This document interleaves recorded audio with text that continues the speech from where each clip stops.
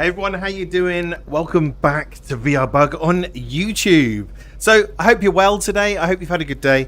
We are starting, this is part 3 of the developer commentary for Life Alyx. So we got to the chapter called Arms Race on the last stream, which is this one. And we're going to continue on. And we know that around the corner we got Jeff to go yet. So I'm hoping to get some more insights into this game. So that's what we're going to do. We're going to carry on. So let's do it. Let's continue on with Half-Life Alyx commentary. And I mean, it's been incredible so far. There's been loads of these little nuggets of information that we found out about the way that the game was designed and the characters and the whole world itself. Thoroughly interesting. So yeah, I'm excited to see what else we find out about the game. Let's carry on. Let's go. So we've got a dude over here.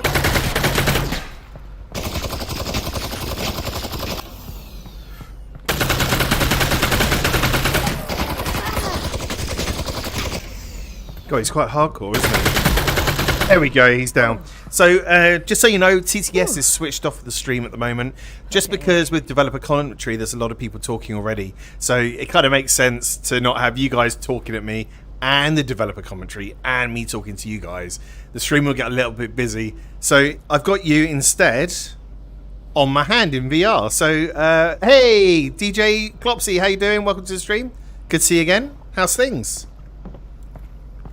Welcome back. It's always exciting playing Alyx.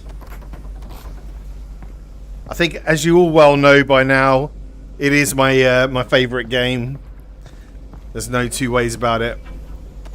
Nothing comes close to this game, in my opinion, right now.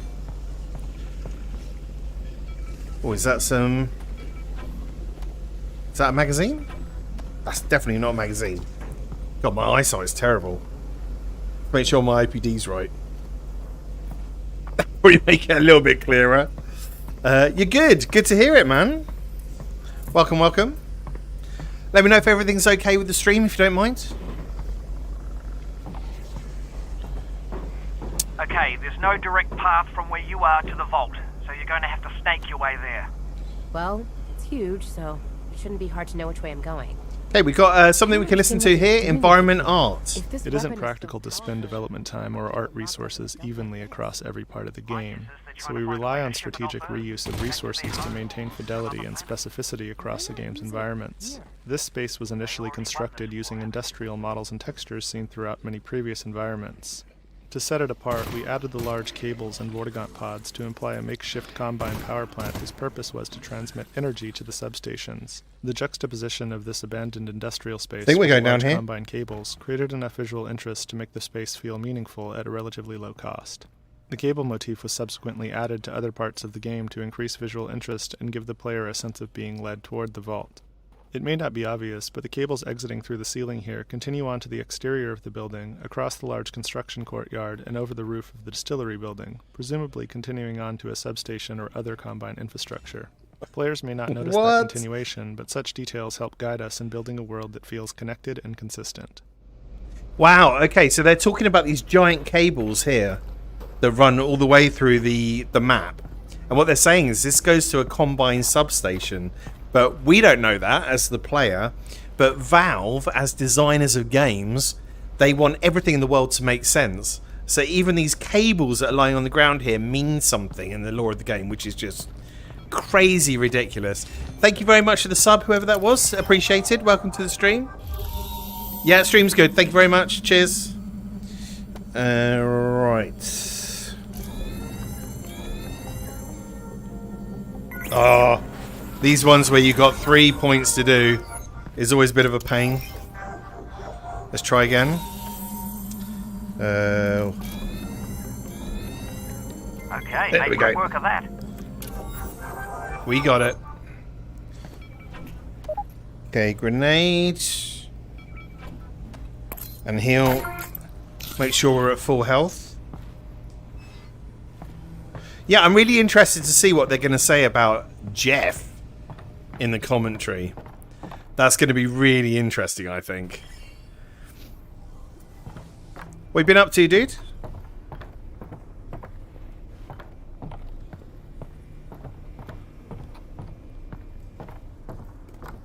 Oh. Lovely, need that. Bit more ammo.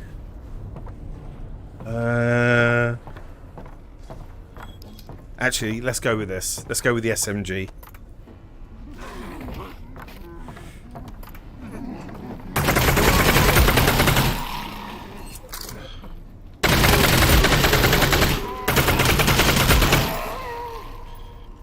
Wow, made short work of them. Ah! He got stuck on the door.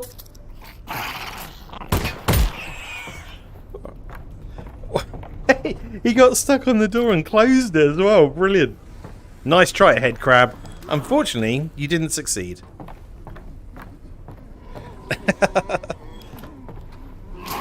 Whoa! Oh, he's throwing stuff at me.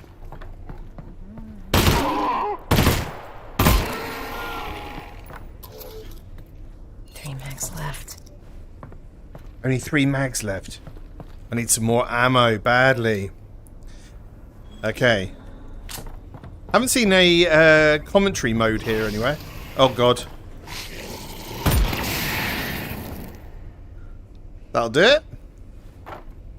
Yeah, that seemed to work. Just blow them the hell up. These things are scary as hell.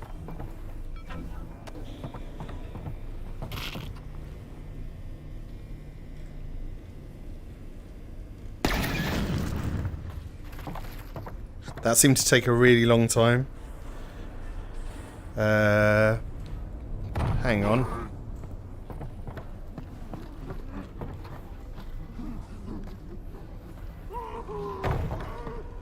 Did I just go the wrong way? Nope, we've got to go back down. Okay.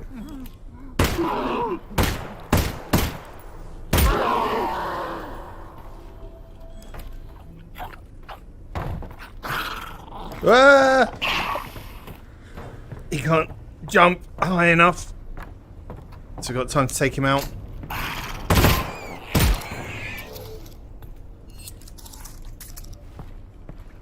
Down to 2 mags. Oh god, and there's someone else.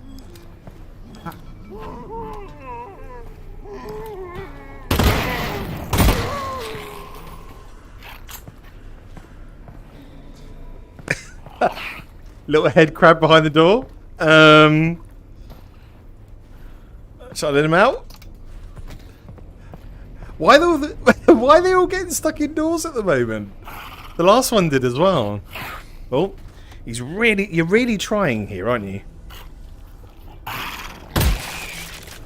And that is why I have the laser sight. So much easier to take out head crabs. So much easier. How we doing? Hey, Sammy, how you doing? Welcome to the stream. Good to see you again. Welcome, welcome. How's things, man? How's your week been? By the way, thank you very much for the VR cover. I was testing it out the other day, and it is so comfortable. It's crazy. So, thank you very much for sorting that out for us. Much appreciated, dude.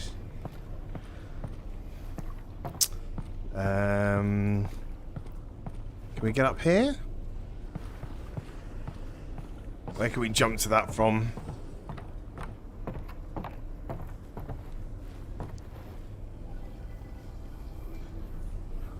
Maybe over this side?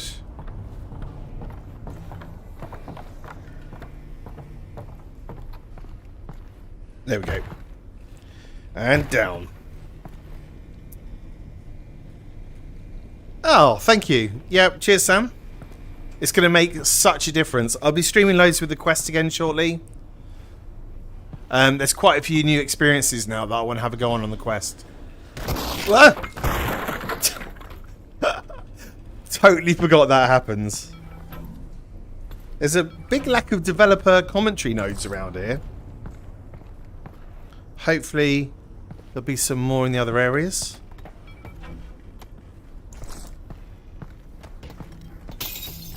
No.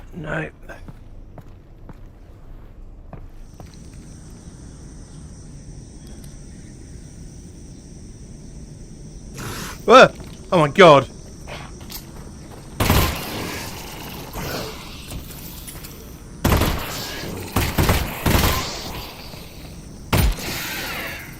Is the other one still alive? Not for long.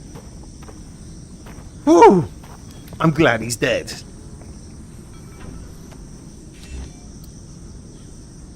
We be making more Subnautica live streams. Yes, I will. So I am planning to start a completely fresh run through of Subnautica and play it to the end over the course of a month. But I'll be playing it on the Valve Index just because it's a little bit more comfortable for like long-term play. But yes, I am planning to restart Subnautica and play it properly. Just because I've never completed it.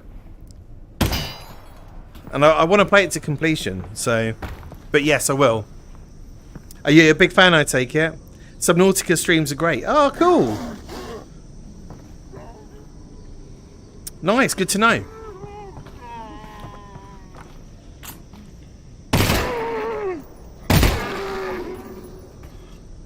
I mean, I don't like burst fire because it uses up all of the ammo so quickly, but it's so effective.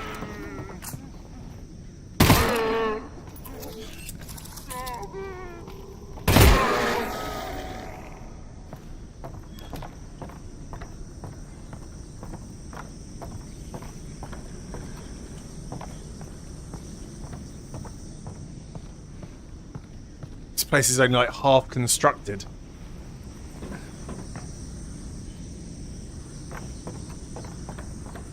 Ooh. Random place to have a resin. Ah, here we go, finally. Some commentary. AI in VR. Here we go. One problem we faced with the VR movement styles that Alyx supported was keeping the combat experience from diverging based upon whether players were using teleport or continuous movement. If the combat was significantly different depending on the player's movement setting, our playtesting requirements could explode combinatorially. One way that we prevented this combinatorial explosion was by ensuring that AIs could sense player movement no matter which locomotion style the player was using. To do this, we created a visual proxy for players using teleport locomotion. Imagine a scenario where the player is behind cover, hidden from a soldier's sight. If the player used continuous movement to run to another piece of nearby cover, the soldier would see them while they were out in the open. But a player who instantly teleported from one piece of cover to the next would not be seen. To solve this... Ah, no! I took off the commentary, and it's gone all the way back up there, sorry! I'll get it in a bit. No more mags. No more mags?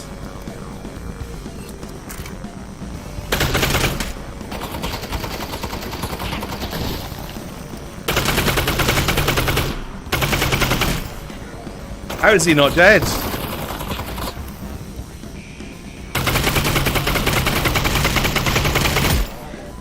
He is now.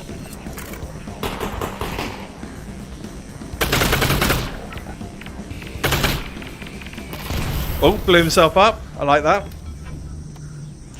And that was really funny. I went to reload and I took the headphones off that was giving us a developer commentary. I can't get it now. I don't think I can't put it down with the gravity glove either. It was just about, it was talking about some soldier AI, I think. Oops. How many mags do I have? I've got no mags left. I've been running low on ammo this playthrough for some reason. I don't know why. I don't know if I'm maybe not searching as much as I usually do or something. But definitely been running short of ammo.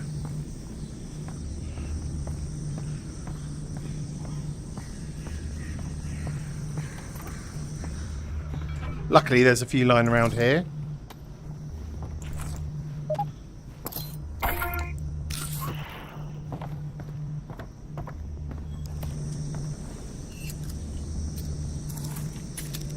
Okay. Let's do a save here just in case.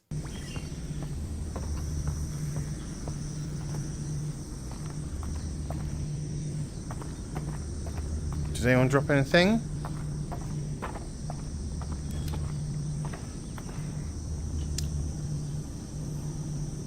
Yeah, Subnautica streams are definitely great. I agree. And it is an amazing game as well. Very chilled. Well, until you come across Reapers, that is. If you've never seen a Reaper in Subnautica, so scary. The first time that... Oh. The first time that a Reaper takes out your sub. Oh my god. Very, very scary.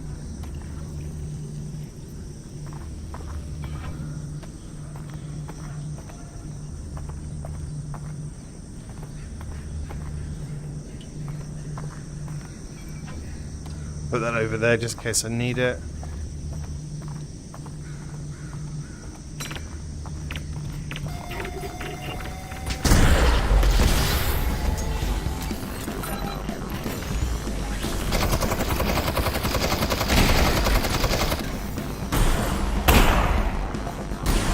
Where'd the other guy go? Oh, he's over there.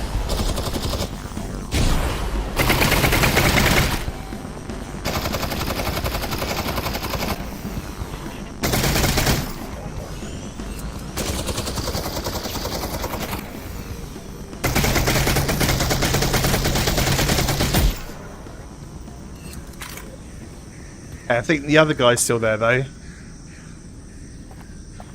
Pretty sure I didn't blow him up. I might be wrong. Maybe I did.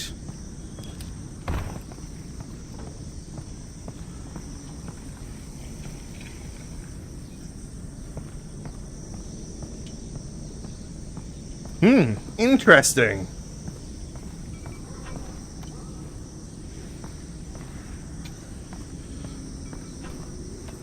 There's a lot of heals around, but not much in the way of ammo. Have a little squiz down here for a bit.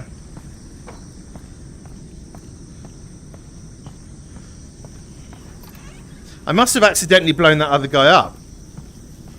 Unless I caught one of the Combine's tanks and it exploded in his face or something. That might have been it.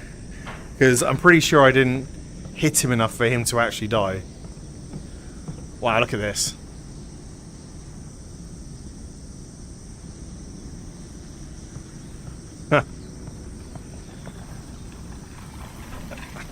We're going into the distillery at sunset. Right, we got developer commentary, finally! Let's see if I can listen to this one. Where are you supposed to go? Up here. Here we go. Let's have a little listen to this. For Half-Life Alyx, we wanted to expand the functionality of our soundscape system, which is used to play ambient sounds. In prior games, we could generally only play one soundscape at a time. The player would be hearing either soundscape A or soundscape B, with a brief crossfade from one to the other. In this game, the soundscapes are much more flexible and can be overlapped in ways that enable more realistic transitions.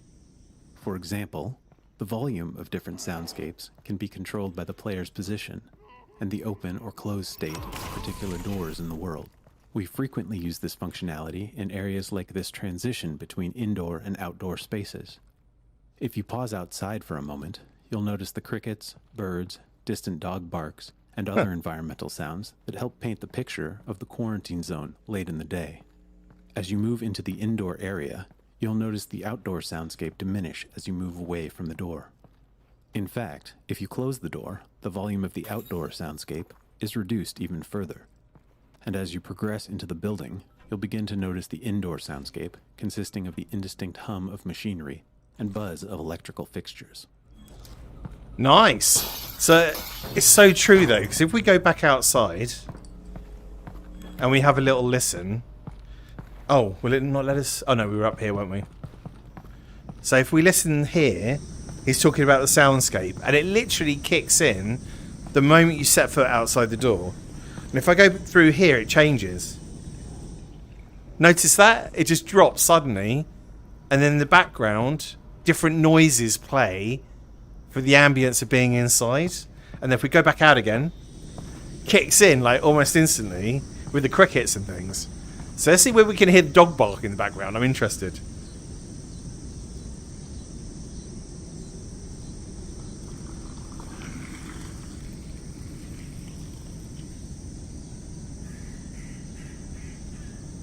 I can hear crickets. I can hear like birds in the distance.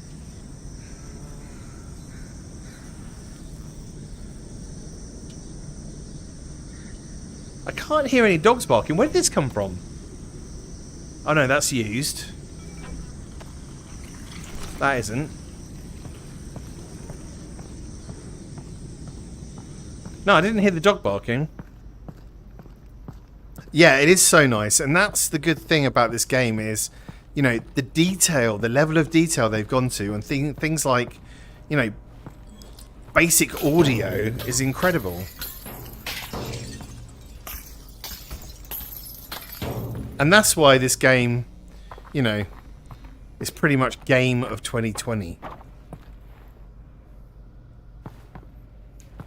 And still pretty much the best VR game to date.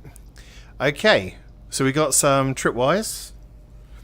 But I'm really interested to see what they're going to say about Jeff, because we're going to meet him in a minute. Again. Steady. Okay.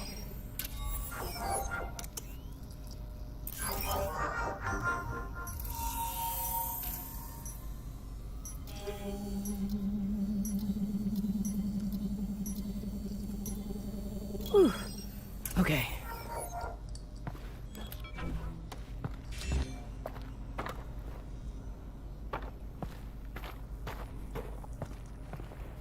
Not that way. There's got to be some res in here, surely. Oh, more tripwires. Let's go around them. I feel like I should disable them for some reason, so I'm going to do that.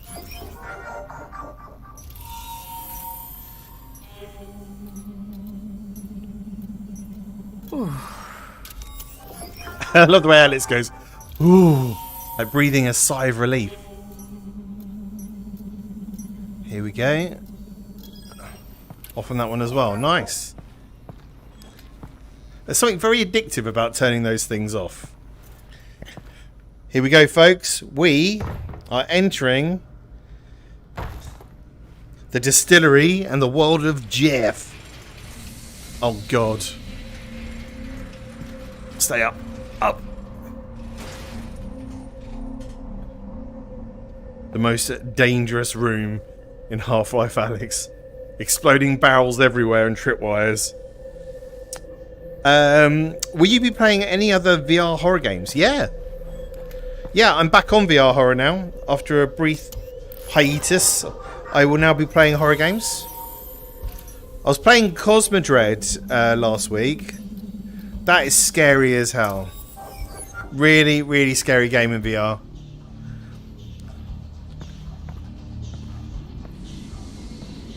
I love the music in here.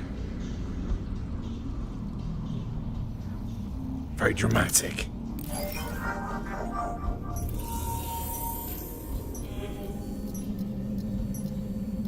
Okay. Now it's safe to get that. You have to defuse pretty much all of them to get through this room.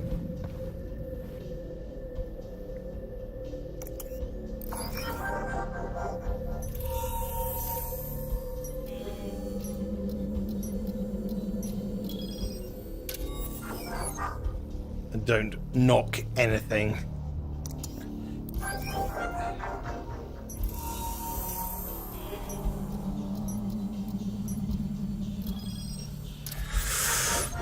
I do hold my breath as I do these. Stupidly. Oh, yes. Okay, there's a couple left over this side. Can we loot up yet in here?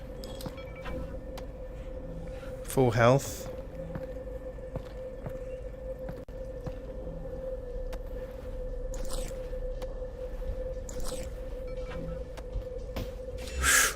Oh, for a second there I thought that chair was going to hit a tripwire. I should really save, shouldn't I, just in case. Can't you go under lasers? No, you can't. It's too risky. I've tried that on a different playthrough and everything just went boom.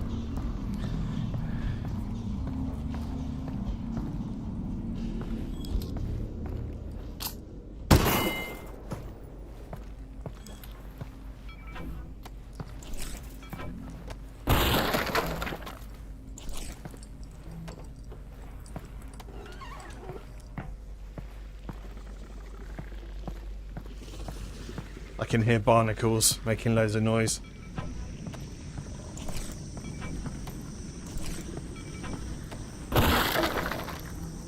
Still full health. Let's straight down this way in case I need it for later.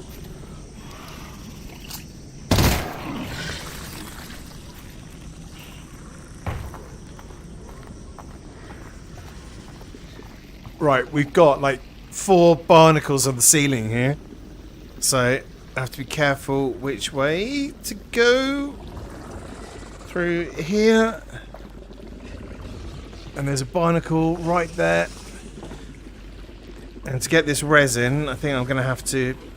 Oh, he got it.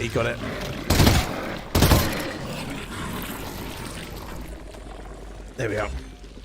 Right, I have to be careful of this one on the right again. Round we go. Whoop!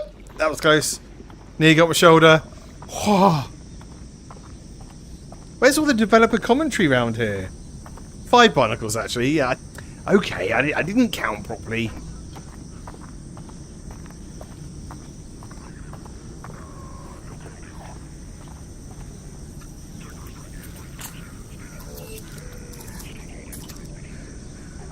Right, I can hear Combine. Let's get his tank. Got it.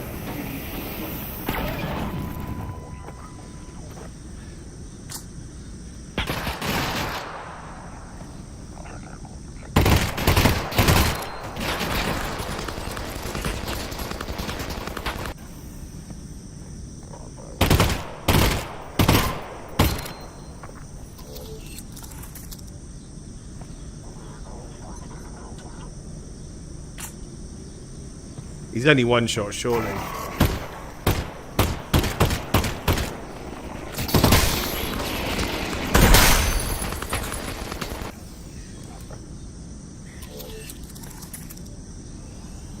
How's he still alive, this guy? There we are. And there's one over there as well. Let's get him maybe with this. Well, that was a bad shot. Is that better? He just stood there doing absolutely nothing.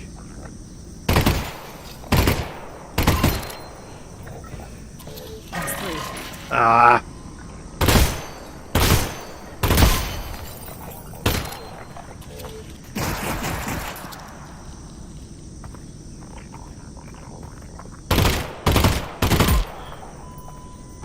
Nice. Okay. Still full health at the moment. Definitely need some ammo though. Through that building. Okay, I don't see a way into this building, so I'm gonna look around. There's loads of What is health this place items, anyway? but no ammo. The distillery. They made vodka and things like that. Is vodka good? Oh God, no. Russell doesn't like vodka. Got it. Well, I never said that. But it's not good? It's poison, But but I love it. Everyone loves it. okay, that's all very confusing. Everyone Let loves me it. figure out how to get in, and then I'll find you some. Wonderful if you could actually, yes. Yeah, so there's actually an achievement if you get a bottle of vodka for Russell. Oh. I can see there's a developer commentary node over there. Let's do that. Ladders. For our teleport and continuous locomotion modes, we provide corresponding ladder climbing methods. By default, player using teleport locomotion can target a ladder and after a short timer, get teleported to the top or the bottom, depending on where they started. The timer was necessary to ensure that players were intentionally using the ladder. We didn't want them to unintentionally target the ladder and become disoriented when they found themselves at the other hand. Players using continuous locomotion can directly grab ladders to climb up or down. I always In struggle with mode, this they one. can grab a ladder rung and move their hand down to raise their body, or move their hand up to lower it. This allows players to move up or down the ladder rung by rung in a natural way. This mode turned out to be so popular that we added it as an option even for players using teleport locomotion. As it happens, most of the ladders in our game do not extend very far beyond the upper landing area. This made dismounting the top of a ladder challenging for players using continuous ladder climbing, since there's very little ladder to grab onto above the landing area. To solve this, we detect when the player stops holding the ladder with both hands and automatically teleport them to either the top or the bottom, based on the direction they were climbing. Unfortunately, we don't have a lot of explicit ladder training in the game, so some players are surprised by this teleport behavior if they accidentally let go with both hands while climbing. Nevertheless, this was a better alternative to leaving the players hanging or forcing them to fall down if they let go with both hands, especially since some of our ladders are rather long and it would be tedious to have to reclimb just because a player happened to let go shortly before reaching the top. Okay, so what they're saying is you got this option with the ladders, right? Where you can climb normally like this, fine, or that happens, which is where you can pull yourself up quickly. So you just go like that and you teleport to the top of it. And that's what they were talking about. Hey dude, how you doing? Welcome back to the stream. VRBug is Superman because he can read chat, hear a lecture, and save the planet at the same time. Come on. Thanks. Actually, I'm more of a Spider-Man fan. Or Batman. Can I be Batman? Right, so we've got... Oh, shotgun shell.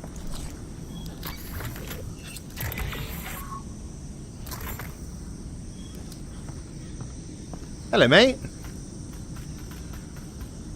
How you doing?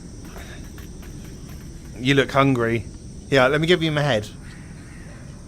No, can't get it. Sorry about that. Shame. I was going to help you out and everything.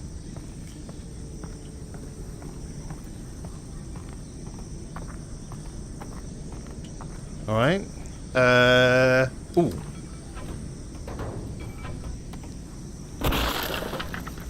Lovely.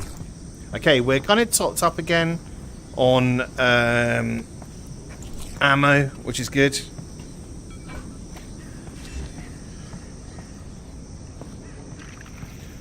Oh yeah, I remember. So we'll shoot the lock off from here.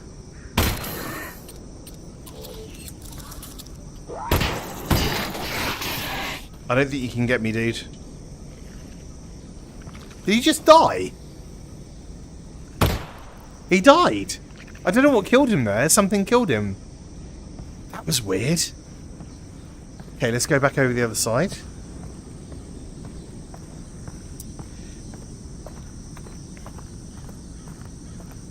Only one mag, yes. After all that, only one mag. Can you believe it?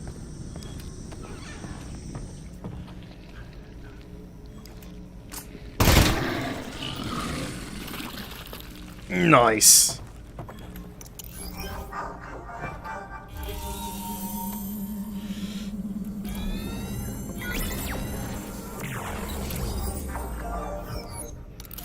Okay, again. It's really hard to do it with chat on my hand as well, because it covers up some of the angles. Because every time I go like this with my wrist, you guys appear. So it just makes the AR stuff just that little bit harder. And that's totally the reason why I'm failing. Honest. Yeah. Yeah. Ah! Nearly. When you saw the monster outside the door, I thought you'd tell him, how you doing? Welcome to the stream. Yeah, could have done. Could have done that. Yeah. Oh, here we go, here we go. Oh, so sure it was going to be that go. Let's give it another go. Okay.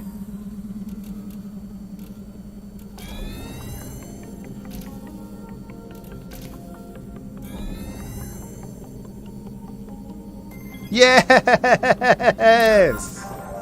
Did you see that? Finally! Right, we got that, and that. It's much needed. We're going to need you. Right, so we've got a combine fabricator here. Who's back? Oh, Jesus. I got the drone up and running again. We need to switch on the power. Ignore that. We'll meet you outside. It looks as if there are combine barricades up ahead. They're stopping anyone from getting any closer to the vault. Okay. So, what do you think? Make your way into the distillery and see where it takes you. With my drone back online, we've finally got the power. No, you're kidding me.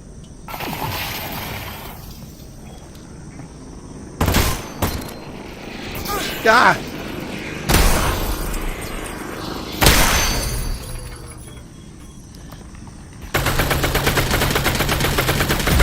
Ooh, that hurt.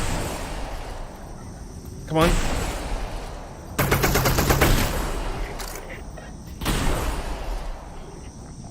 Okay, this guy means business. Where is he? Can't see him.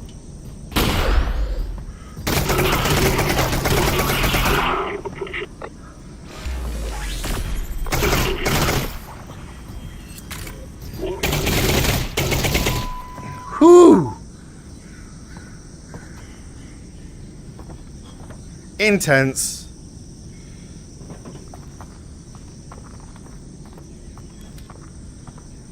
Right.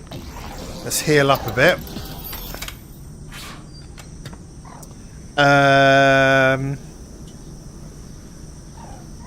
Yeah, I did take a lot of damage. Oh no, I'm only 1 heart down. Don't worry. Why isn't this working? Oh, it needs the power. Hasn't got any power. So I need to put this in here. There we go. Got power.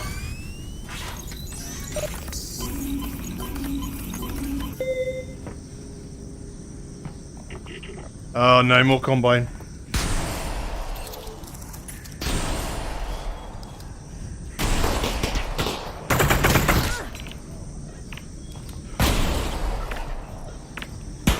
Did you see that grenade throw?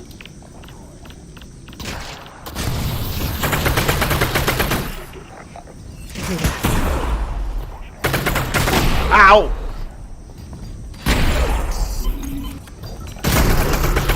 He's down.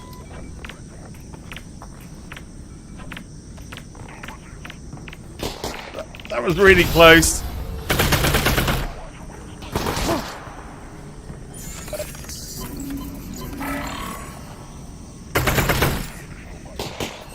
I'm getting flanked. Ah! Hit those things. Where's that coming from?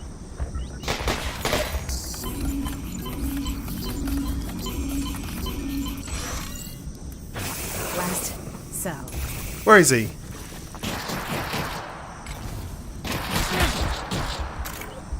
I'm so dead. I'm so dead. There he is.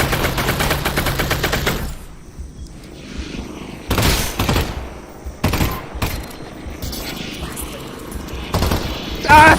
It's gonna kill me. Oh! Man, I am so dead.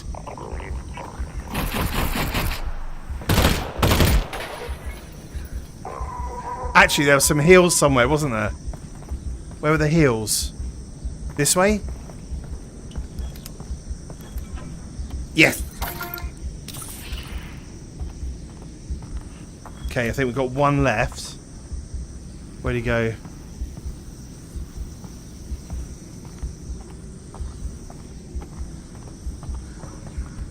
Is there one left? Or did we take them all out? Oh, phew! We got through it. Nice! Do you have any heals on you? No. Aha!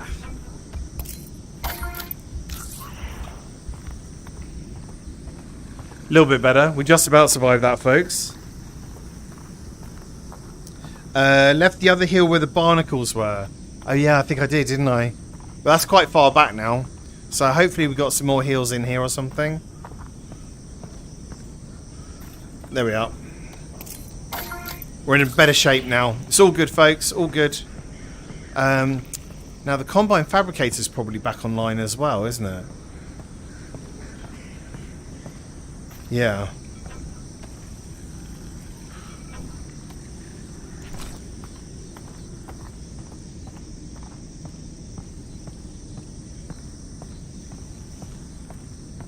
Oh, what's that? Lovely. Nearly full health. We got 22 resin now. 22 resin.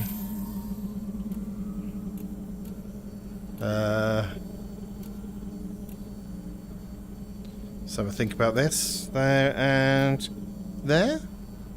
And then you go.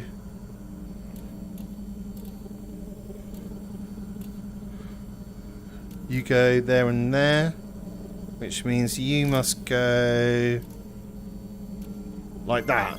Woo! That was a bit complicated after a day at work.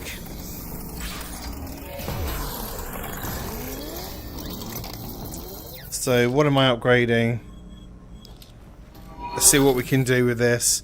Let's put the reflex sight on this because we haven't got it yet.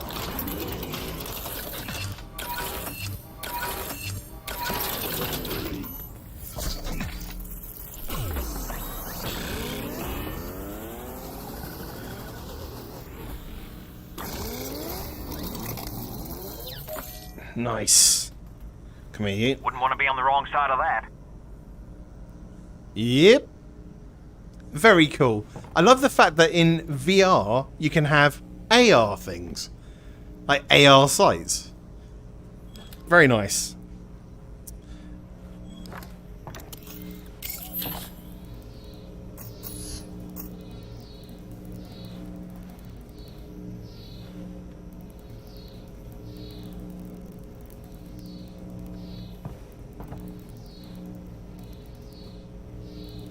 Now, and you go down there. There we are. Nice. So, back this way, I think?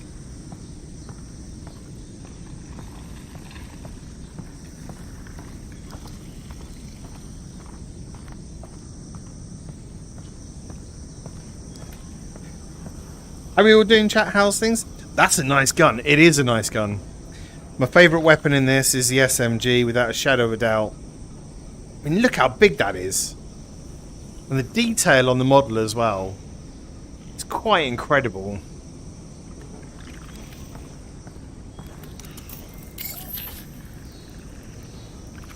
Okay.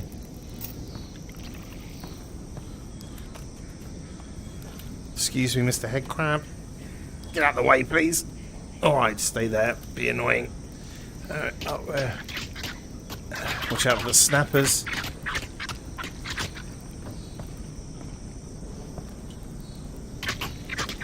Which way now?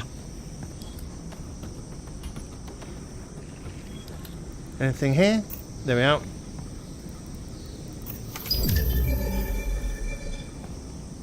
Cool. Now we can control the lift. Up we go. Now, I'm always pretty terrible at estimating how far across to put this thing. So, let's put it a bit more this way, I think. Oh no, it won't. Is that as far as it goes? Alright, that might be it, actually.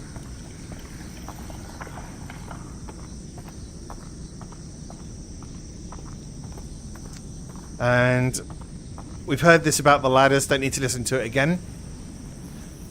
On we go.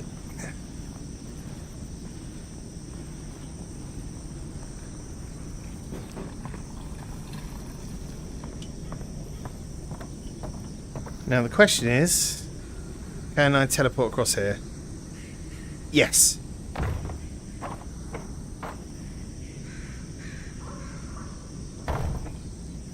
We're in.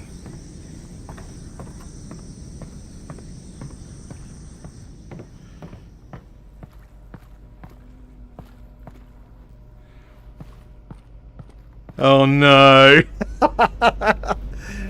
Right then. We know this is a developer commentary playthrough, so I'm hoping we're going to hear out some interesting facts about our friend Jeff that's coming up. So this should be good. You know, just a bit of backstory about him. Like, how on earth did they come up with the idea of Jeff? Troubles they had while they were coding him. I guess playtest reactions to him as well would be interesting to hear about. Because in previous chapters, they've actually shared their thoughts through playtests on how different elements of the game actually worked. So I think out of all the commentary that I've been looking forward to on this one on Jeff, and also about the vault when we get to it as well, would be the two main commentary sections that I've wanted to listen to.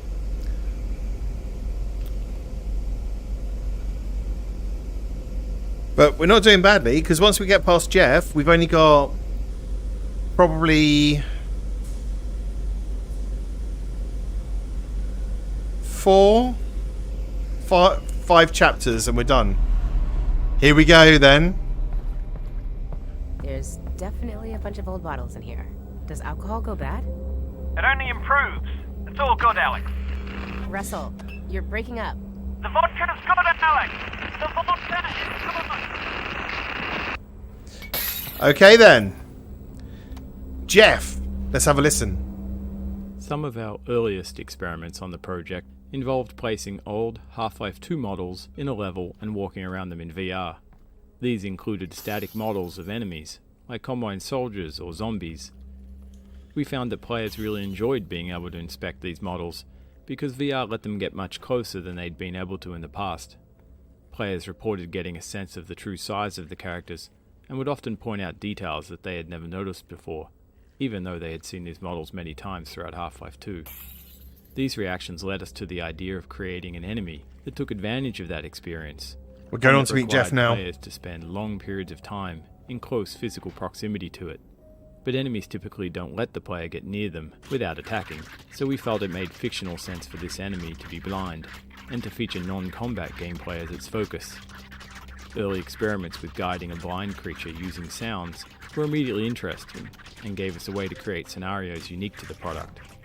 Thus, the concept for Jeff, known as the blind zombie internally, was born. No way. He was called the blind zombie originally.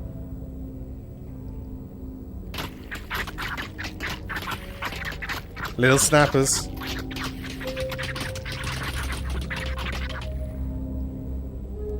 This environment looks incredible. Like, I can't get over how real this looks.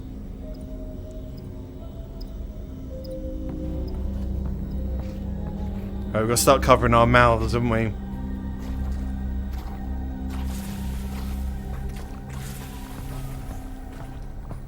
Zen ears. Oh, these are called Zen ears, are they? Let's have a listen to this. The Zen flora you see on the wall here, which we refer to as Zen ears for obvious reasons, animate in reaction to the same sounds as Jeff. Early in development, we would observe situations where playtesters would fail to notice Jeff becoming enraged by a sound. If the player died as a result, they felt frustrated and wronged. We worked to make Jeff's animations and sounds communicate his level of aggression to the player as clearly as possible. But if players weren't looking at Jeff, they could still be caught unaware. Adding these Zen ear growths to the environment was a way for us to help players be more aware of Jeff's reactions to sound. The Zen ears work as an extra layer of visual feedback for Jeff's behavioral state, one that lives in the environment instead of on Jeff himself. Okay, right, I get that. So originally, these used to wind Jeff up. But it also serves as a way to teach the player that Jeff reacts to sound. And these are called Zen ears.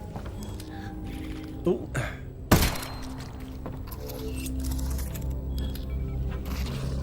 Ah, I knew he was going to get that. The Zen flora you see on the wall here, which we refer to as Zen ears for obvious reasons. Oh, Animate in started playing that again. Hello, Mr. Head Crab in a Box. Zen ears. Don't walk in the door. Never mind. It's alright, don't worry. All good. It's all good in the hood.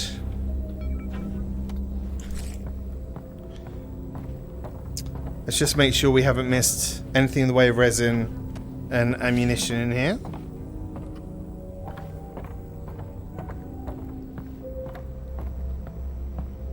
Not that we really need ammunition for Jeff, because all we really need for Jeff are these bottles.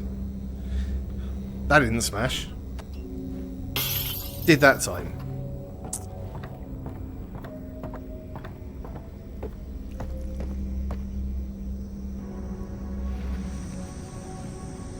Alex, come in, Alex. Alex? Oh, there you are. There you are. There's no straight shot to the vault. I'm gonna head inside and find a way out. And the sun's just beginning to go down at the end of the day in the quarantine zone. And you kind of get that eerie feeling. You know, you're about to spend a night in this massive derelict distillery. And it does build up the tension really, really well for that, I think.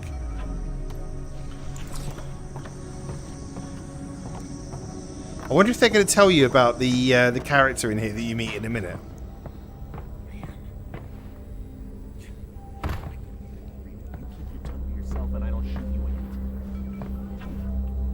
I can never get this resin.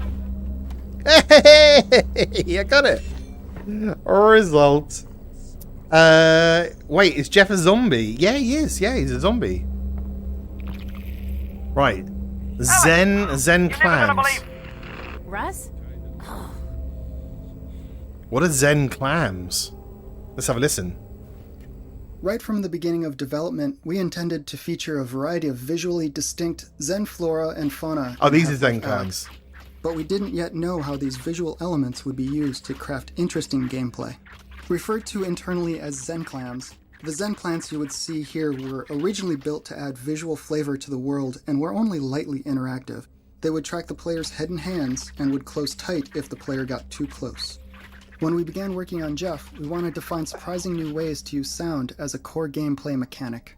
In particular, we wanted to make players wary of the environment around them. We realized we could use the Zen clams as a type of noise hazard by having them repeatedly snap open and shut when approached by the player. We had already placed these clams in earlier parts of the game, which meant that players would reach the distillery with an understanding of how they functioned.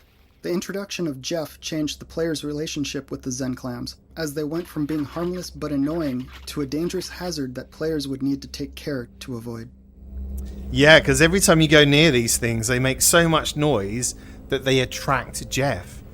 Very clever. If you look at the design of these as well, if I go up close, you can see the eyeball in the middle, but they've actually got like muscle on either side of the eye, exactly like real life clams. Weird looking things, aren't they? Someone's been drinking, what's that, tequila or something? Maybe let's put a hat on. It's a bit dangerous around here. Keep your tongue to yourself and I don't shoot you in it. Okay, we're about to meet the dude, and I've forgotten his name. But I wonder if there's some commentary about him.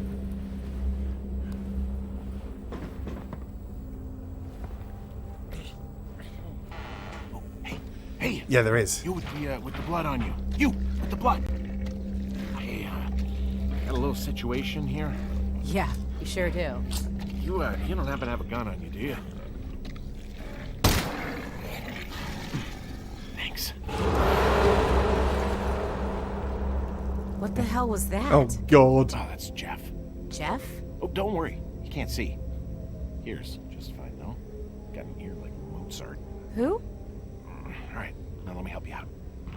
All right, see you on the other side, Greenhorn. And keep your voice down. Okay, so his name's Larry. Let's have a listen about Larry.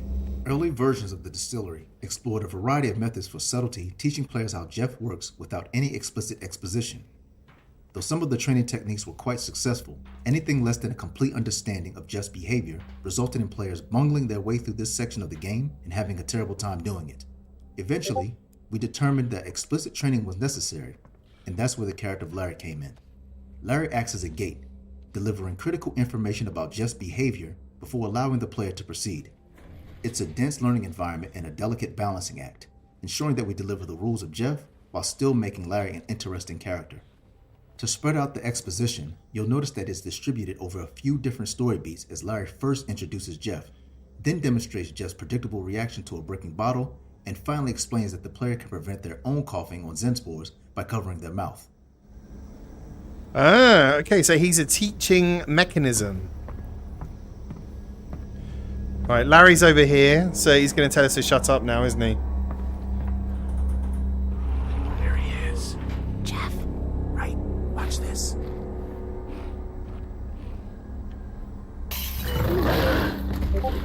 See, he's totally predictable.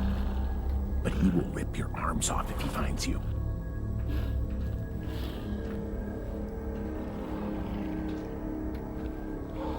He didn't hear that. Okay, let's go across. This is scary, these ledges. No!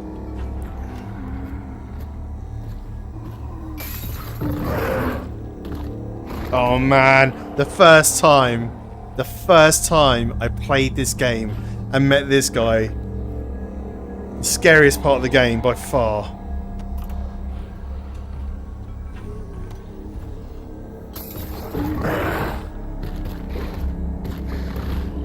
Yeah.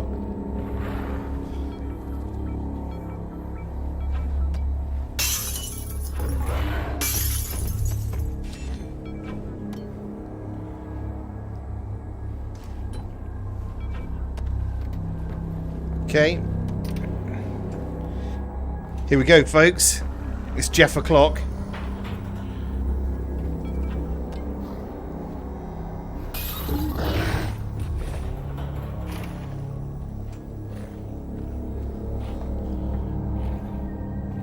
Hey, whoa! Those things are nasty. You gotta cover your mouth. Got it. Thanks. Hey, I almost forgot. What's your name? Alex. Alex Vance. Hey, Alex. I'm Larry. Nice to meet you. Try not to get killed. Thanks, Larry. He's such a nice guy, isn't he? Try not to get killed. Okay, I'll try not to get killed. Hey, Helen, how you doing? Welcome to the stream. Good to see you again. Yeah, I'll try not to get killed by Jeff. All right, here we go then. Oh, we've already listened to the Larry headphones. Let's carry on. Oh, great, dropping bottles already.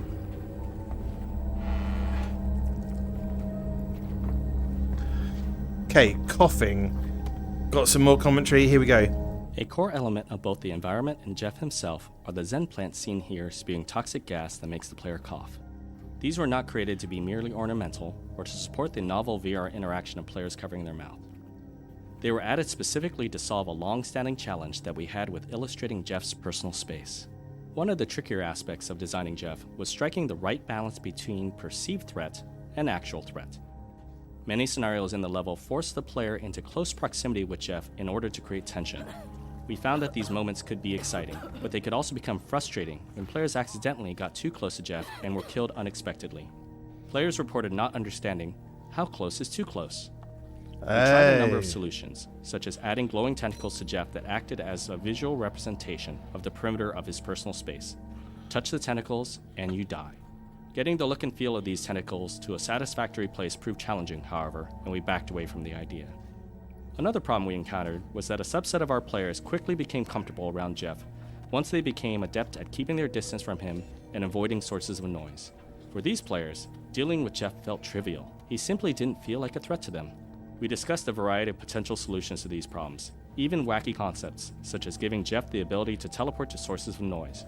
But it was difficult to come up with ideas that didn't feel like they were giving Jeff teleporting Jeff, no. Eventually, we came up with the idea of having the player cough. This was appealing, as it gave us a way to make the player themselves a source of noise, thus causing Jeff to pursue them. We were also interested in making the environment more dangerous generally, and so our first experiments with coughing involved littering the level with Zen plants spewing toxic gas. Initial tests showed a lot of promise. Players now felt like Jeff was a dangerous pursuer, and they must carefully observe the environment to avoid the gas. We observed that players had a natural instinct to cover their mouth with their hand to suppress their cough. This was an affordance that VR with tracked hand controllers supported very naturally, so we implemented this mechanic right away. This still left us with the problem of players being unsure of how close they could safely get to Jeff. We realized that the early experiment of adding tentacles to Jeff could be replaced with a much simpler approach of attaching a toxic cloud directly to him. There were multiple benefits to this. First, it gave players visual feedback for how far they needed to stay away from Jeff to be safe. Second, it made those times when Jeff did get close all the more tense, with players now needing to commit a hand to covering their mouth. Finally, we didn't need to teach the players anything new. They could carry forward what they had already learned about toxic gas in the environment and apply those lessons to Jeff himself. Again, another kind of training area.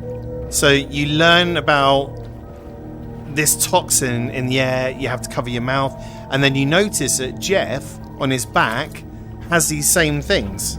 So you already know, you've already trained yourself to know that when you see this, you have to cover your mouth. So again, really clever game design. Like, Valve are the kings of this, aren't they? You gotta go. Okay, no worries, DJ Clopsy. Thanks for being here as always. Appreciate your company. Right, what's this one? Single controller mode. One of our major goals in the design of Life Alyx was to reach the widest possible audience.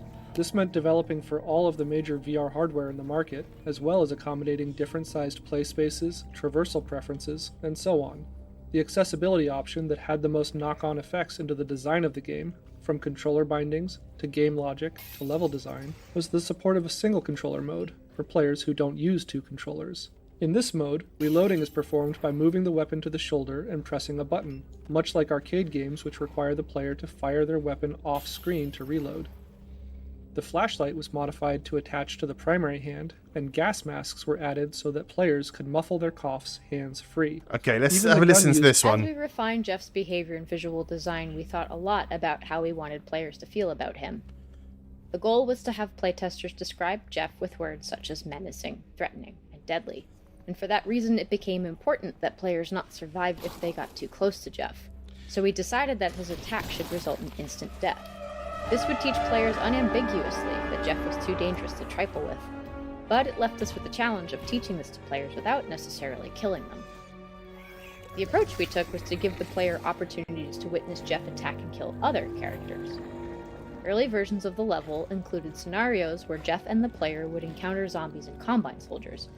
The player could attack these enemies, or use sound to lure Jeff into place so that he could pummel them with his massive arms. This gave players an opportunity to witness Jeff's power and his method of attack without dying at his hands themselves. Unfortunately, this outcome wasn't guaranteed, as some players would opt to kill those enemies themselves, and having these other characters present was also quite expensive in terms of animation, sound, and level content. We were already grappling with the challenge of keeping this level well-paced and within scope, and so we cut these sections. But this still left us with the original problem of how to demonstrate Jeff's ability to kill without killing the player. We chose to address this by adding beats to existing animated sequences. For example, when the player opens this two-handed roller door, we added a head crab for Jeff to munch on in full view of the player. We also added a similar beat to the later elevator ride, with Jeff smashing a head crab against a wall before melting it down with acid. Okay. Jeff's character design went through several significant revisions over the course of development. Just by looking at him, we wanted players to understand certain things about the character. Our first priority was to communicate his blindness. Hey Jeff, Second, welcome to the we wanted stream. the character to feel physically imposing. After all, the entire concept of Jeff had grown out of our observation that just being close to a character in VR could make for a powerful experience. Finally, we wanted players to understand the blind zombie's behavioural state at a glance. Is he feeling angry? Did he just hear something and is feeling curious? And so on. The first design that we modelled and animated was a sort of combine worker robot. The robot's face featured a holographic display that could flip between different icons that represented its state. A large piece of rebar jutted out of the back of the robot's head, sparking electricity and spewing smoke. This was meant to demonstrate that its visual sensors were impaired, making it blind. We made the robot tall and hulking. It looked heavy, unpredictable and dangerous. However, player reactions to this robotic design showed that it had problems. Players would initially focus on the head's holographic display. Parsing the face and understanding the meaning of the icons proved too challenging for players, and even worse, this element distracted from the rebar poking through the robot's head, and their understanding that it was blind. Players found the robot imposing, but we weren't getting the deeply visceral reaction of fear that was desired. A trip back to the drawing board landed us with the more organic character you see in front of you. Drawing inspiration from the idea of you were going to be a robot originally. To the black lung, we focused on the concept of black lung. Oh, there we We are. focused on the concept of a member of the Combine's Zen cleanup crew that had succumbed to the Zen infection. This gave us the visceral reaction from players which we were looking for. A human face is still visible, but the eyes are clearly decayed, communicating blindness. The organic nature of this design allowed us to lean more heavily on audio to feed back the behavioural state, with animalistic grunts and roars that came to include more human-sounding elements over time.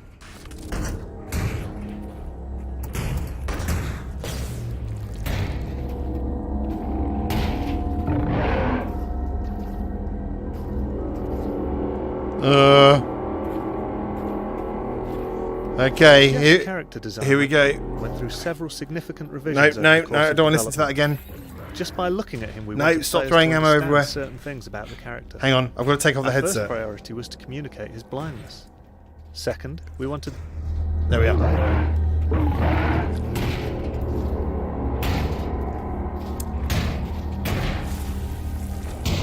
So I need another bottle.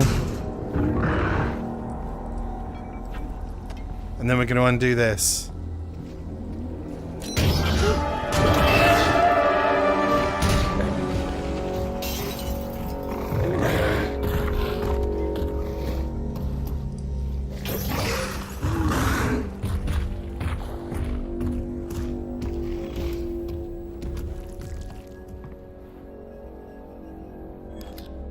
I can't remember what we got to do, damn it. Can't remember what we have to do. We've got to turn the power on somehow, haven't we? How do we turn the power on?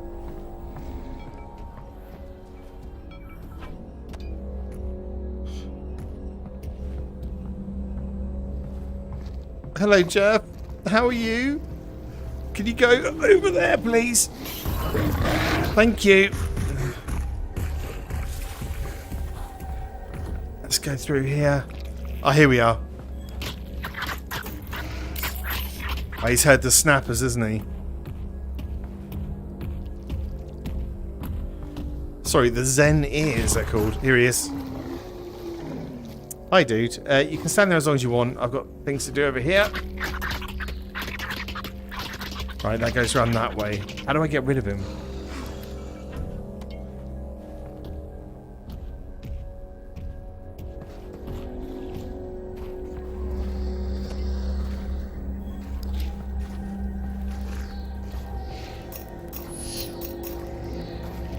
I think that's good. Oh, don't come back here. Don't come back here. Alright, Jeff.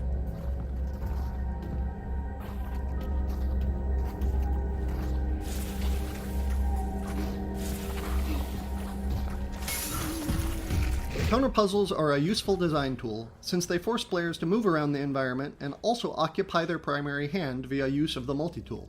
In this area, the player has to aim their flashlight to navigate, point their offhand to teleport, cover their mouth to prevent coughing, follow wires with the multi-tool, and potentially pull bottles with their gravity gloves. The player has to make trade-offs as they proceed, since their two hands are overcommitted by design. One-handed players are even more overwhelmed by these many tasks. This is why we littered the distillery with gas masks the player can attach to their mouth, so they won't have to use a hand to muffle their cough. This toner puzzle went through several revisions, many of which left Jeff free to roam while players worked on the puzzle. But this resulted in players having to juggle too many elements at once, and their fear of Jeff quickly turned into frustration. The solution was to keep Jeff locked up while players solved the puzzle, with his distant roars maintaining a level of tension. We were then left with the problem of how to release Jeff so the level could continue. Initial ideas involved having Jeff break out from the freezer on his own when the puzzle was complete, but this felt contrived and scripted compared to having the player free Jeff from the freezer. The toner puzzle mechanic gave us a logical solution to this problem, with the added benefit of creating a moment of high tension for the player when they realize they're going to have to open the freezer door and release Jeff in order to proceed. Yeah, that is a scary part of the game. Opening up the freezer door. Right, I'm going to get him right over there now. Off he goes. Toner puzzles are a useful design tool, since they force players to move around the environment and also occupy their primary hand via use of the multi-tool.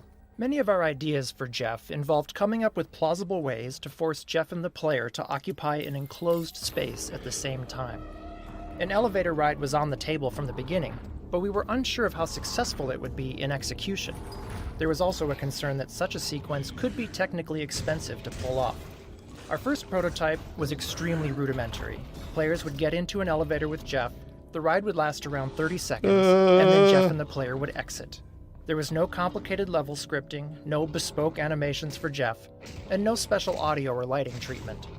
Despite the relative lack of polish, players had a strong positive reaction to the sequence, even naming it a highlight of the game when we ran company-wide playtests.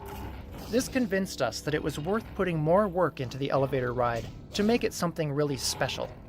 In the end, a lot of different disciplines came together to create the final sequence, which combines sound, animation, scripted lighting, and careful choreography of Jeff's movements and the player's actions.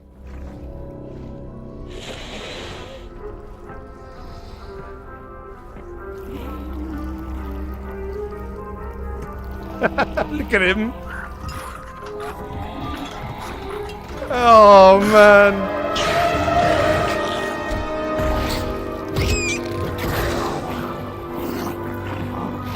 Oh, my God. I could have been that head crab. I could have been that head crab. He melted that head crab.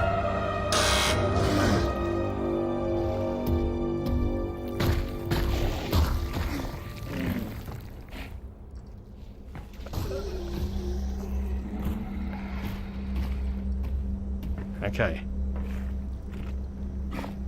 Right, we're halfway through the Jeff level. That moment when alcohol bottles save lives. Yeah.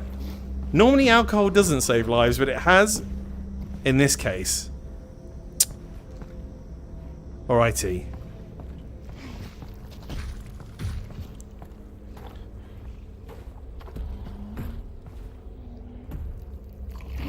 He's listening for me.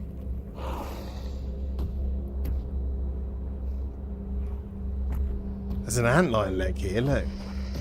What size of that thing? I've got nothing to kind of throw out the way. Can I get around here?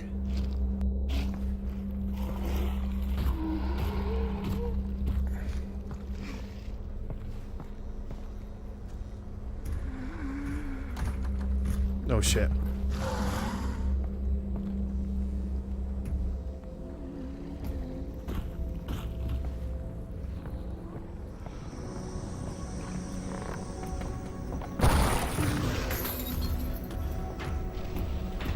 Oh, no, no, no, no. No, no, no, no, no. No, no, no, no, no. No, no, no, no, no. Most of the time, the noises that attract Jeff are created by the player, who is either actively trying to lure him to a new location, or has perhaps made a noisy mistake that could have been avoided. The key point being that the player feels some amount of responsibility for the noises being made. The goal of the upcoming hallway was to flip that idea on its head, if only for a moment. Like a misbehaving pet, this cheeky headcrab appears to surprise and infuriate the player, clumsily knocking over a series of bottles before escaping into a vent. Classic headcrab nonsense. We were surprised to find that many players wanted to check and see if the headcrab had indeed escaped. They would climb up onto the boxes and crane their head up into the vents. I got up here. This prompted the idea of adding a small Easter egg to reward those players. Try it, and you'll find that the cheeky crab has indeed escaped to be annoying another day. The cost of adding these sorts of secrets needs to be weighed against the potential for players to actually discover them. In this case, our playtest observations made the cost appear worth it, in particular for the impact it would have in making the world feel more real. A full reality where living creatures go about their lives, even if the player isn't there to witness them. Ooh, there's a box over here. I wonder if you can get to that. Oh, I've never done this. Hey, look at that. Hidden resin. I think when you're in this section, you're too focused on getting away from Jeff that you don't generally think about anything else. So it's cool that that was hidden there.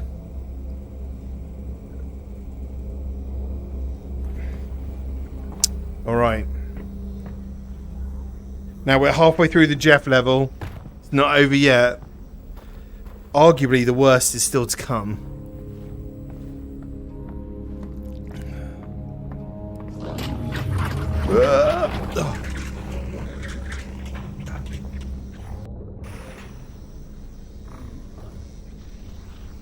So we've been in the distillery practically all night. How we doing, chat? How's things? I hope you're all good. Hope you're enjoying a bit of Life Alyx commentary mode. So, yeah. We're just finishing off Jeff. And then we'll crack on. Alex, coming in. Hey, Alex. Oh, there you are. Can you hear me? More or less. You're breaking up. I think you're still in the distillery. I made a friend named Jeff. Well, that's great. We can take all the help we can get.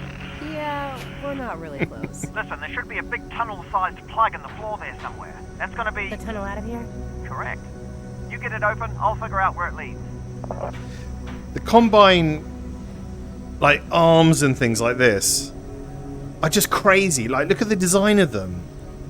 These, like, giant plugs in the ground.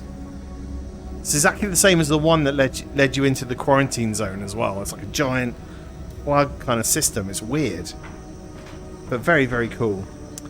Okay, we've got 3 batteries we've got to get from here. So, 1, 2, 3. So let's go and hunt those down. This is where we meet Jeff again. I can see a commentary note here, so let's have a little listen. Combine force fields. Since the entire premise of Jeff hinged on keeping Jeff and the player in close proximity to each other, the distillery map was constructed as a series of chambers connected by one-way transitions. Early on, we used 2 techniques in concert to keep Jeff and the player together throughout the level. First, each new area was gated with a special locked door. These took the form of impenetrable Zen membranes that only Jeff could tear through. The player would lure Jeff to the membrane using sound, and Jeff would break it open so that both Jeff and the player could proceed. We had always had a goal of having players describe Jeff in adversarial terms, as a constant pursuer or a thorn in their side. The problem with the Zen membrane concept was that it led to players describing Jeff as a useful tool, or worse, an angry co-op partner, rather than something they feared. Another way that we would keep Jeff and the player together was via the use of one-way drops. Jeff would fall off catwalks, platforms, and ladders into each new area. These drops functioned as intended, but just like the Zen membranes, elicited an undesirable reaction from players, especially when repeated multiple times. Watching Jeff do these pratfalls left players feeling like he was less dangerous. They felt sorry for him, and even laughed at him. Eventually, Laughed we at realized Jeff? that we could use combined force Yes! fields, which the player cannot pass through, as a way to create one-way doors. These force fields allowed Jeff to move through them, but required the player to follow via another one-way path. I just smashed This the allowed bowl. us to build thresholds where Jeff and the player could both move forward while eliminating the awkwardness of the Zen membrane and avoiding the repeated falls that had previously made Jeff look so clumsy. Combined force fields also had a few other benefits. For one, they gave Jeff a convenient way to take a backstage route that is inaccessible to the player, like the one at the bottom of this ladder. That's a terrible shot. They also tied in nicely with Jeff's fictional background as a former member of the Combine Zen cleanup crew. He's a former Combine, is he? He's an ex-Combine soldier that got infested with all the Zen stuff. You're going to make so much noise, aren't you guys? Yep. And attracting Jeff. Of course you are. Oh, too close, too close. That was too close.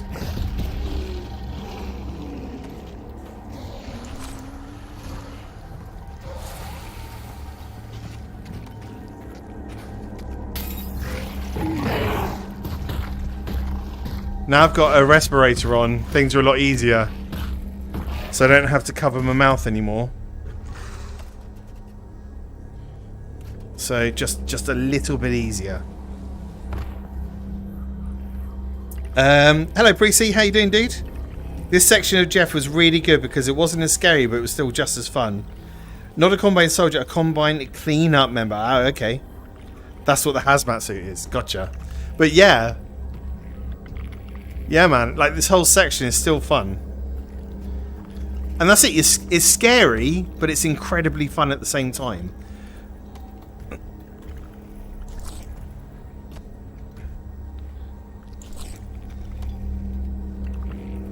Okay, so we've got one battery.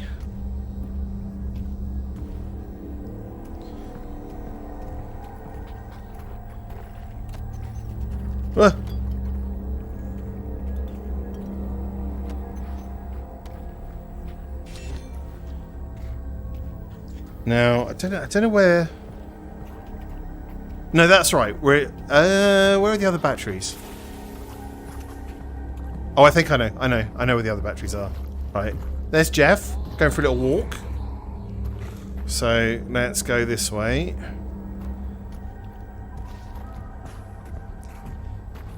Sounds. Creating an experience with such a heavy focus on audio presented some unique design problems. The primary challenge was determining which sounds Jeff should be able to hear and making sure that players understood the rules. Half-Life Alyx contains a vast array of physics objects. However, through playtesting we found it best to use only a small set of them in the distillery. We needed to pay close attention to each object that we did include, particularly to audio design for collisions between the object and the various surface types used in the distillery. It was important that what players heard matched their expectations for how Jeff would react. In early testing, we would find individual cases where players would say things like, "I don't know why Jeff got angry," or "I would have expected that noise to attract Jeff." Over time, we identified these cases of confusion and addressed them one by one. It was vital that players always be able to identify the cause and effect of a noise that might attract Jeff. Failing this meant players were left feeling like Jeff acted randomly and they'd grow frustrated. Some experiments failed in this area. At one point, parts of the level were littered with piles of broken glass that would make noise if the player walked or teleported over them. Few players would notice the broken glass and were then surprised when Jeff attacked, so this concept was cut to avoid confusion. We had to be wary of the opposite case too, where players would expect purely aesthetic elements to present a noise hazard. For example, at one point we had placed shallow pools of water seeping in among the floor tiles. It looked really cool, but it confused some of our playtesters who thought that the sound of their footsteps splashing through these puddles would be audible to Jeff, even though we never intended that to be the case.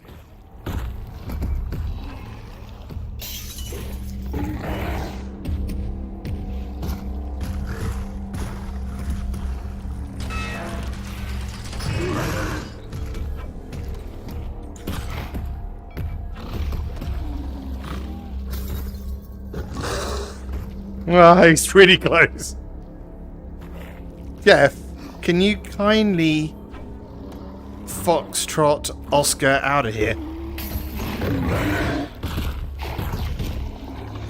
Okay, sod that resin.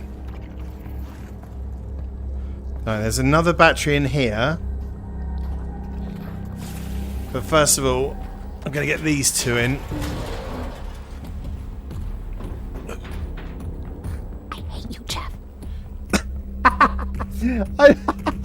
I hadn't heard Alex say that before. Jeff. I also hate you, Jeff. Okay, 2 batteries down. We've got a third to get.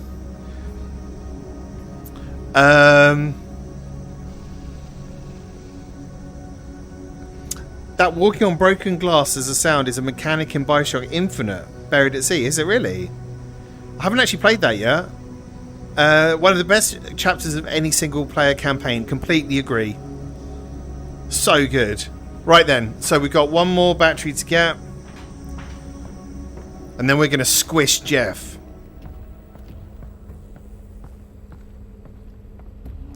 So he's hanging around where he heard the ladder. Oh, hello.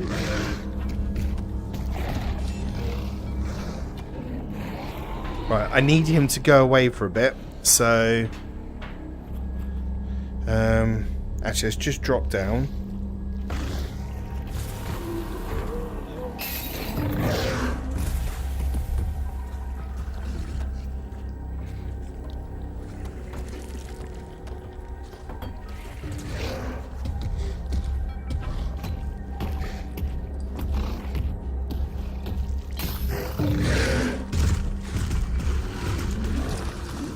Shit. Barnacle's got the thing. Jeff's a coming. Okay, got third battery.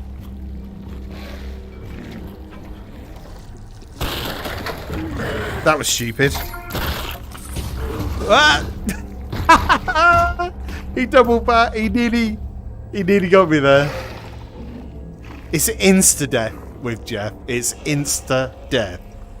You have to be extremely careful.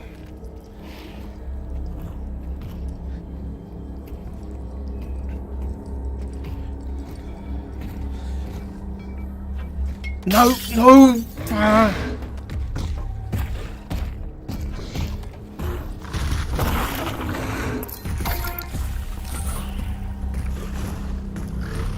We're up. Have a bottle, Jeff. Okay, third battery done. Wow. Doesn't matter how many times you play that section, your heart still goes in your mouth. 3 batteries down. And there we go. And there we go. It would be way scarier if he grabbed and clawed at you instead of your screen just fading red and then black. Yeah, that's true. I mean, they must have had their reasons why they designed it that way. You know, I mean, this is Valve. They did extensive playtests on everything. Okay, let's go down the ladder.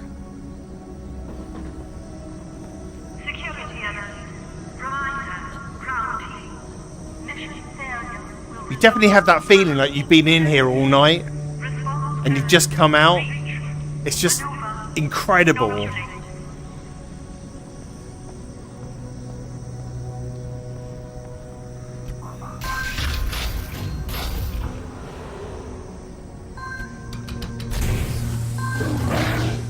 What the hell is that? That's Jeff. Keep your face down. Oh, okay. Right, I don't like Jeff.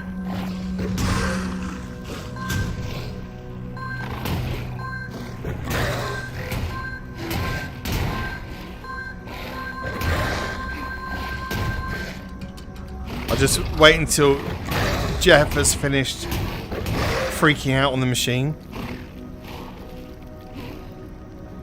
Okay, he's calmed down.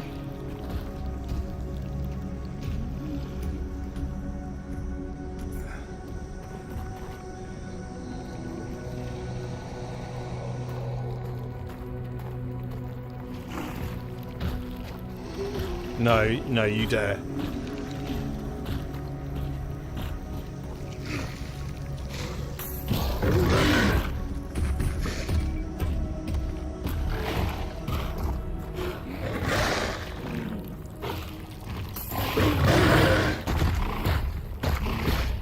Bye-bye.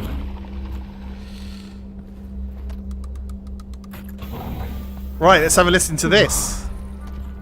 Jeff's death. Figuring out how to end the player's journey through the distillery involved a lot of discussion about how players would ultimately end up feeling about Jeff. Observing playtests told us that most players simply wanted him dead, usually from the moment they met him, but there were some who felt kind of sorry for him and didn't necessarily want to see him killed.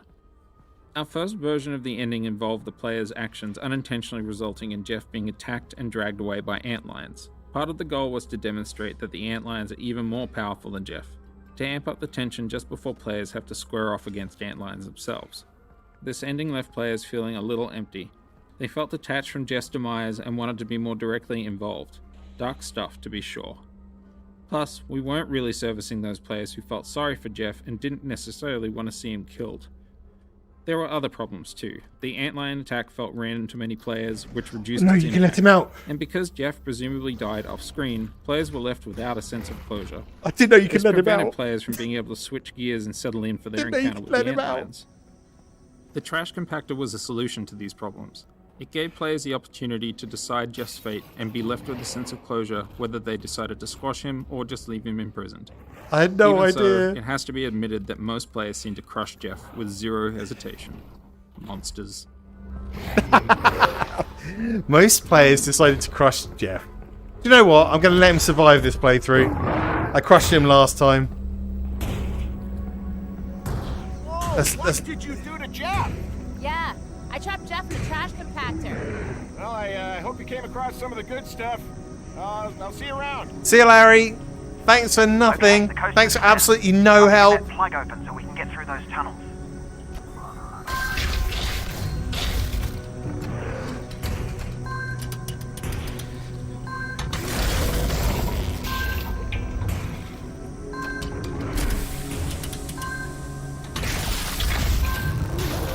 Okay, nearly there. I keep on thinking that Jeff is just going to float out the door. Don't kill him. He's nice. Exactly. He's just misunderstood.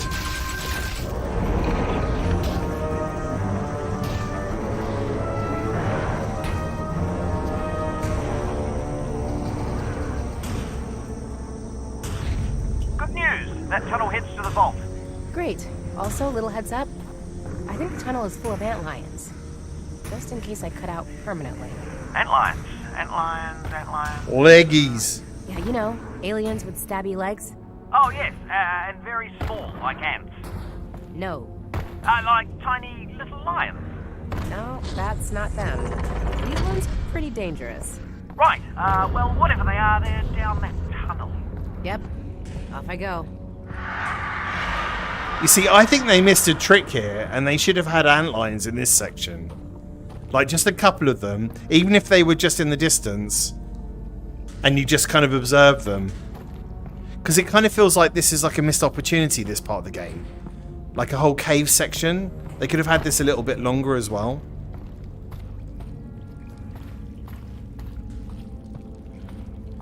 Right, hopefully there'll be some more developer commentary in a minute. Let's take the respirator off. And on we go, onwards and upwards. Bye, Jeff. Don't forget to subscribe to this channel. Yeah, I saved you, Jeff, so subscribe, please. Thanks. Right, we're on to antlions. This will be interesting to sort of see what the developers have got to say about leggies. Especially the milking of the leggies, which has always seemed a little bit strange. Because the grubs that are in the health machines are actually antlion grubs that restore your health. So I guess that's the reason why antlions are getting milked by the Combine, because they contain healing properties. But we'll find out. Hey VRAN, how you doing, dude? TTS isn't on for this stream just because it's developer commentary, so I didn't want like the developers talking in one ear. You guys with TTS plus the in-game dialogue as well. It was going to be a bit too much. So I'm just using the new Steam VR docking functionality, which is at totally the wrong angle. So Valve perceives this side of the controller to be up. So when you go down, that's the bottom. But that feels off to me because most people hold them like that. And so it's always at this angle, which is a bit weird. So I hope they update it so you can kind of drag this window around, because it gets in the way of gameplay sometimes. Okay, so here we go then. Now I don't know whether I've found enough in the way of resin to upgrade much. I think the only thing I really want is maybe a reservoir, like a bullet reservoir. You know, Russ, I'm sorry I didn't get you any vodka back there. That's okay. Well, you could pick up some Oh, I on the way didn't get back. Russell vodka. Didn't get him vodka. Sorry, Russell.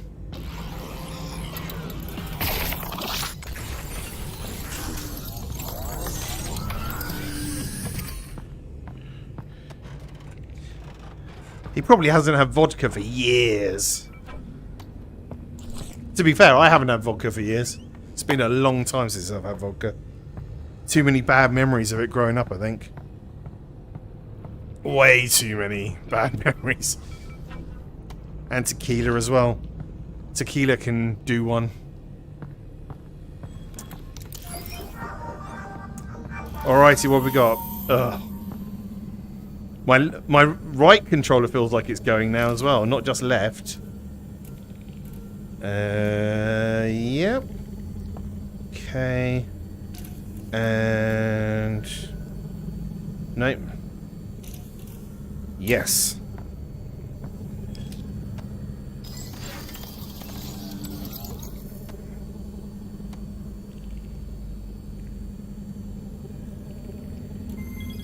Got it.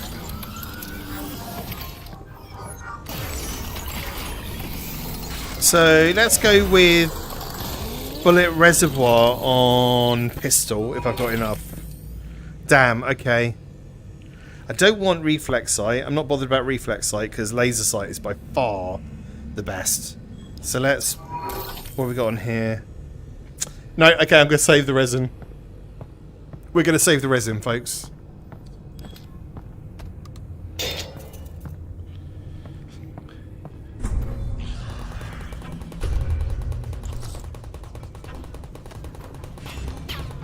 Leggy! Oh no, it's dead. That's an antlion, Russell. That's an antlion? Yes. So you do know what antlions are. Yes, they're leggies. This is a pretty cool level, this one, I have to say. Right. Where is the developer commentary? Oh, there's some over here. Let's go and put this on. Have a little listen while we're clearing the area. Antlion combat. In some of our early experiments bringing Half-Life 2 enemies to VR, we found that antlions in particular showed promise and were interesting to fight, but tended to quickly overwhelm playtesters. They were able to get into the player's physical space too quickly, and applied so much pressure that players just ended up endlessly teleporting around trying to get away. Around the same time, we were discovering that all players, even relative novices, have surprisingly good aim in VR. The variability of aiming ability amongst players is simply much lower in VR than it is in mouse and keyboard games. To take advantage of the idea that players would consistently be able to make precise shots, we started testing an antlion design which players could slow down by shooting off the legs. Playtesters reacted positively to both the need for accuracy and the organic feeling that this gave the antlions when their legs flew off and the injured antlion continued to limp toward them. The removal of the legs was clear to players, but presenting the fact that the abdomen was invulnerable until the legs were removed was a long-standing challenge. There was no single solution to communicating this effectively to playtesters, but rather a series of small additions that communicated the behavior.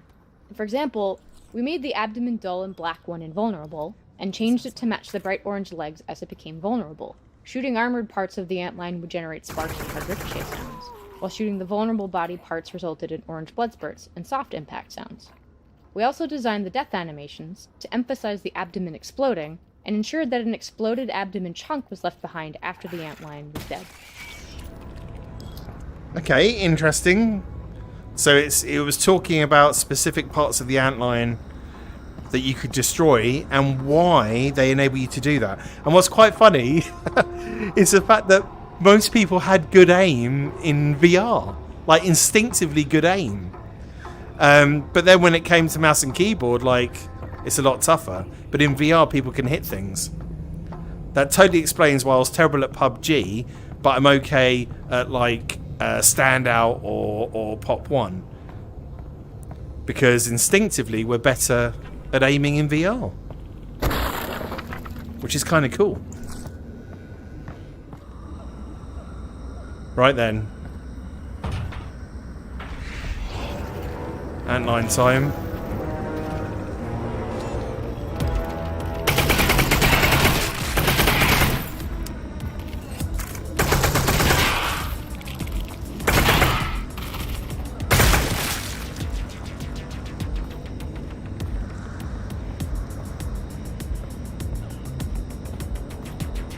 I'm sure there's a few more than just one here. Oh, there they are. One left.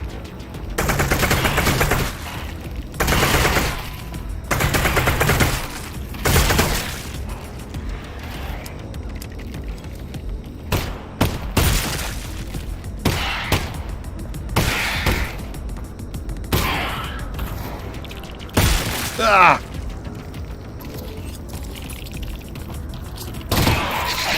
Oh, missed.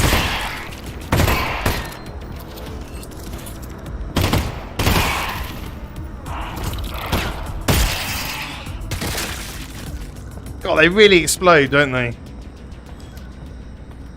It's quite funny the way they kind of zip around in front of you and explode.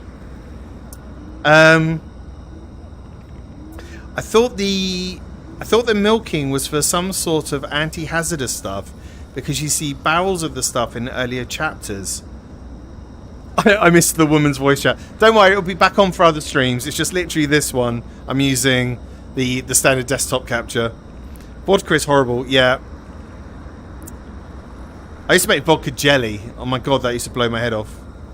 It was waiting for a tiger boss this whole chapter and was disappointed when there wasn't. Yeah, could you imagine like a kind of Zen-infested kind of tiger would have been very cool. That could have been a thing. That could definitely have been a thing. I'm running low on ammo again. It's not a good situation.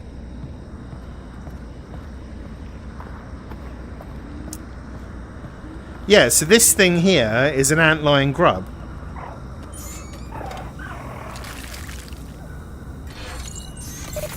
And this is what they're milking from the antlions, this stuff, which is, I guess, their blood.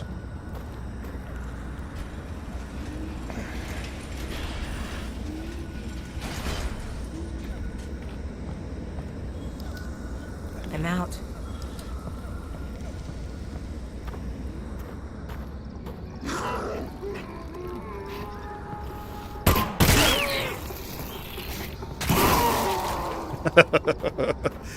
Never gets old blowing them up like that.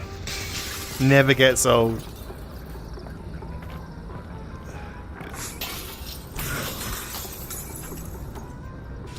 Oh god, yeah.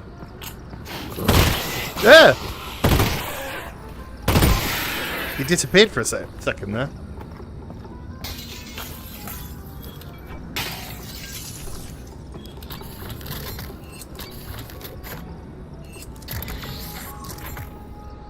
Keep that ready just in case.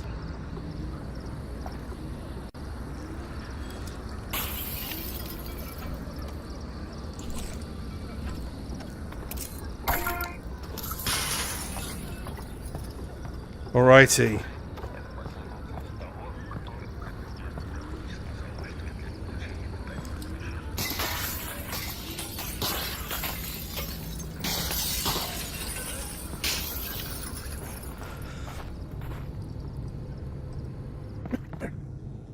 Hey, any news on the data pod? Your dad's head's down. He's working on it. He's got to be close. Great. Yeah, this is the level where you find out that it's actually Gordon Freeman and not a super weapon that you're after. Although, in some respects, Gordon Freeman is a super weapon.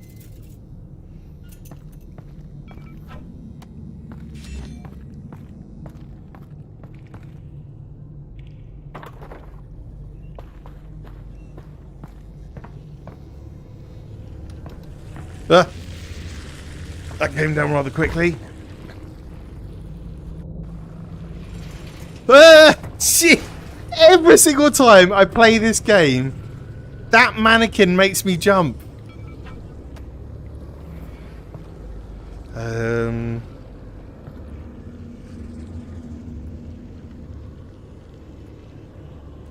Yeah.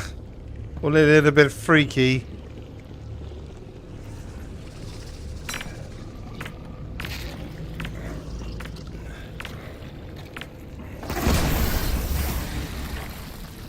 That'll do it.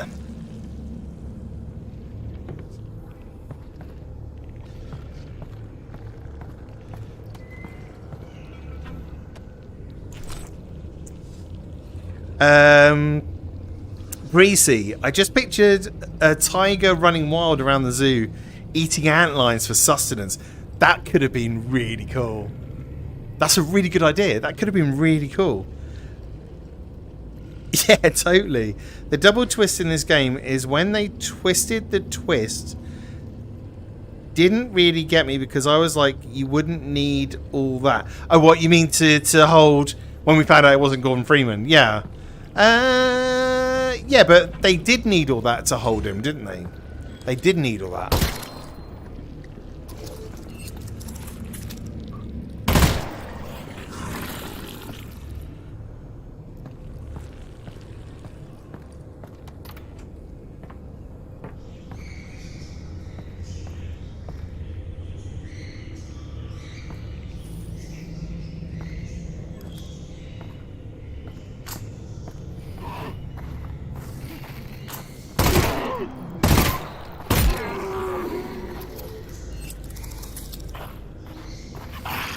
Where is he?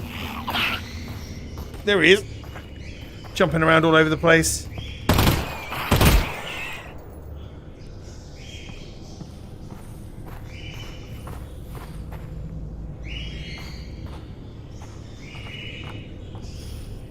Very cool environment though. Here we go, more commentary. Yay! Foliage. All of the foliage in the game animates in response to player touch and environmental wind conditions. The foliage animation is entirely procedural and is computed on the graphics processor using vertex shader deformation. A voxel field that travels with the player's body is used to track the location of the player's hands in space. The hands effectively draw motion trails into this voxel field, which can be sampled by the foliage's vertex shader and used to drive deformations, allowing the player to bat the foliage around with their hands. The foliage also interacts with wind, allowing us to give ambient motion to the plants. In order to accommodate a range of environmental design, we tuned the wind deformations at different speeds, from slight drafts to hurricane force winds. It turned out, though, that the ambient wind was never required to be more than a moderate breeze, and for most of development, the hurricane effect was unused. This particular zoo habitat was added late in development and required a critical extension to the procedural foliage animation system. Prior to adding this habitat, the foliage didn't need to deform in response to enemy animation or grenade explosions, but of course, this area is all about throwing grenades at zombies. To address this, we added a low-resolution voxel field that could be sampled by the foliage shader to apply additional deformations. This low-resolution voxel field, which is about 1 cubic foot per voxel, is fixed in space and spans the entire habitat. For comparison, the voxel field that travels with the player is about 2 cubic inches per voxel. Enemies and grenades within this space can write motion trails and impacts into the low-resolution voxel field, which are ultimately interpreted by the foliage shader as wind forces. This is when preparation met opportunity. When grenades explode, they are creating localized hurricane force winds. I will be completely honest with you. I understood about 5% of that. So she's saying that the foliage in here reacts to the grenades. I think that's what she's saying. So let's check it out here. Oh yeah, it does. Yeah, the foliage effects. It all moves with the I need to get another grenade now.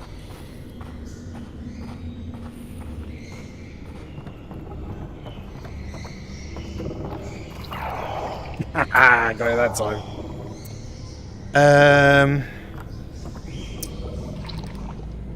Jeff didn't scare you as much as a mannequin did. Posted a clip of Source 2 Storm on Twitter months ago, and it was really cool. Really nice. I can't wait to play his levels when they're finally made. Gonna be awesome.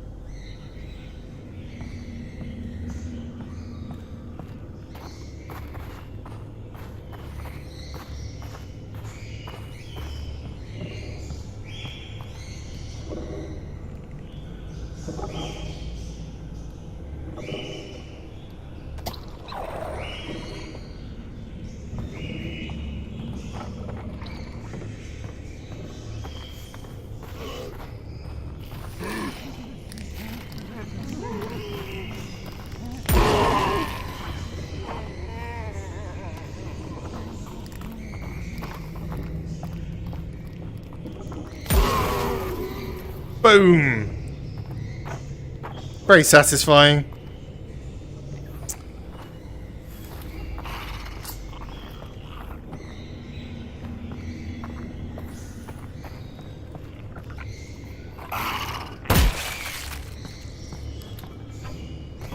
Russ, do you think a head crab could turn a gorilla into a zombie? Honestly, if there's a gorilla on the loose, I'm not sure a head crab's gonna make it much worse.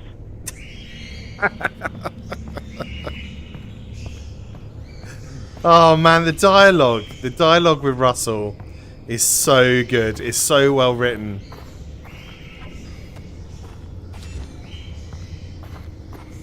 Alright, nothing else around here.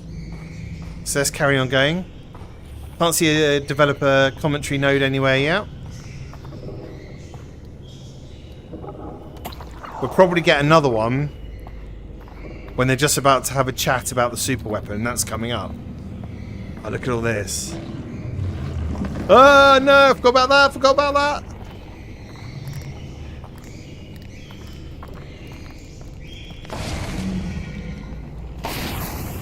Disgusting.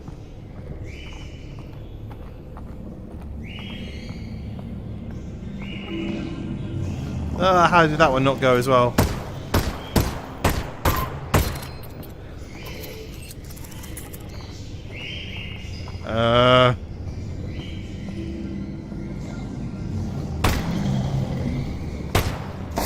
There we are. But I mean, seriously, just look at this, right?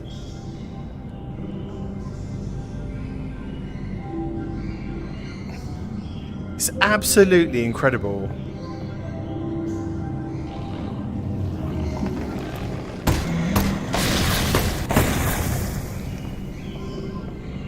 Freaky, weird, but incredible. I hope in the next Half-Life VR game they have like a whole section in Zen. That would be so cool. Really big kind of shootout.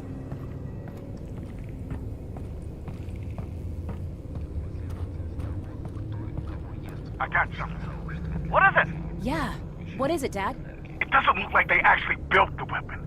It's like they, I don't know, discovered something. Or maybe they uncovered it. What do you mean? If I'm reading this right, they tracked it to an old apartment building in the QZ, but instead of going in to get it, they grabbed the whole building and built a vault around it.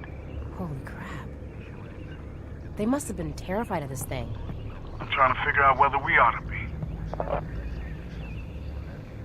Thought I'd check out another area of this I've never been before, just in case.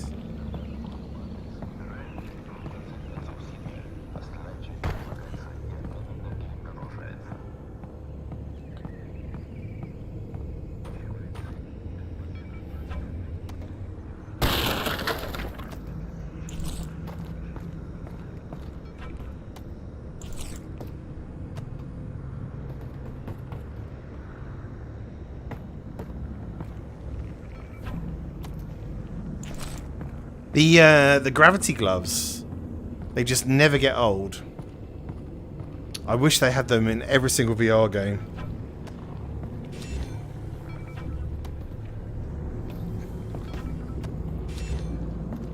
You know, it's just that extra bit of functionality that means you don't have to bend all over the place and you can just flick things and bring them direct to you. It's like awesome.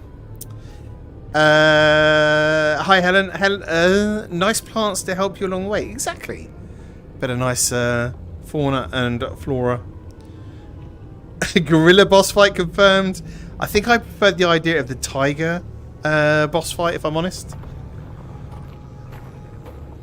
An infested tiger would have been fun. I think an infested gorilla might have been a little bit too much. A little bit too much for me to handle. Maybe not you, Precy, but a little bit too much for me to handle. Ah!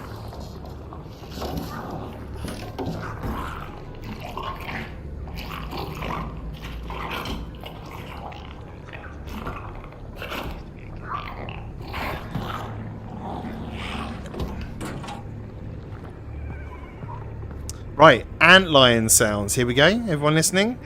Bit more information in the background of Half-Life Alyx. There were very few existing antlion sounds to work with coming into Half-Life Alyx, so unlike most of the familiar Half-Life creatures, which often had legacy sounds layered in, nearly all of the sounds for the antlions were completely new material. Starting with an almost blank canvas, we drew inspiration from the behavior of the antlions to inform their sound design. Since the antlions attack in waves, it seemed reasonable to us that they communicated and organized into groups for attack. This idea led us to incorporate complex insect-like clicking sounds, the final version of which began as recordings of European starlings, which turned out to provide more variation in character European than insect recordings. starlings. Here you can hear the original European starling sounds. Oh yeah.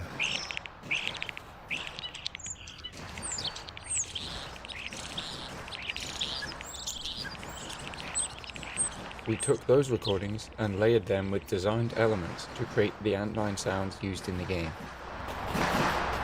Incredible. They recorded European starlings, but antlion sounds.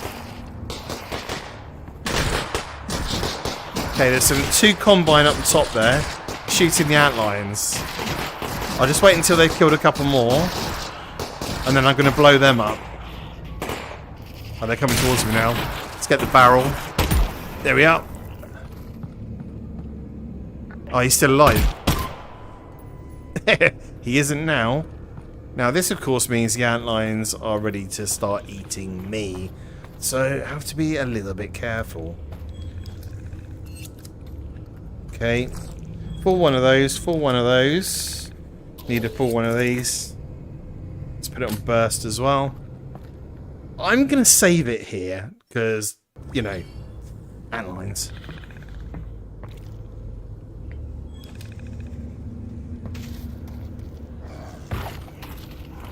Here they come.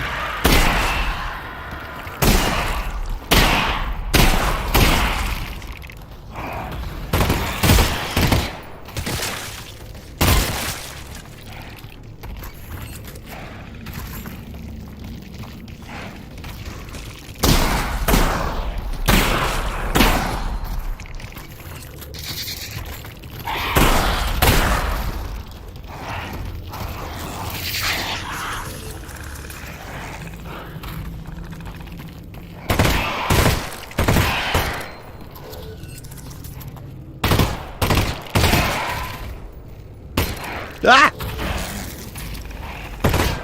Oh, blow up, please.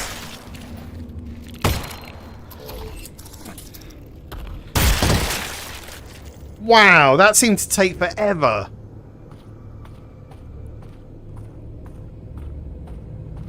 I've never noticed that before. I guess I've never really looked behind me in this area. But you got like a massive billboard up here, and you got the edge of the QZ as well. The whole edge of the wall is here. But I suppose that's because the vault's really nearby.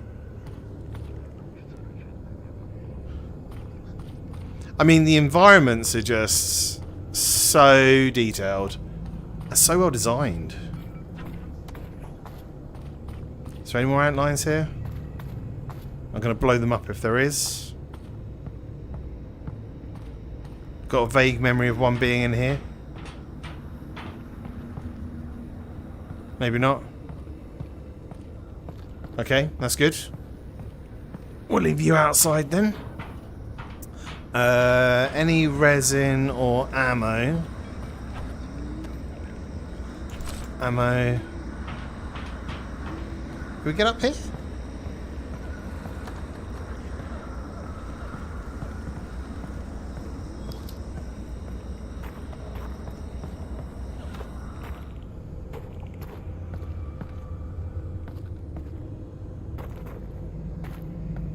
Oh, hello. Yes, please. Thank you. Oh, you're not alive though, are you? No. Take that as well. And look, they've got these little feeding bowls as well, so they've been feeding the head crabs.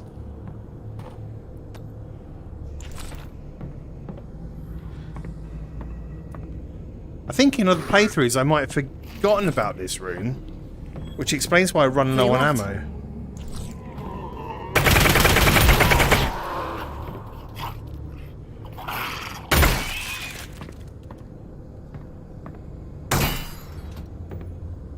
3 cells left.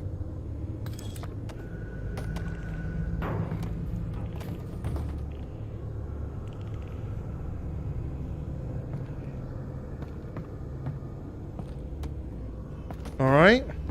That's it in here then.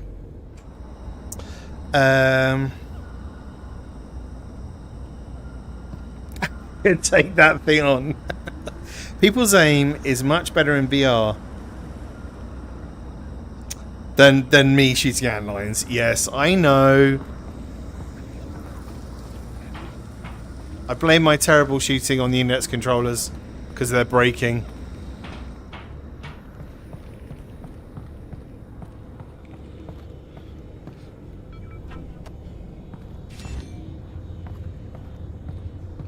There's another commentary node over there. Should we go and grab that and have a little listen while we do this area? So we have, in this node, Anim Interactables. Right?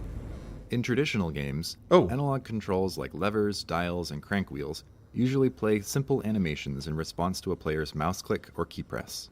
In VR, however, players with tracked hand controllers expect to be able to control analog interfaces by grabbing and moving them directly.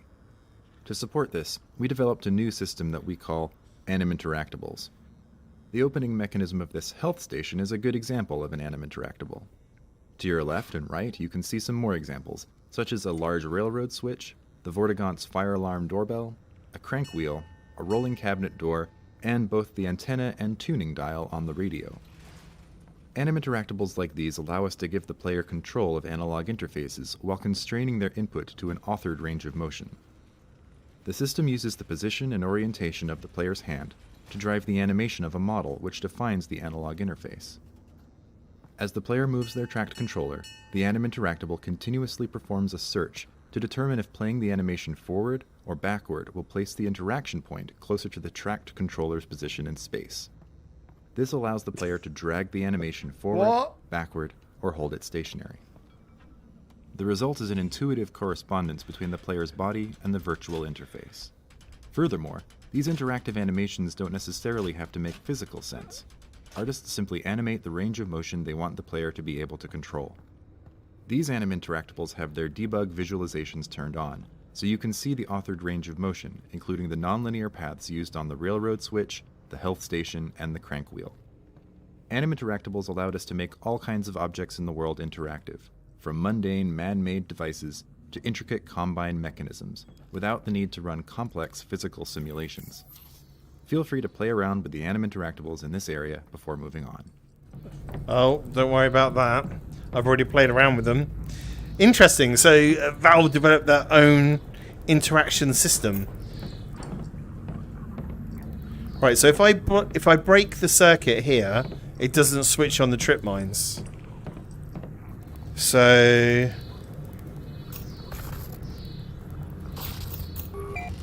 there we are. Yeah, quite a complex system all round, I would say.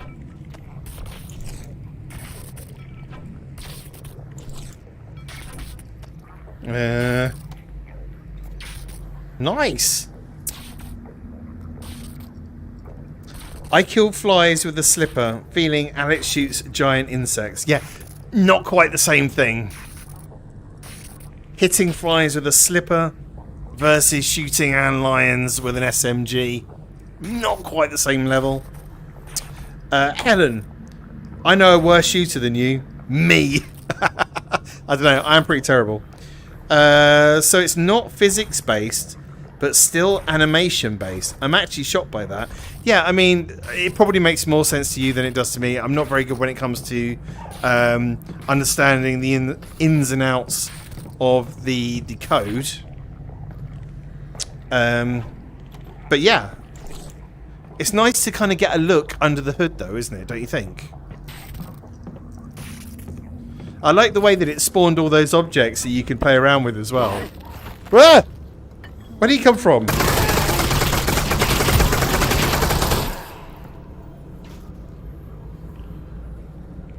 What happened there? I swear he was not there on the way in. He probably was. Is he going to come alive as well? No. Should we see if I can get this shot? Oh! Oh! Did you see that? Did you see that? Did you see that shot? Amazing shot, if I may say so myself. Brilliant. Oh my god. Oh, that was a one-off. I got full health. Did you see that shot? Hell yes. Thanks. Thanks, RealRiz74. How you doing? Welcome to the stream.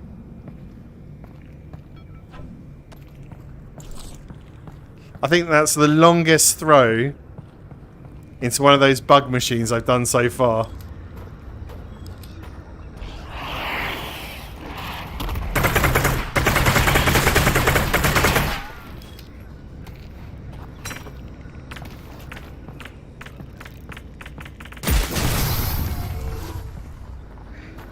That did the do. Oh yeah, look, you can see the vault up there. So just behind these kind of two big slabs here, the vault's kind of poking through. Again, something I hadn't noticed. And that's what's quite nice about playing the game again with the developer commentary mode on, is that you're kind of taking your time, you're listening to things, and you end up noticing more in the environments than you have done in previous playthroughs. I think.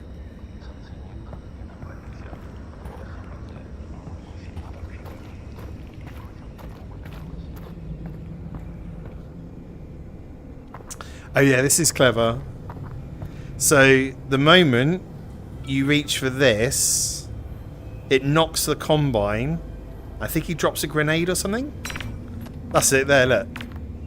So it's like a trap.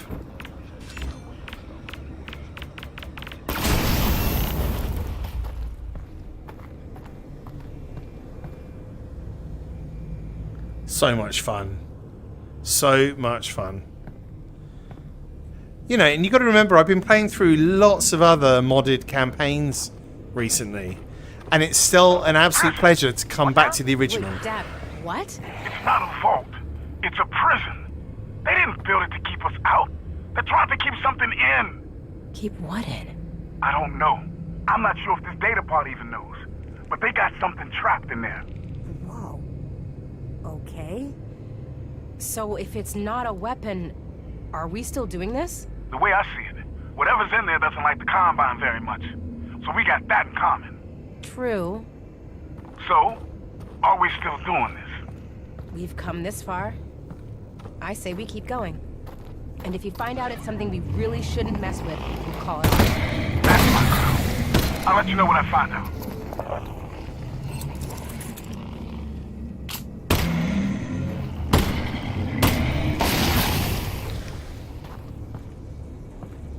They're the worst when you forget about those things. They just explode in your face. Right, what do we have here? Toner puzzle. Sometimes large chunks of a level are shifted around or reordered as we work on the game. That's the case for this entire area and the toner puzzle it's centered around. In fact, for much of its existence, this area didn't even have a home anywhere in the game. It was originally built just to help prototype the toner puzzle mechanic. Over the course of a few months, the raw gameplay mechanics of toner puzzles were developed and playtested in a series of small test levels. Each test level explored a single gameplay concept.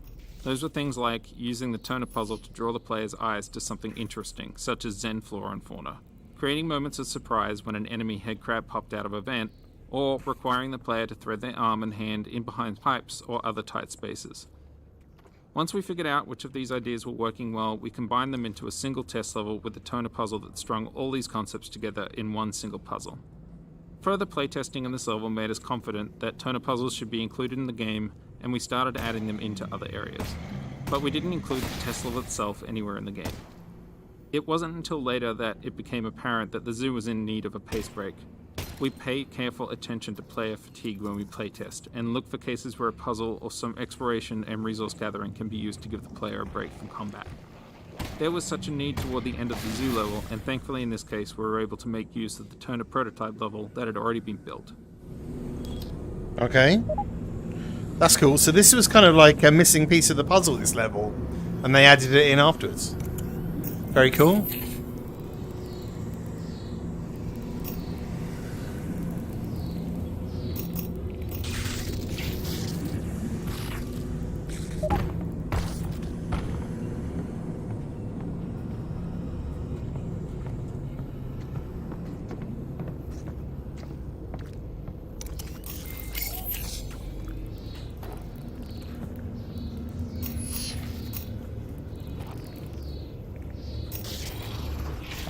Nice.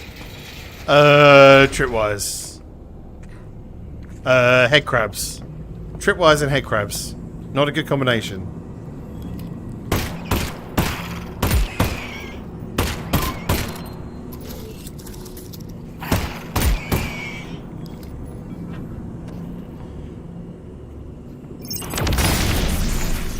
Boom! Kind of satisfying. Not gonna lie. Validation comment. That looks like an HC300 precast hollow cone slab. Don't know what that means. This puzzle is good because when I played, I solved it with a different solution to when I watched my dad play. Oh, really? No way. I didn't know that it had multiple solutions.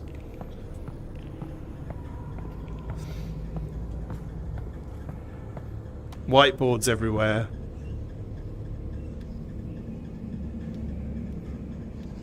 VR. VR. VR.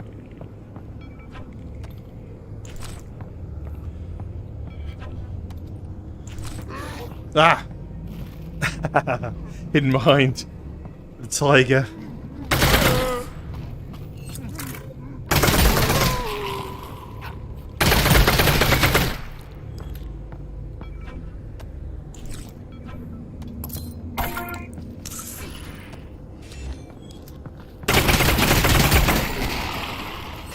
Left.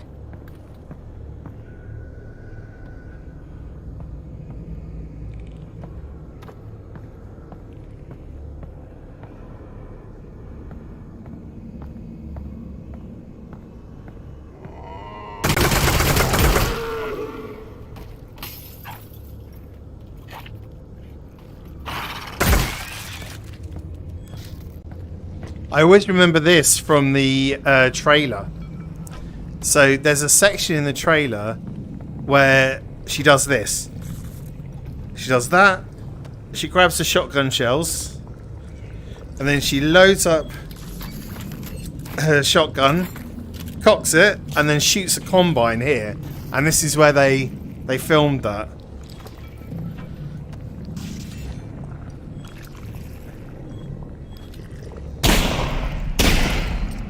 How did that not kill it?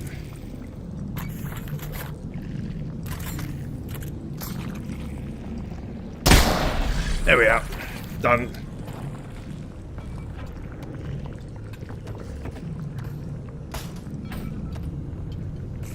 Okay. Critical Junction, this is called. When we decided to resurrect our toner prototype level for use as a pacing break in the zoo, we had the opportunity to make some improvements and integrate elements that hadn't existed when we had first experimented with the toner mechanic.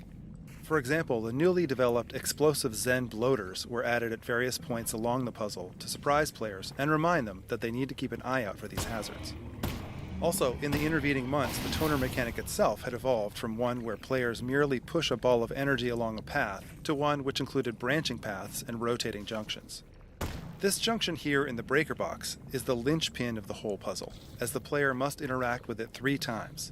Once to open the roller door to this back area, once to switch power away from the roller door to the last leg of the puzzle, and once to reopen the roller door in order to exit. Because this toner puzzle covers such a large physical area, including some zombie combat in the middle, players frequently lost track of the correspondence between the state of this junction and the roller door. This meant that they would trap themselves back here and not understand how to proceed. To address this, we made a lot of changes to the presentation of this junction over the course of development. The unique breaker box and tangle of conduit are designed to make the junction recognizable as the same junction from both sides of the wall. The shape of the hole in the wall and the orientation of the breaker box are designed to make sure that the player stands in the right location to have line of sight to the roller door and see that it closes when they route power away from it to the last leg of the puzzle. The door itself also makes a lot of noise and an unreasonable amount of sparks to draw attention to itself each time it moves. This particular puzzle twist was in danger of being cut for a long time, but with this series of refinements, enough playtesters understood its behavior that we were comfortable with shipping it in the final game. Well, I have to say, I'm quite a fan of these kind of toner puzzle things. I'm a fan of it. I think they're a really satisfying little puzzle to keep in the game. So I'm glad they stuck with it.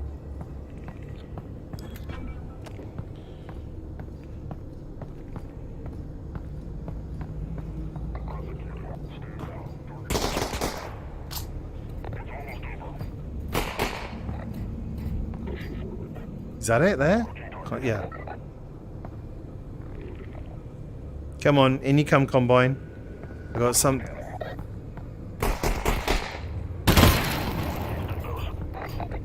Alright, here comes the heavy.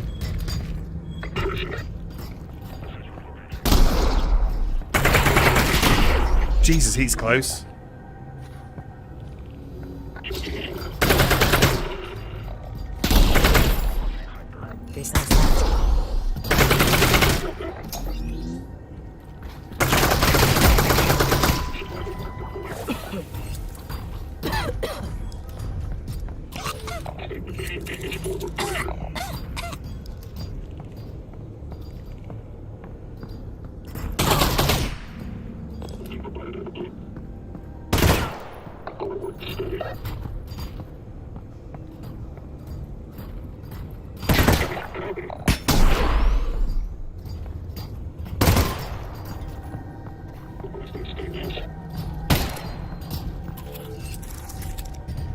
Really? I've never struggled with him this much. That'll do it.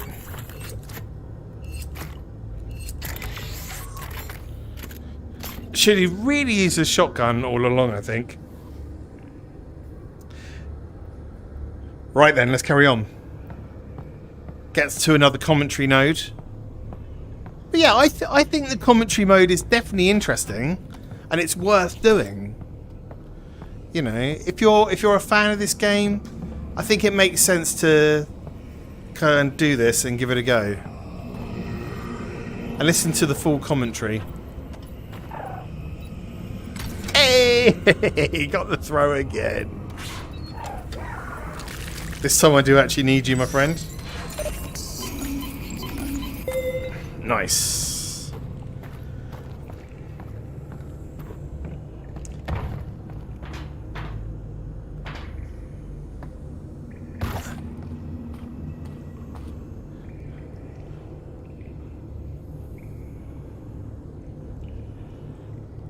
Yeah, I'd love a level that is like tunnels like this as well. Kind of underground. But these cables, from what we heard earlier on, these cables all run to substations. So if you could see the map from above and lay out all of the cables, they lead all the way to different substations. Like, that's the kind of detail that Valve have done with this game. They want everything in each environment to mean something. Which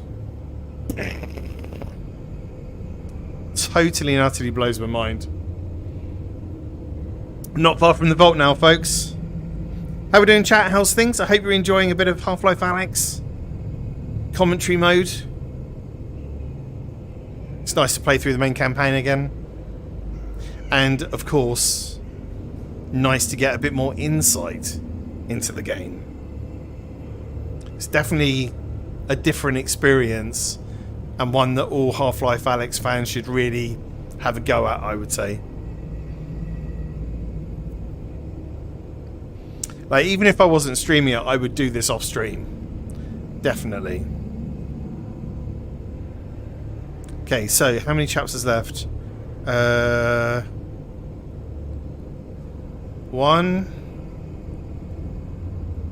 2, 3, 4 chapters now, I think. So really not long to go.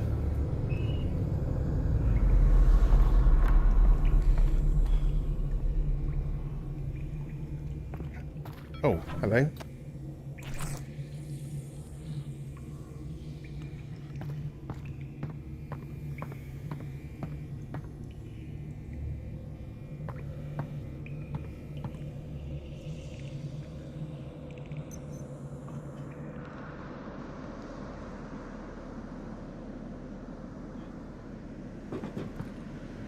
Size of that vault.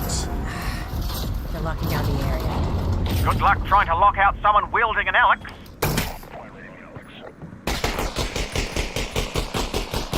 He said, firing on Alyx.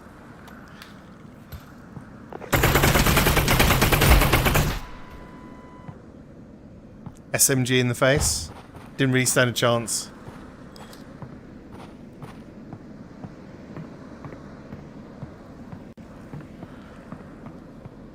A smug. A smug in the face.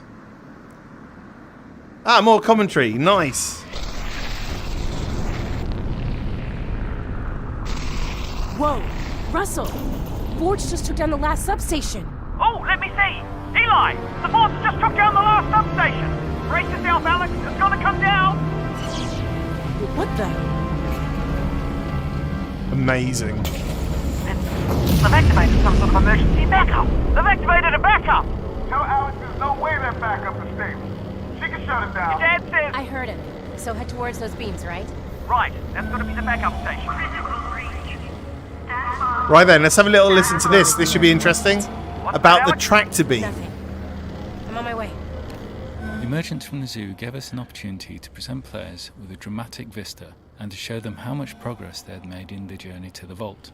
This was challenging because the vault's position in the world was already determined to be above the parking garage, which the player would reach at the end of the map.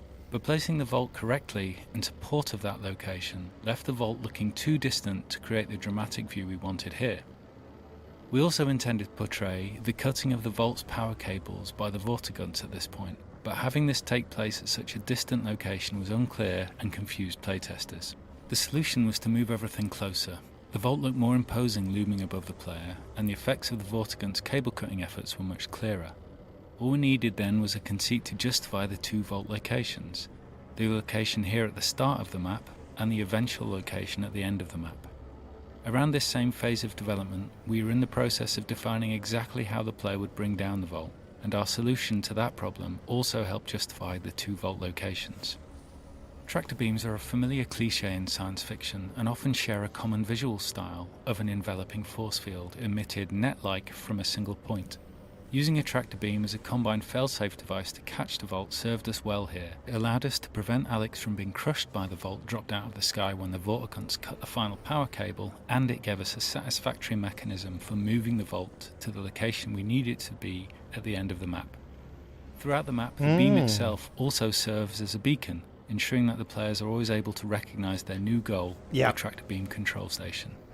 Yeah, it's so true. It does serve as a beacon because doesn't matter where you go from here, you always see the tractor beam when you look up, so you can kind of gauge how close you are to the vault. So that's really clever. And also the fact that they had to bring the vault down to enable the player to get on it.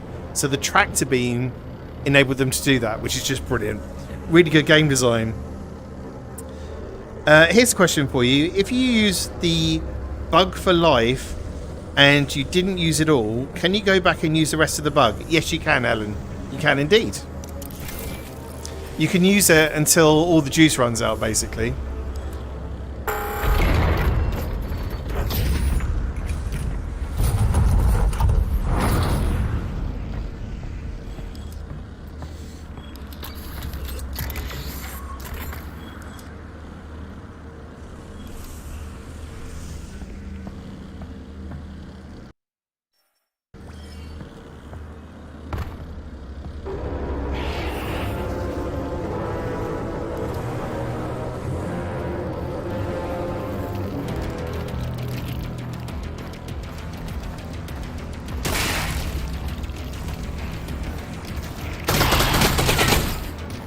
Black cell.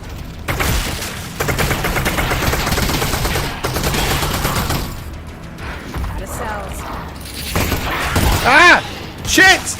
I didn't see him. Did not see him. Excuse my language.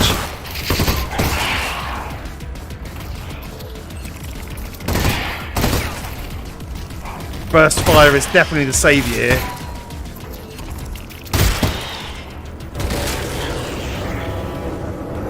Wow.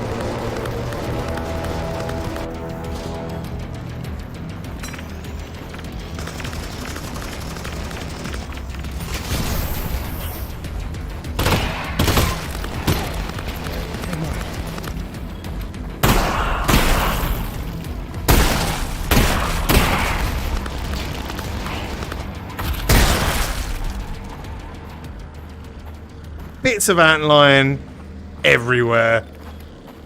Disgusting. Absolutely disgusting. But again, very satisfying.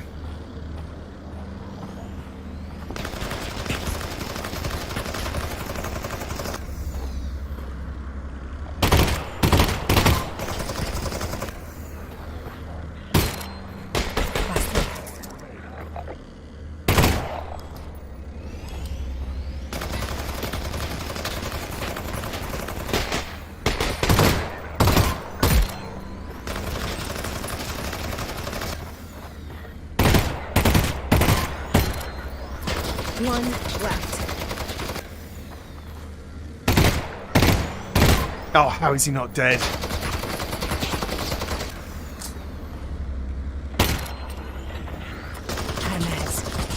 Oh no! Really? Out of cells. Out of cells, out of mags. I've just got a shotgun to take him down with. Really? There must be another mag somewhere, surely. Otherwise, I've got to get really close to him. Where is he?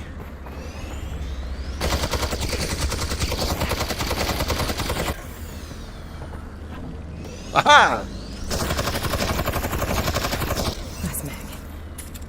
Say goodnight.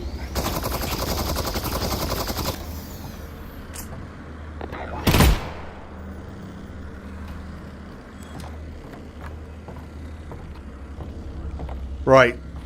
I'm going to need as much ammunition as I can possibly get. Because I am out of everything.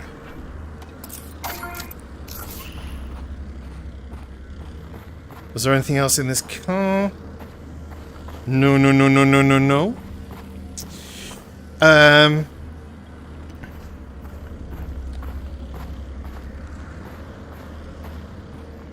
Anything else here?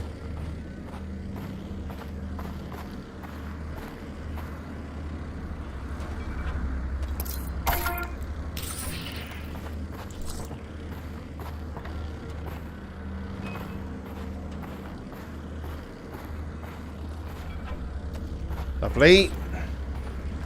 Cool. Onwards and upwards.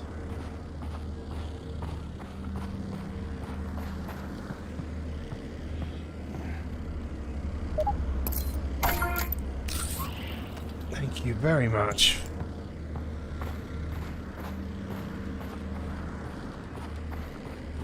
There's somebody up there. That's not Combine. Maybe a scavenger? Be careful. What does that bit of dialogue relate to? There's something up there, maybe a scavenger, be careful. Like, and you look up there and you can't see anything. So I think that that's a bit of audio that they left in accidentally.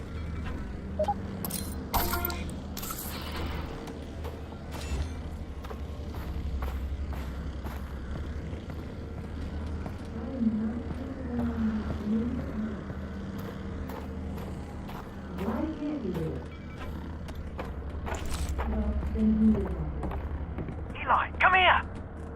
What is it, Russell? Listen to this. Whoa. Shh. Okay, well, go get them. You supposed to be the entire planet in 7 hours. How is this taking so long? Oh, no, fine. I don't mind. That was sarcasm.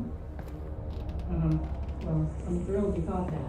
Okay, we've got another node here. Yes, that was sarcasm as well. Collaborator. The final twist of the game presented quite a few storytelling challenges for the writers. The game is long, much longer than a movie, and the surprise reveal of the G-Man at the end felt almost impossible to sustain over the entire experience. Everyone on the team assumed that through basic deduction, most players are going to figure it out along the way. So the solution, like in most good stories, was to just add more stuff, more details, more questions, and more nooks and crannies to the plot. The writers quickly realized that there was one big distracting name, Gordon Freeman, that would pull the players' attention away from any theories they may be cooking up on their own.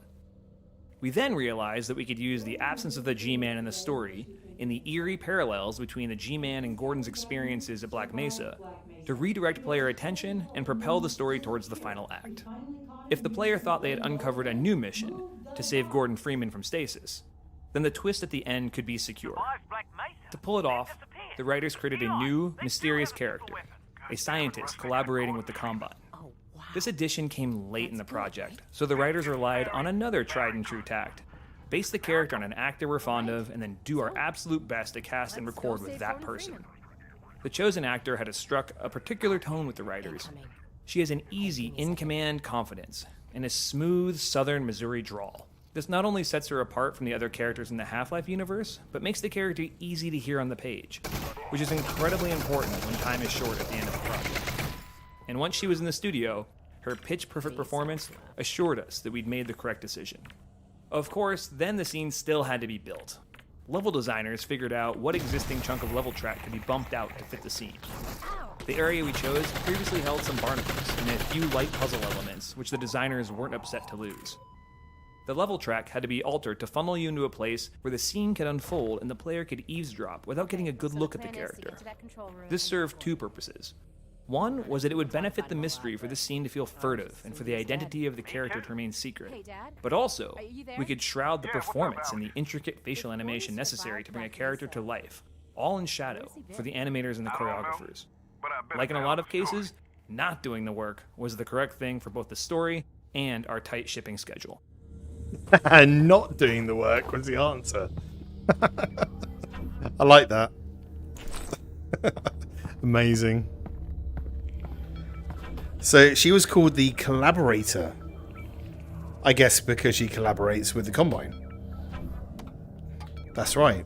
Sherlock-style deduction. Missed it. Yes. Oh. Sorry, dude. Didn't actually need you.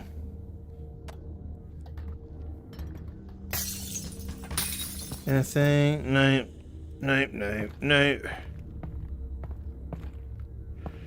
Okay then, down we go. And we are approaching the last few sections of the game, really, aren't we?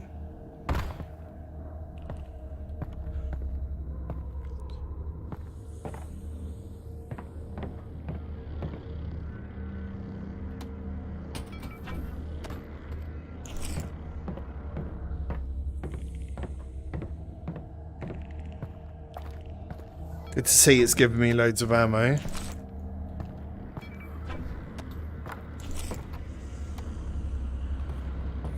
Such a good story all the way through, though. Oh, this would be interesting. Scavenger hideout. The purpose of this hideout was to give players a nice reward for being observant and exploring the environment. We wanted to highlight the story of scavengers living behind the quarantine wall, what their lives might look like, and why they might choose to live there. The person who lived here was referred to internally as the Combine Killer. Imagined as a person with a grudge against the Combine who has chosen to eke out a living in the quarantine zone, spending their time exacting revenge on unsuspecting Combine patrols, perhaps eventually joining the organized resistance movement portrayed in Half-Life 2. Cool! So the guy that lived here was called the Combine Killer. And this, I guess this is his trophies for killing the Combine. These Combine eyes, aren't they? So every time he killed Combine, he kind of took the eyes. And he's got, look. Oh yeah! I never noticed that before as well. He's counted the number of Combine that he's killed. I see what they did there.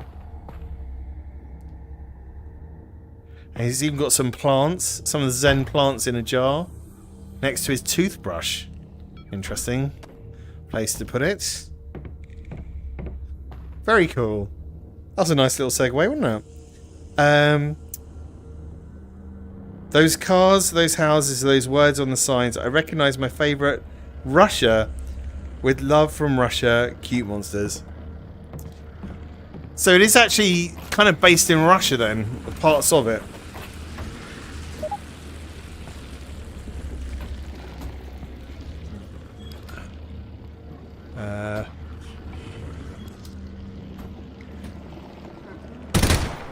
Oh, missed it. There.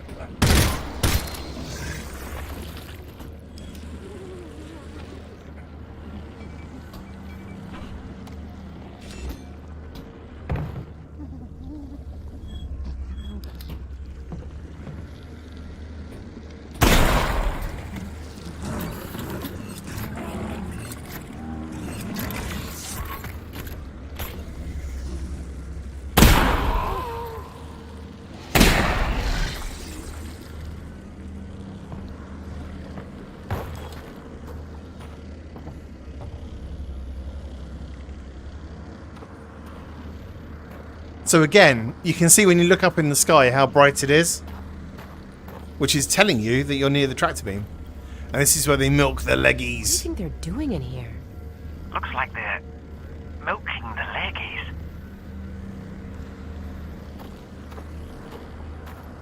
I see what you mean, Precy. It does look like they've got the containment things near where the leggies are.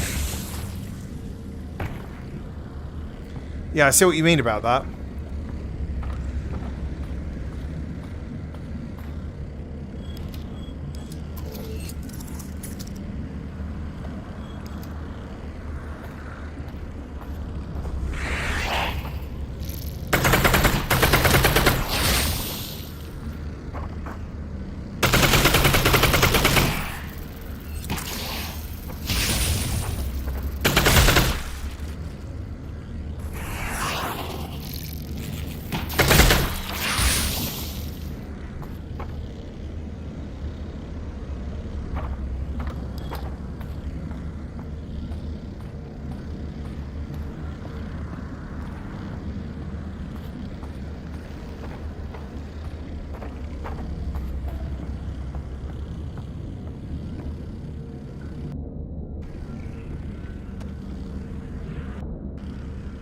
Come on, you. Can you not open that? That's weird, I can't open it. That's really strange. I'm sure I've opened that in the past, oh well. And there was definitely a resin in there.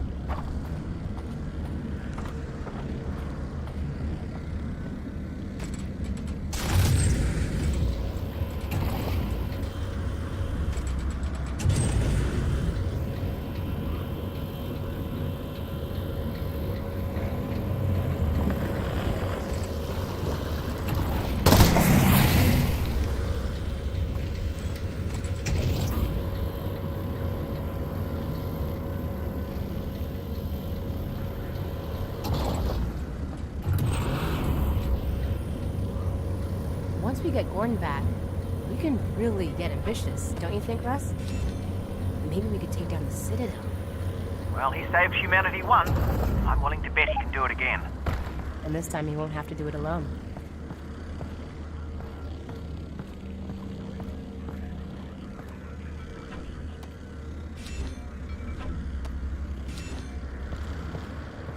Okay, I hear Combine.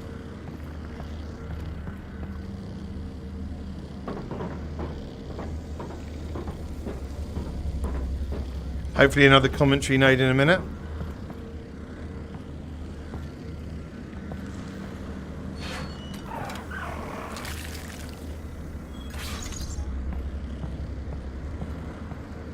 Watch it. I don't want to get any of this crap on me. Why? Because it's dangerous. We're not dumping it in the pit because it's safe.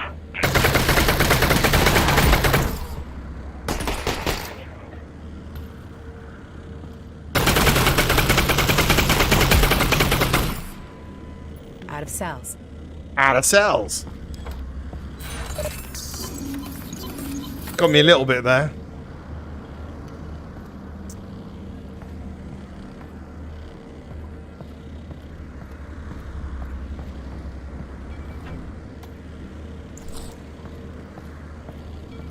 Okay, commentary node. Let's see what this says.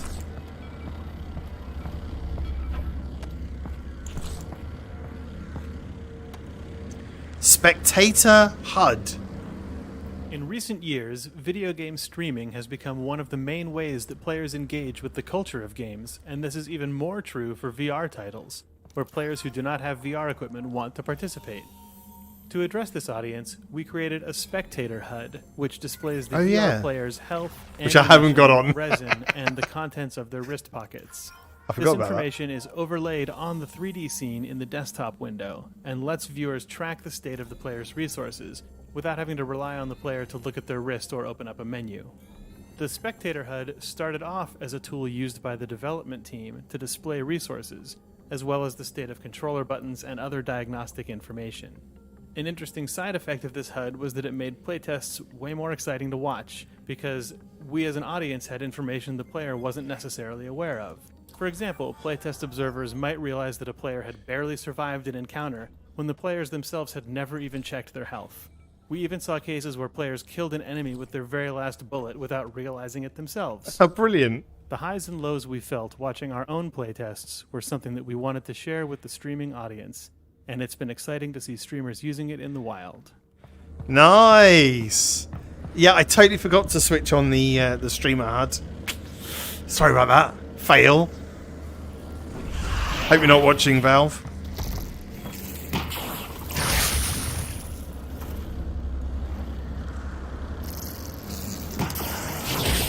Does help if I load it.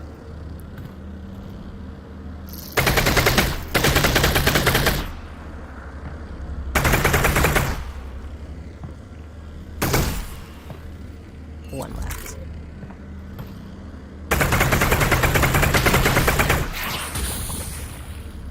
Did he die? Got him. Right, this guy is not going to freak me out this time. He did it last time I played this game.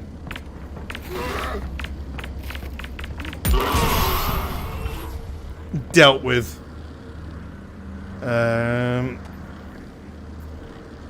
Russ, what do you think they're doing to Gordon Freeman in there? That's a good question. Are they, sucking his brain out? I think they're gonna move him off world. Well, either way, let's not find out. I'll get there before it happens.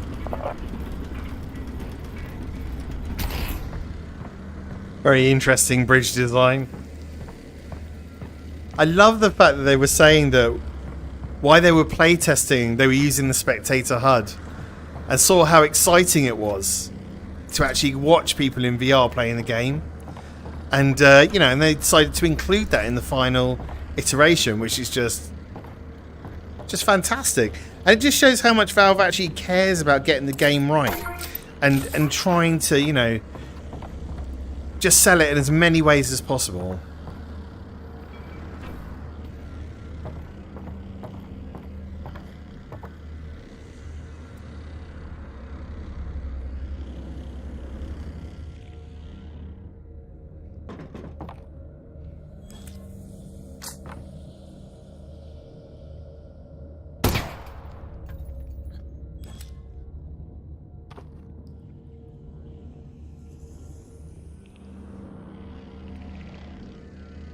Oh.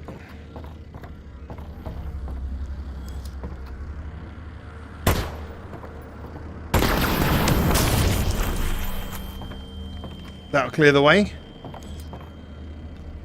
Nice shooting, thank you very much. Yeah, I cleared out those ant lines pretty quickly. Normally I struggle with those. I find it hard to hit the abdomen.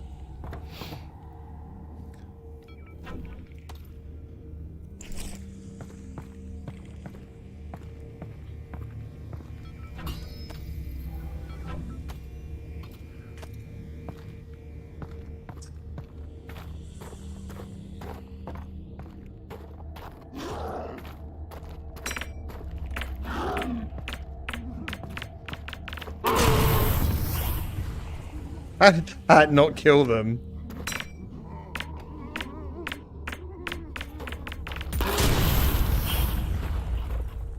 Still a head crab alive. Smile.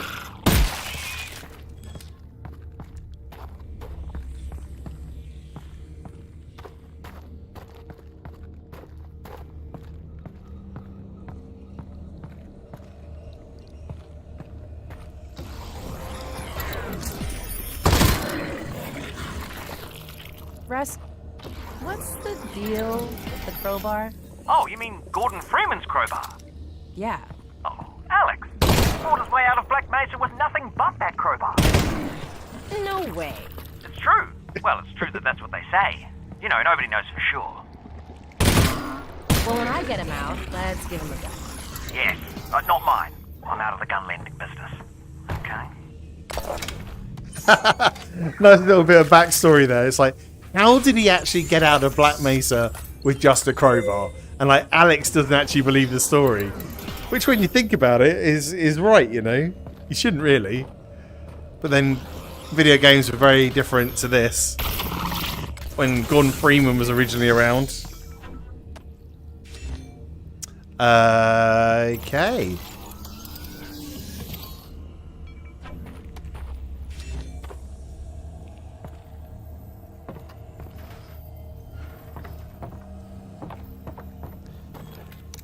Now, I don't know what else I want to do to the gun, actually.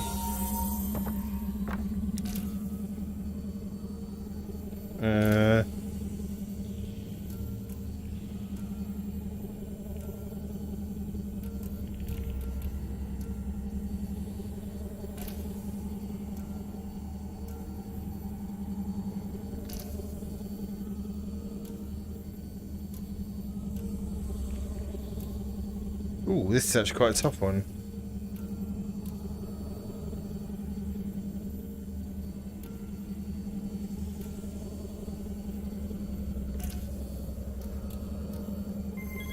There we go.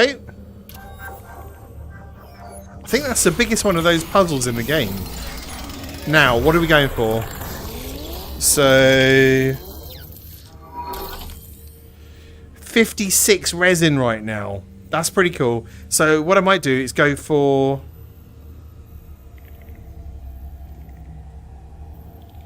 let's just fully kit out the gun. Put it reservoir time.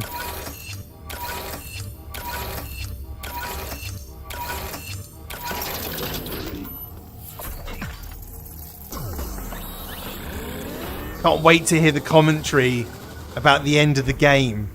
It's going to be so cool. Oh, wow. Check it out. My gun just keeps getting better and better. You know, Russ, technically, I don't think there's a whole lot of your gun left anymore. I'll tell you what, let's put that idea on hold for now. We can chat about my gun when you get back.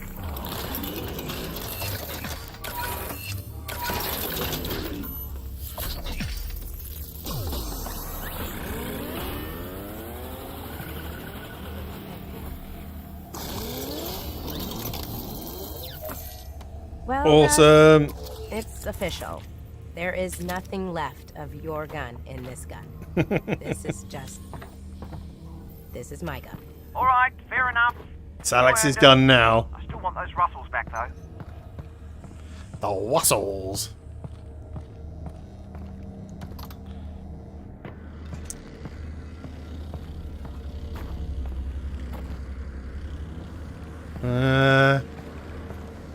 Every last bit of ammo helps here. This is the bit of the game that I struggle with the most for some reason.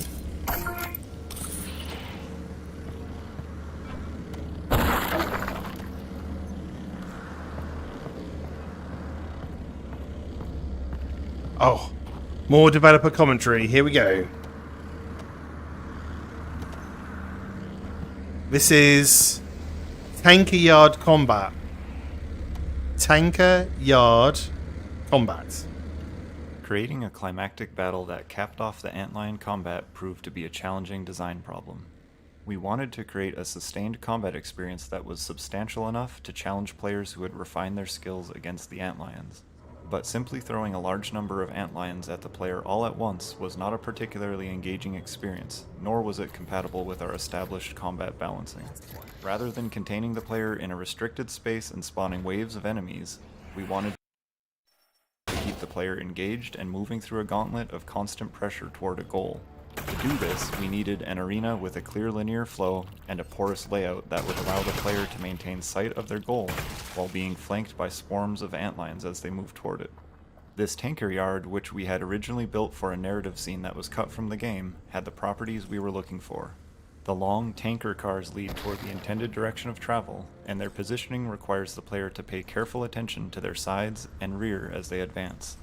The Combine tractor beam tower is framed at the end of the tracks, providing a clear goal for the player.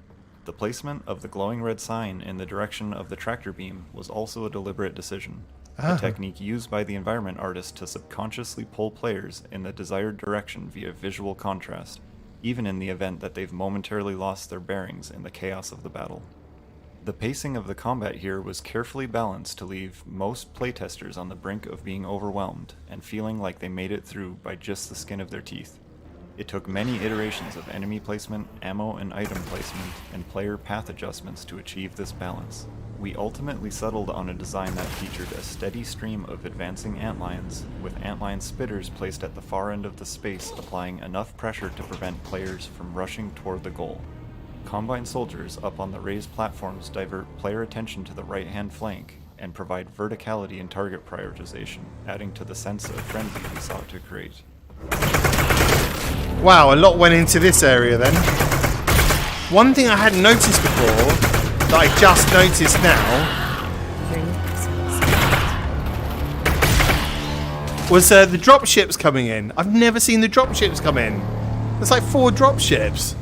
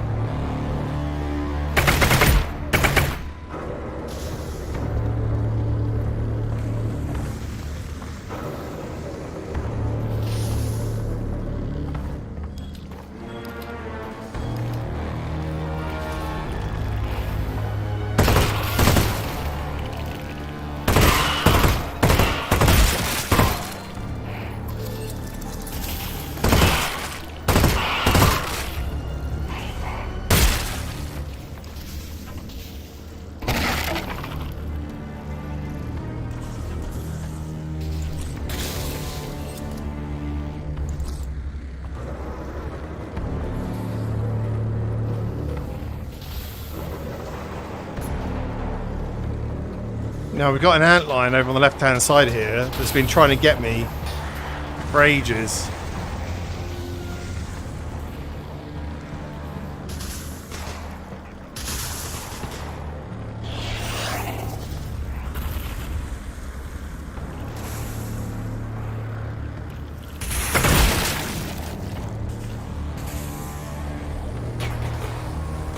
Oh.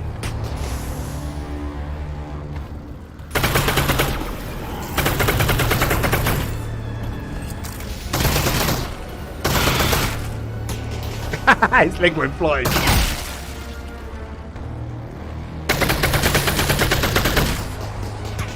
So.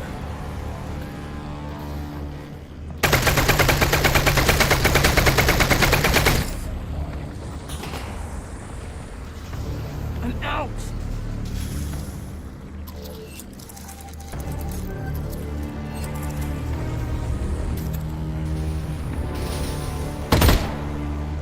Got him.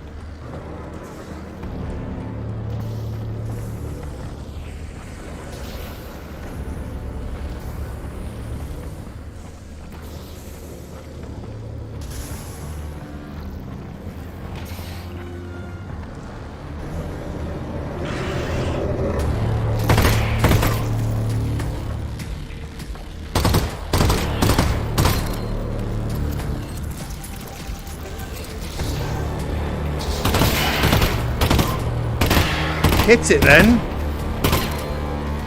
Oh my god. Shotgun time.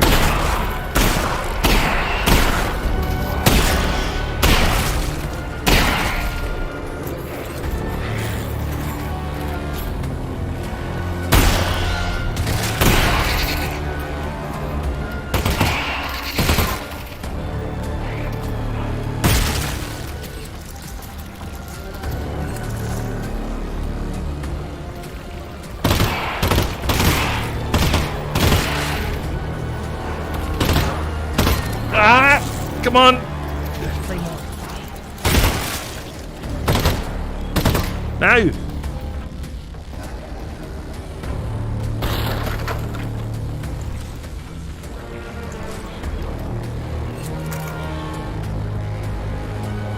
Quite a high tension part of the game, this.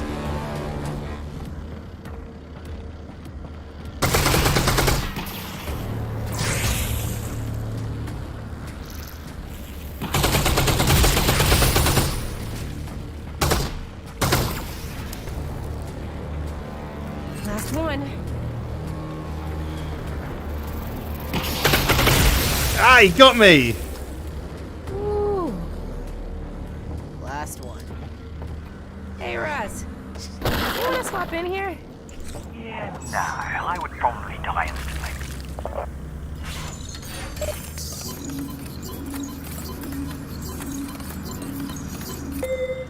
Okay, so far, it hasn't been too bad, this area. But normally I struggle. And we are playing on hard mode at the moment. But I don't know how we've managed it through, but we have.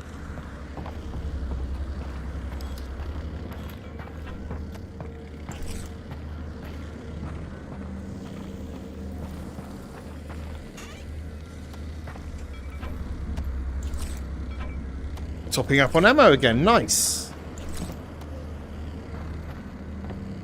Is that something in there? No.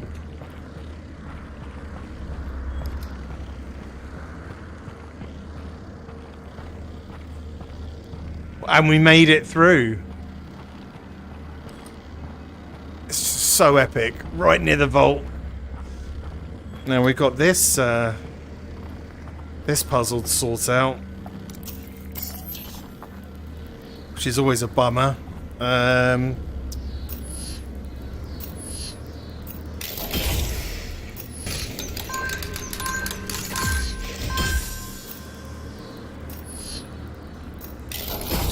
Right then, so you go.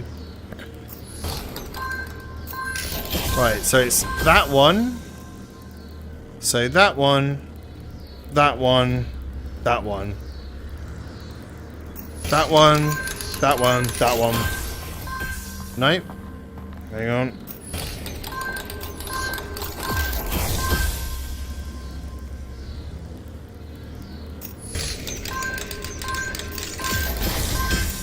Oh, I didn't have that one on. That one.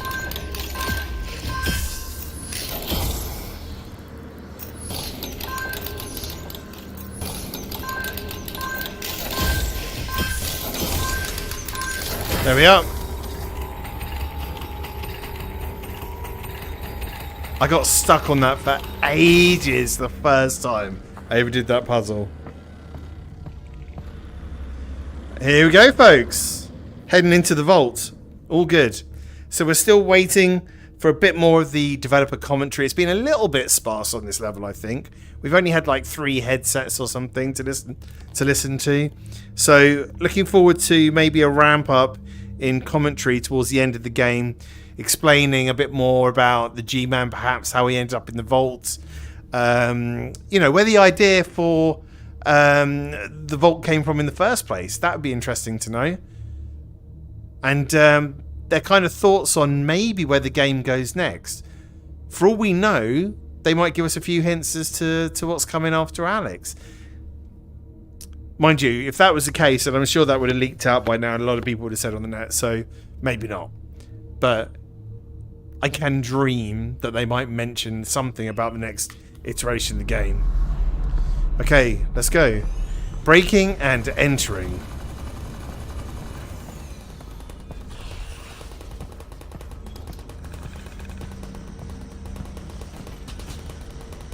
Okay, so we've got an antlion body that's been thrown down.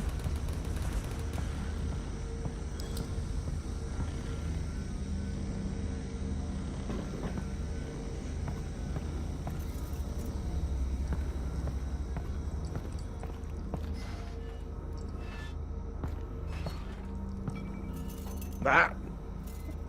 Come here, Mr. Grenade. Thank you. I shall keep you as my own.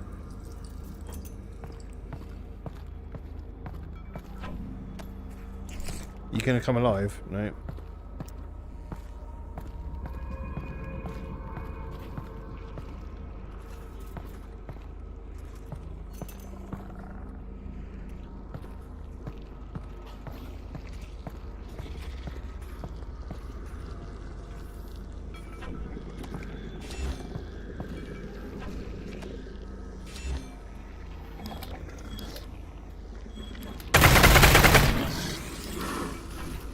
No!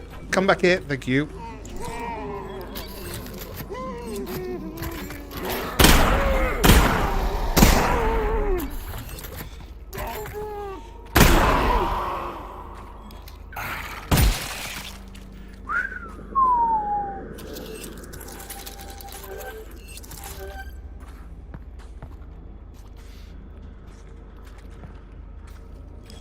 Ah!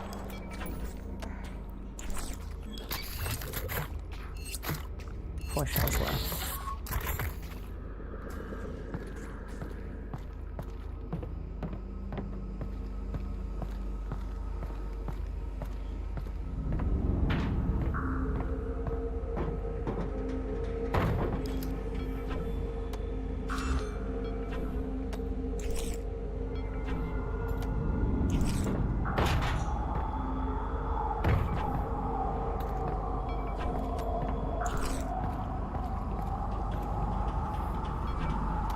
Well, we're fully stocked on the ammo now, that's for sure.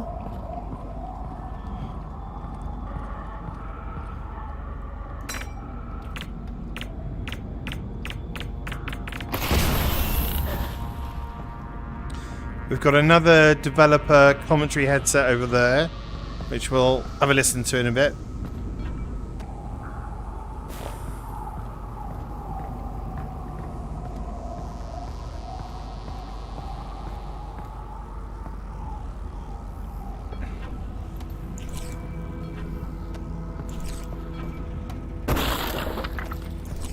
How we doing, chat? How's things? Hope you guys good.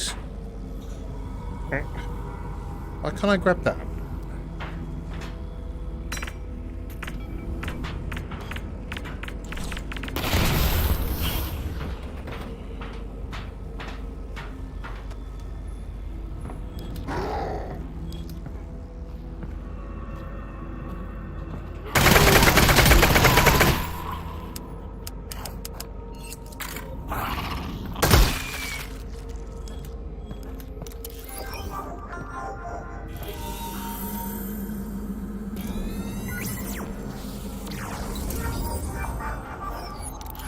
I remember I once got frustrated with this when I first played the game.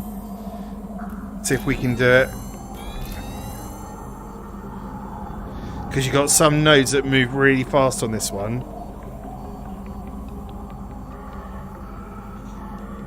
Ah.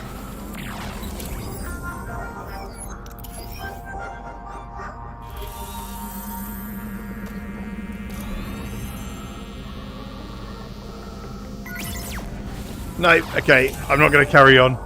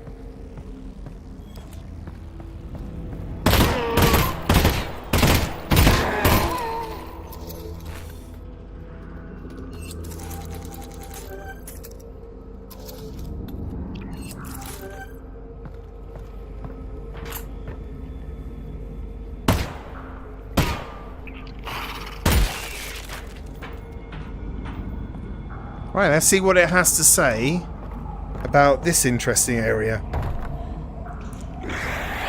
Chasm puzzle. The goal of this puzzle was to create a moment of heightened stress by requiring players to deal with a sudden threat after being placed in a precariously disadvantageous position. In the original design of the puzzle, players would stand on a platform which was suspended from a cable and pull themselves across the chasm. Halfway across, antlion spitters would emerge and start attacking. The platform provided limited cover, and players would have to make trade-offs between taking cover and continuing to propel themselves forward.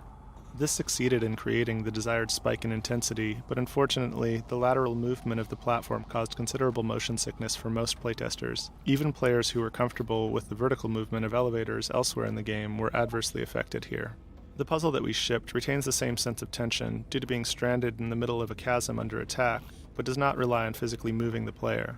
The upper portion of the wooden platform is deliberately devoid of any substantial cover, which encourages players to jump onto the platforms below. On the lower platforms, we provide enough cover to protect players from antlions, but also leave them feeling vulnerable out in the middle of the chasm. The cover here is porous and breakable, increasing the sense of urgency and requiring players to engage the antlions from their compromised position. Right, so they basically stitched you up, is what he said. In a nutshell, it's like, we put you in a compromised position where you are vulnerable to antlions, and then we'll just spawn two in the distance that try and kill you, where you're kind of stuck between a rock and a hard place. Very nice of the game designers to come up with that idea. Thank you very much for that.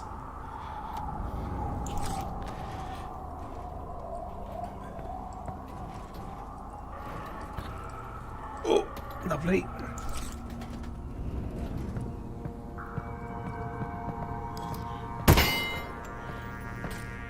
Okie doke. Let's go. Developers occupy a significant part of the stream with their comments. Voice chat. I'll remember that. Yeah.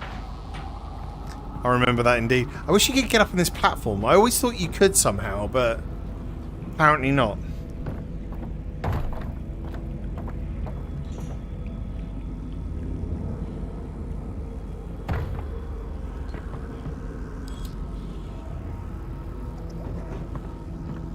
Okay, we are 21 on the resin, 22 on the resin. Alex, we're getting close to the vault now. You're not going to have many more chances to use your resin. Oh, this is the final part, isn't See if there are it? any upgrades I can use. I can't believe my pistol's made it this far. I was thinking about giving it to Gordon.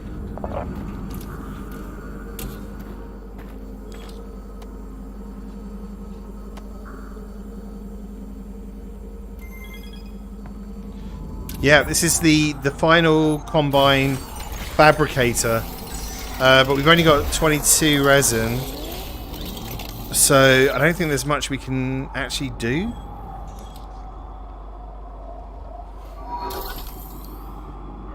No. So I need 30 for anything else on the SMG. We've got everything for the pistol. The only one to upgrade is the shotgun. Put a laser sight on the shotgun. Not really worth it, but we'll do it. Oh.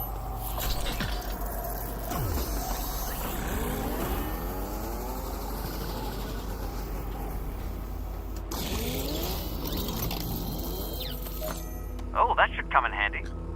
It doesn't really, but, you know. Kind of looks cool though.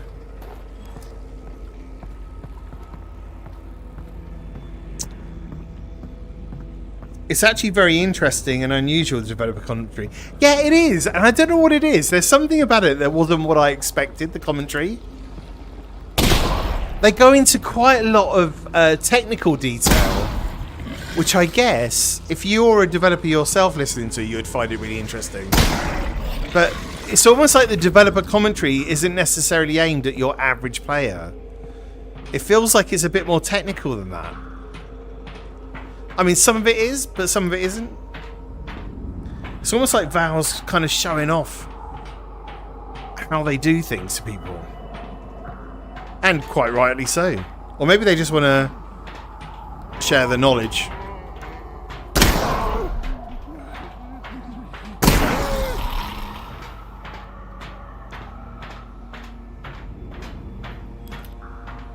I take it back. The laser sight on the shotgun is actually a bit better for making those accurate shots.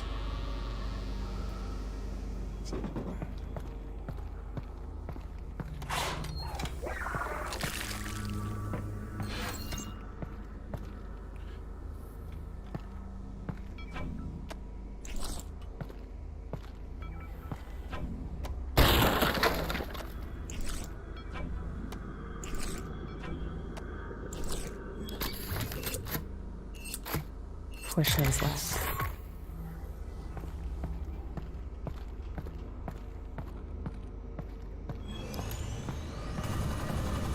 Oh yeah, we've got another combat section here, haven't we?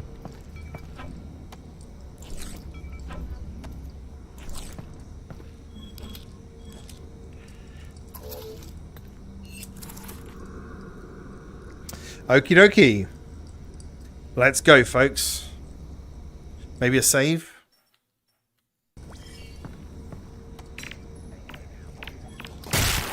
We've got a commentary node up ahead as well. Let's put that over there in case you need it.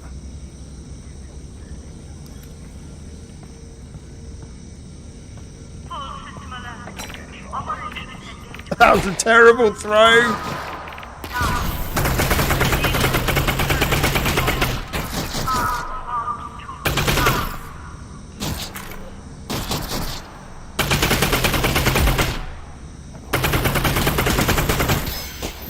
Got one of their tanks.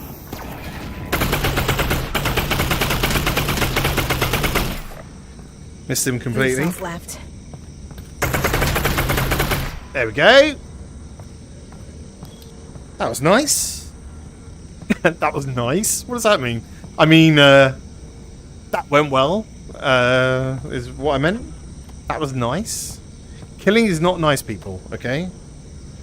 It's not a nice thing. Combine combat. Here we go. Let's listen to this. In cases where the player had to face off against Combine in relatively open spaces like this one, we often found that playtesters would backtrack to safety and attempt to pick away at the soldiers from a distance. The playtesters would ultimately be successful in clearing the combat space, but would feel unsatisfied with the encounter due to the repetitive and static nature of the tactics that they employed. To address this, we used a few design tools to discourage this type of player behavior. The placement of the Combine suppressor, standing on the bed of the truck at the far end of the courtyard here, is the key to the design flow of this Jesus. battle. The suppressor does not move from his planted position on the far side of the courtyard while the player is on the near side. His positioning, combined with his unrelenting wall of suppressing fire, forces the player to advance in order to close the distance required to take him out, all while under the intense pressure from a carefully crafted combination of other Combine units. Additionally, if the player backtracks far enough from the fight, the more mobile Combine soldiers in the encounter are told to retreat and hold their ground until the player once again advances into the combat. These elements together keep players moving forward into locations that provide for more interesting opportunities for both the player and the enemy soldiers. I agree. When they're talking about the suppressor, which is this guy, he's in the most awkward place.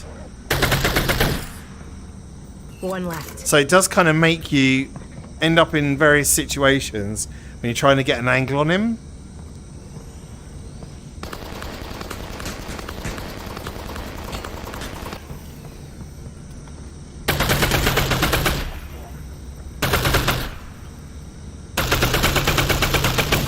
Don't think I can shoot through the van.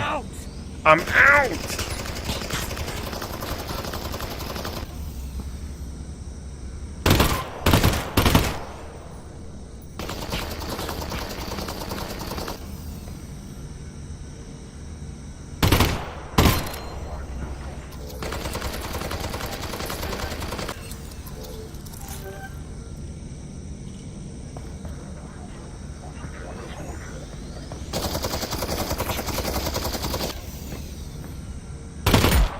There we go. Yeah, he's definitely like the hardest Combine to get an angle on. And I guess that's with him behind that truck there.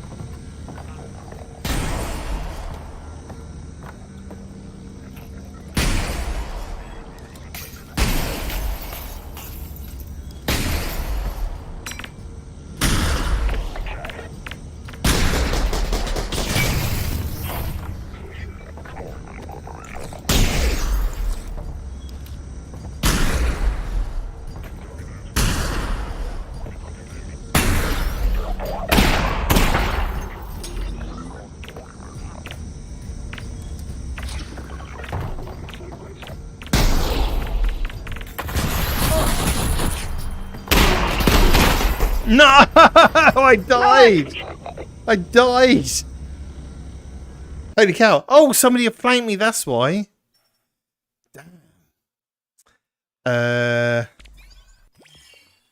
Somebody actually flanked me. Look how close we are to the vault, folks. We're so close. Yeah, that was interesting commentary about this combat section. So most playtesters did what I did, which is you generally stand off at a distance, pick them off. And so they purposely had the section to force you out of your comfort zone. Very clever. Can't believe we've got to do it all again though, but...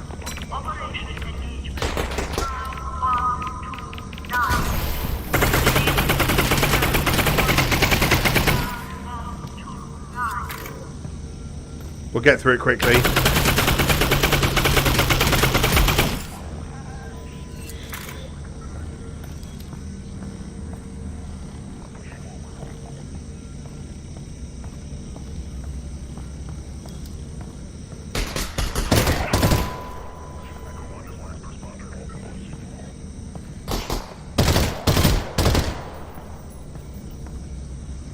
Dealt with those a little bit better that time.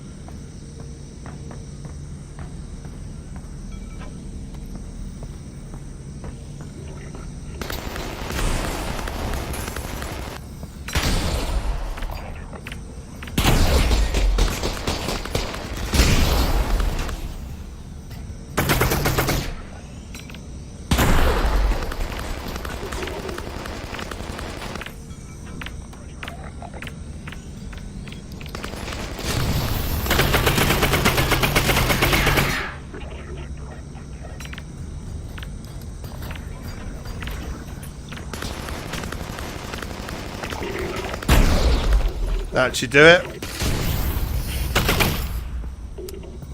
How's he not dead?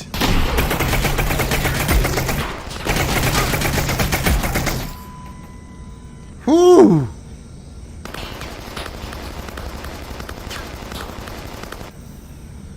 Oh yeah, I have to get closer for him really, don't I? Go near the train. And then over this side. Maybe over here. Get around the back.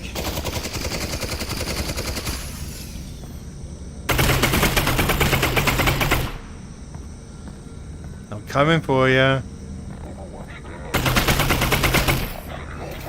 Last one.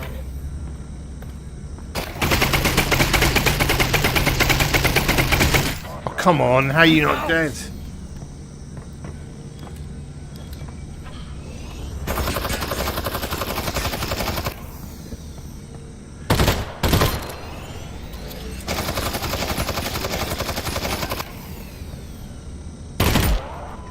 Finally! I'm going to save it there so I don't have to redo that bit again. But holy cow, that took a lot to kill him.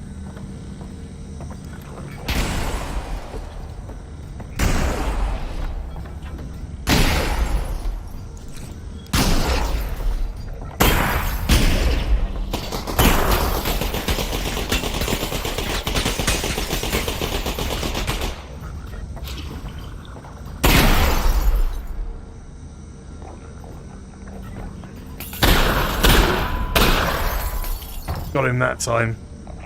Wasn't going to take any prisoners then. One left. And careful in case... He's the one that got me last time.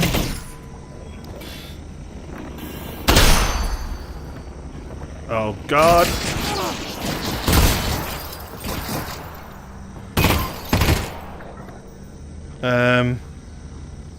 Okay.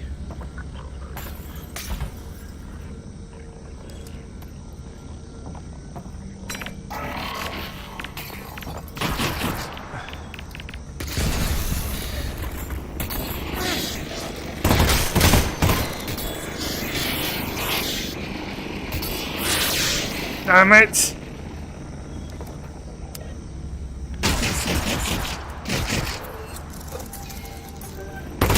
Got it. Let's get a heal in and duck. I'll cover the door just in case.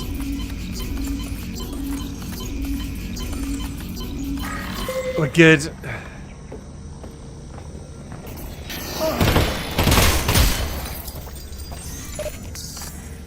Right, this guy's gonna die now.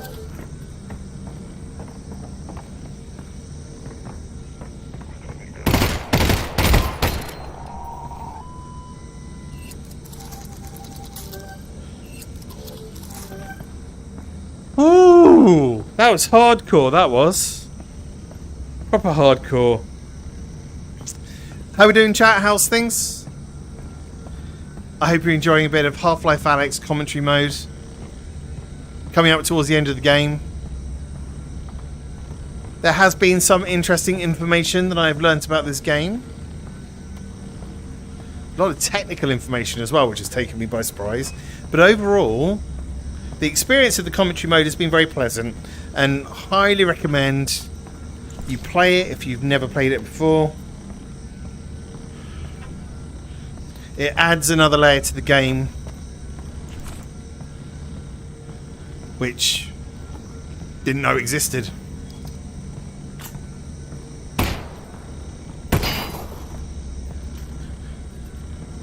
What's this about? Verticality. Here we go. Let's have a listen to this. After the intense combat that precedes it, this tower initially serves as a pacing break, before once again ramping up the intensity on the player's final fight up to the Combine tractor beam controls. While the lower portion of the tower does contain combat, it has been designed to cause players to engage with the space in a different way than the preceding courtyard fight. The focus here is on navigating the chaotic verticality of the tower, which we found to be particularly successful for playtesters to experience in VR. The manhacks that initially engage the player from above fly a path that deliberately has them crashing around the pipes and boards overhead, causing sparks and splinters to rain down on the player. Combined with the disorienting nature of the space, the Combine suppressor that emerges at the top of the stairwell is used to reintroduce an appropriate level of intensity and to create a sense of a struggle as the player continues to scramble closer to their goal. Those beams are coming from the top of this tower, right? Yeah, that's right.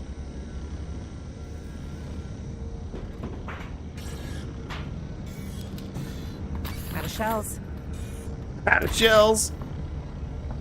Again. Seems to be the common theme. Is running out of shells. One left.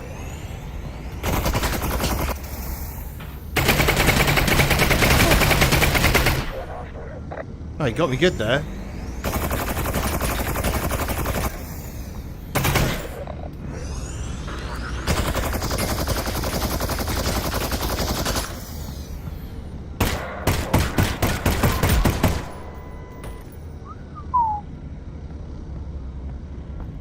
Valve is right. Having a suppressor up the top does add an extra layer of tension, I would say. It's almost like they knew what they were doing when they designed the game.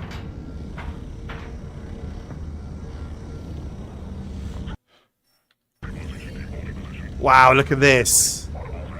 You can see all over the edge of City 17 and how destroyed it is. And then the big giant wall of the quarantine zone going all the way in the distance. That looks absolutely epic, and the scale of that is amazing. I mean, just look at that. And I guess over here is probably... In fact, no. Where those two chimneys are is the distillery. So we come all the way over from there? Ridiculous detail.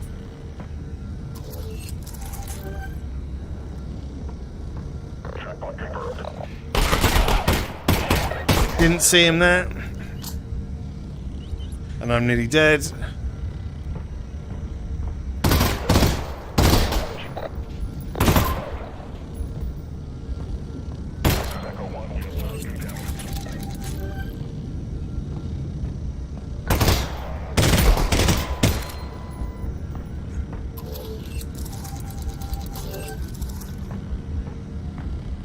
Yeah, I'm really close to death. I didn't pick up any heals either. Okay. Let's carry on, folks. See how we get on. Didn't cock the gun. I'm so dead. I'm so dead. I'm so dead. I'm so dead. I'm so dead. Oh! How did I make that? Yes. Last one. Ah, he got me. I stayed out too long. Damn it. How you doing, folks? Oh, load that one. Luckily, we didn't save too far back. So yeah, not too far to go to kind of end up back here again. We should be fine. In theory.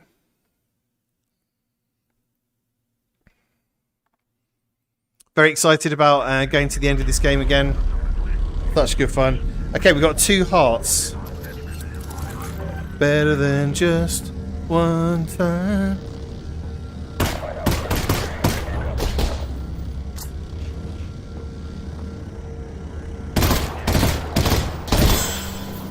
Got his tank there at the end as well. He's going to explode.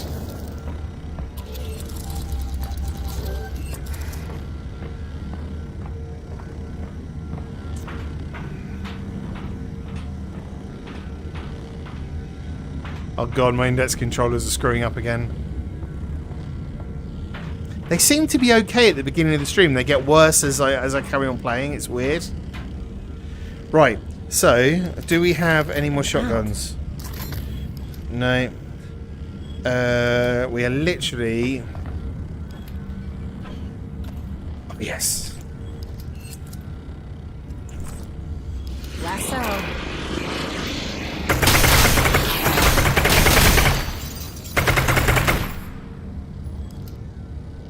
That looks bugged out over there. It's bugged out. You can stay over there bugged out, dude. Where's the bloke? Last one. That's weird. Where's that guy? He's dead? No, he isn't.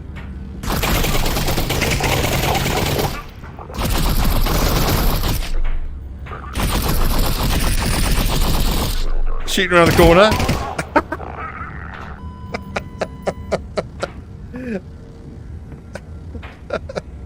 Holy cow. Brilliant. There's the control room. I see it. We're almost there. Almost there, folks. Come on, where's the commentary?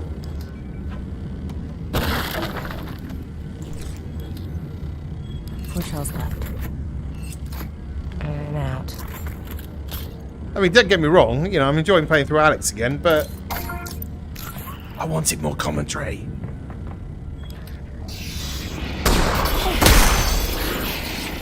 If I could take one thing out of this game, it would be these bastard things.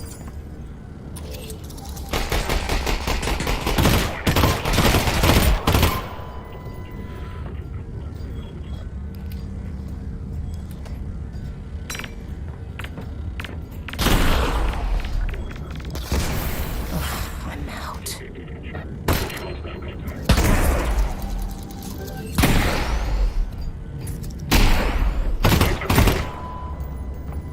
That grenade really helped with him.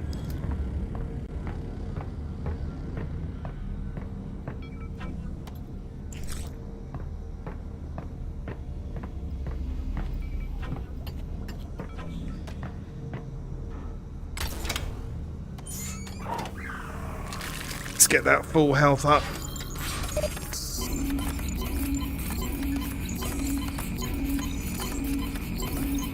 Fantastic. And onwards and upwards.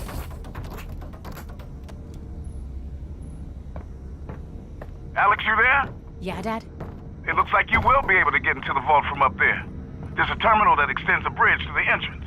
What's the security like inside? I got it all laid out in front of me, and I tell you, there is security. But I've never seen anything like it. It doesn't make any sense. I guess I'll have to improvise. Don't worry, honey. I'll figure it out. Good old Eli.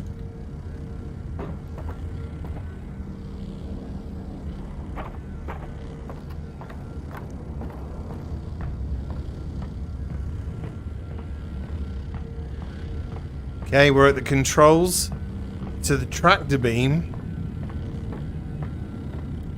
Awesome. Alyx, Here we go. Commentary. Controls dock the vault to the station. On it.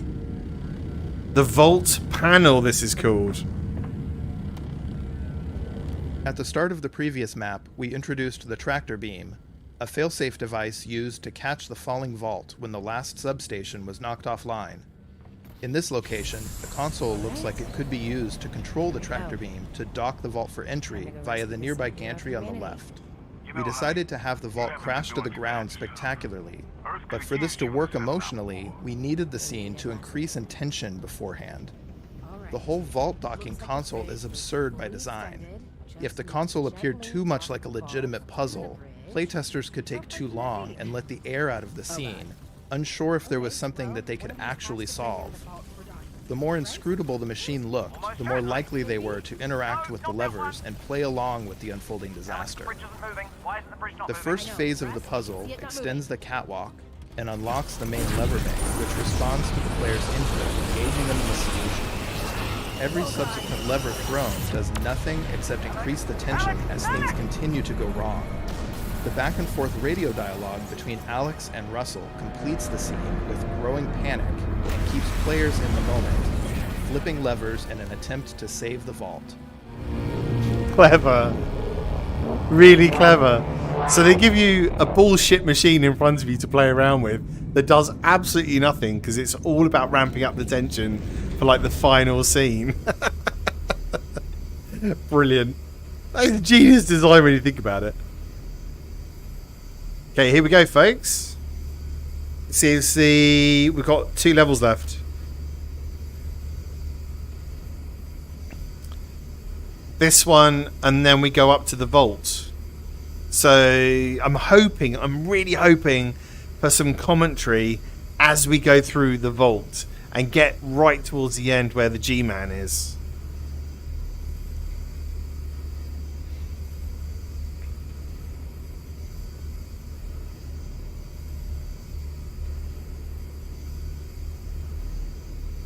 If my index controllers make it to the end, that is. Small possibility that they might break. Okay, the vault's come down, the world is destroyed. Alyx, are you okay? I think I just killed Gordon Freeman. The vault's right there. Just go in and get him. What's left of him? I'm on my way. Okay, Strider introduction. 5 years ago, we placed playtesters beneath an idling Half-Life 2 Strider. It was a really simple prototype, but the feedback was overwhelmingly positive. This experience convinced us we should pursue a Strider encounter in VR. And as a result, we built dozens of prototypes over the next few years. Some designs pressed playtesters into very close contact with the Strider. Some had a Strider chase them through a simple environment, or shoot at them through porous cover. In other cases, the Strider would destroy a wall the player was hiding behind or give a performance the player was meant to observe. A prototype built in 2017 squared the player directly off with a Strider in a quarry, combining many of our ideas into one experience. Based on the success of this prototype, the team moved on to building the shipping experience ahead of you, although it would take another 3 years of refinement to complete. 3 Each iteration years. brought us a new set of rules and players' expectations. The Strider encounter ahead is a carefully crafted collection of beats shaped by our own ideas of what would be exciting and fun, refined over a long period of playtesting. Refined over 3 years of playtesting this whole theme. God, you just don't appreciate how long these things take. They've learnt so much about VR, haven't they, Valve? They've learnt so much.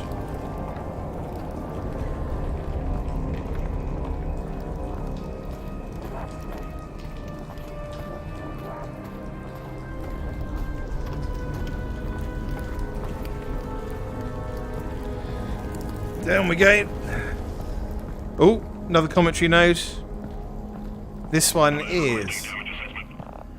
let's get rid of these combine first.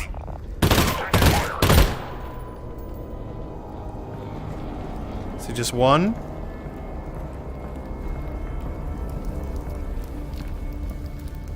Just one combine. Okay. Lone combine. Through many iterations of the Strider encounter, we would find ourselves having functionally solved a problem, only to realize that we also had to fictionally contextualize the solution so that it made sense. For example, we designed this entire map to include combat with Combine soldiers. But how should we fictionally place them in this destroyed space? How could we put a disabled Strider close to the player? What were the Combine doing here prior to the vault collapse? This soldier was placed here to communicate to the player that some Combine were in the area investigating an antlion infestation before the vault fell on them. In fact, you can see some dead antlions nearby. Yeah. If you listen closely, you'll hear the soldier trying to contact the rest of his squad, letting the player know that they are not alone and that there is likely to be more combat ahead. No way, that's awesome.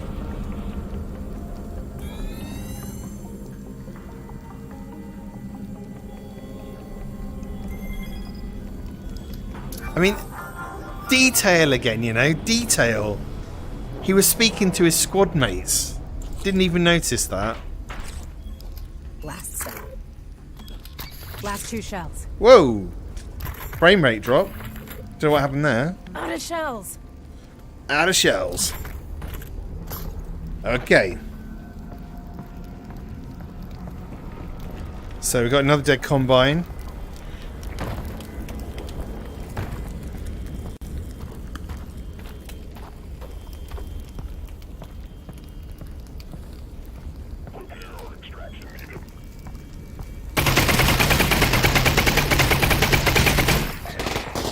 Out of cells.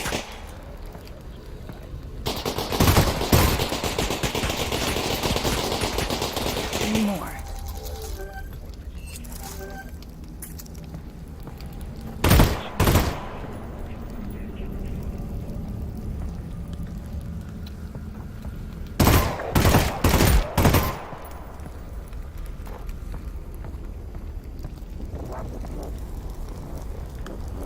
Disabled Strider.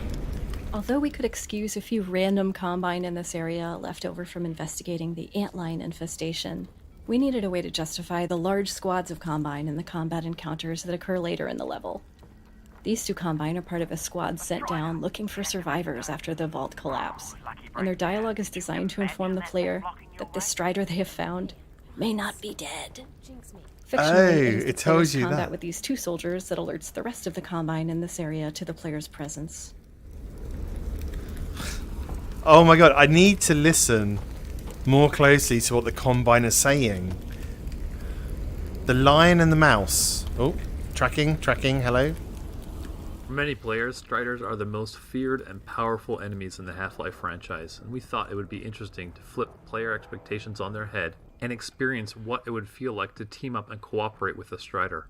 Our initial concept was inspired by Aesop's fable of the lion and the mouse, with the player freeing a disabled Strider who would later help the player escape by clearing the way forward. Initially, the parking garage was a Combine silo, and it was much easier fictionally to have some type of Combine device which could constrain a Strider without injury. When the location changed to a collapsed parking garage, we constrained the Strider by trapping it in the elevator shaft, held down by the elevator car. After being freed, the injured Strider would lash out at anything nearby, Combine and player alike, as it tried to escape. This was a strong story when told aloud, but expressing it in a way that was understood by players turned out to be difficult. Keeping the Strider around throughout the level, alternating between injured and angry states as the player slowly picked their way through the garage, was confusing to playtesters, and we had a very hard time trying to find the right balance. Playtesting feedback was really consistent around this.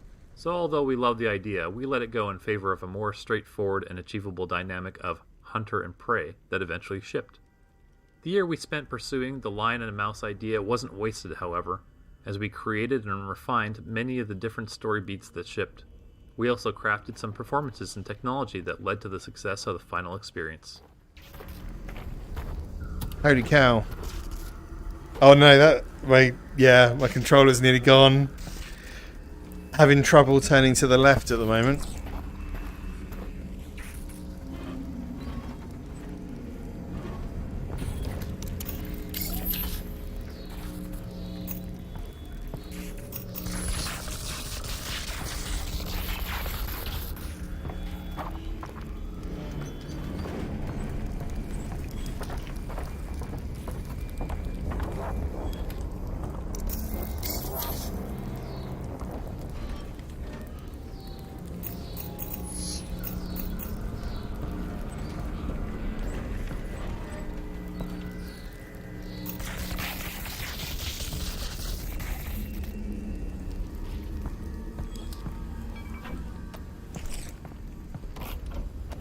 Oh, come on then. Let's get in here.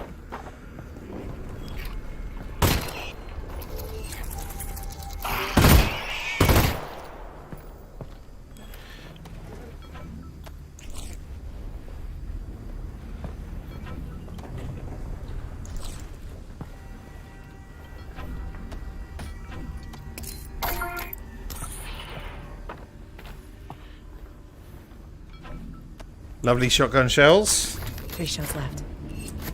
I'm out. Was there anything else in here? I can hear what it sounds like, one of those bugs. Where is it? There it is. Oh, we're full health anyway. Are we full health? Yeah, we're full health. Not to worry.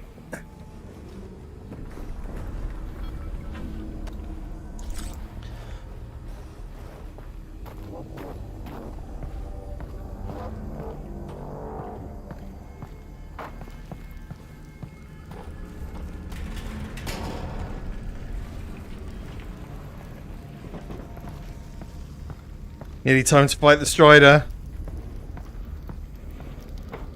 Could do with another commentary node or something.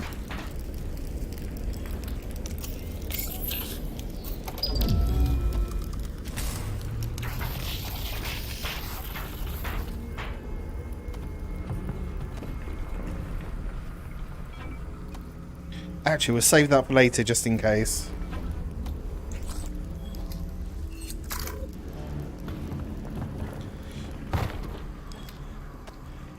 AI and animation. The Strider encounter boils down to a set of performances and the Strider's AI-driven minigun. Maintaining the illusion that the Strider was aware of and hunting the player while delivering these performances required a delicate coordination between animation and AI systems. We used a variety of approaches to make the Strider feel like an intelligent creature hunting the player. Players in VR move very slowly by first-person shooter standards, so we have the Strider alternate between chasing performances, following the player through the level, and then hunting performances, focused on tracking and firing at the player or looking for them. I'm hiding here while the commentary finishes. We paid close attention to how playtesters would move through the level and then built the triggers and iterated on the animations to support the most common behaviors. It was very much a back and forth conversation to evolve a beat into something that most players would believe the Strider was truly hunting them. Early playtesters would grow weary of being shot at without any downtime or contrasting experiences. So we identified the beats that would create that contrast and layer them in when we saw playtesters become fatigued. Things like the Strider bashing the wall, walking over you, okay, I've got to get out of here. Elevator shaft, all acted as ways to break up the experience and surprise the player. Whenever we had feedback a playtester was growing or looked bored or fatigued, we would brainstorm different ways to insert elevator ride. And it was important to communicate clearly to the player that they were being hunted by the Strider at this point. We wanted players to see the Strider dust itself off and fixate on them, so that there would be no doubt that they were now the prey. This elevator ride was a useful tool to achieve this, as it is one of the few moments of the game that we have a captive audience. The elevator door facing the Strider was carefully designed to provide enough protection, so that players would feel safe, but enough visibility to see the Strider's performance.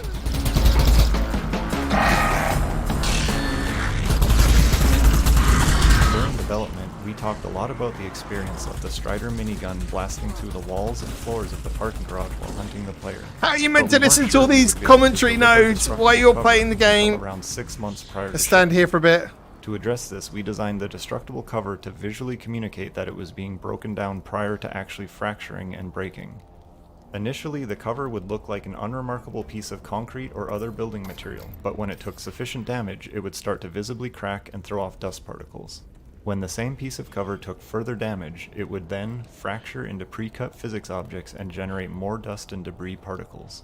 Through playtesting, we determined how much damage the cover should be able to take before breaking down and forcing the player to move.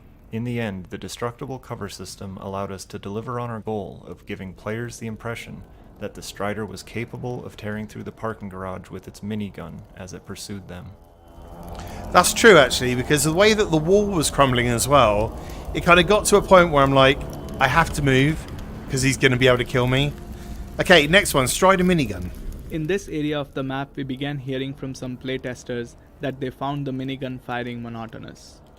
Originally, the gun would fire at a set rate, regardless of the player's behavior. To address the monotony, we made several improvements to the Strider AI running just the minigun. The minigun will fire if it sees the player, but take a moment to acquire them. Play an acquired sound to warn them they have locked on, and then stitch the bullets towards the player in its first volley. The minigun volleys themselves were broken up to become more staccato, with random intervals in between volleys.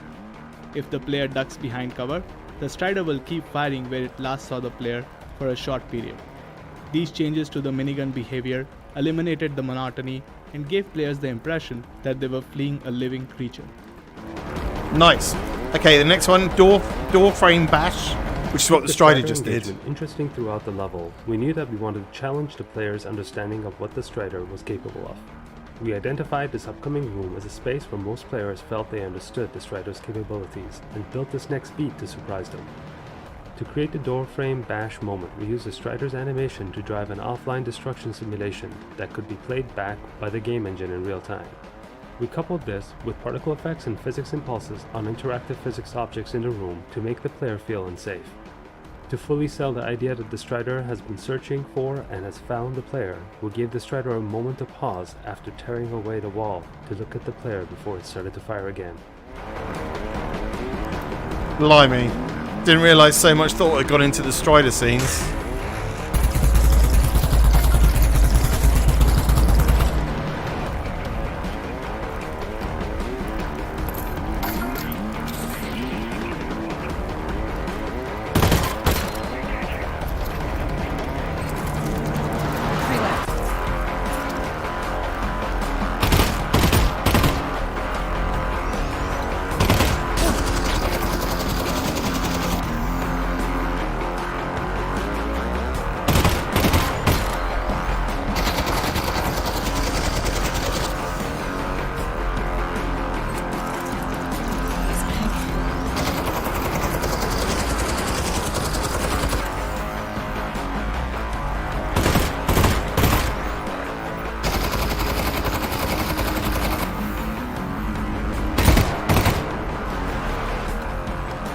Ah, there's another one!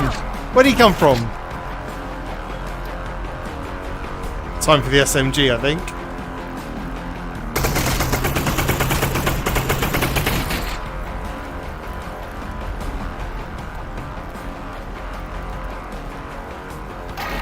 Ah, had to be a man hack, didn't it? One left. Right, got to get him before he launches another man hack.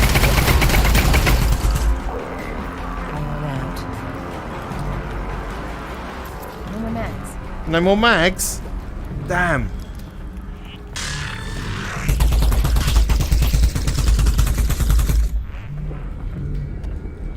This one's called Strider Sounds. When playtesting the Strider encounter, we learned that players enjoyed fighting a challenging enemy, but responded negatively if they took damage in a way that seemed unfair.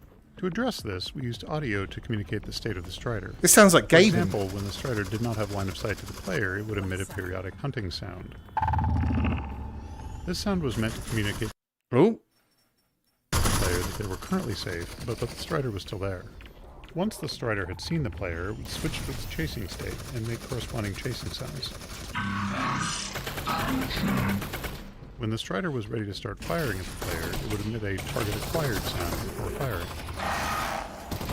Players quickly learned this pattern of sound cues, and no longer complained about being caught unaware of the Strider's targeting states.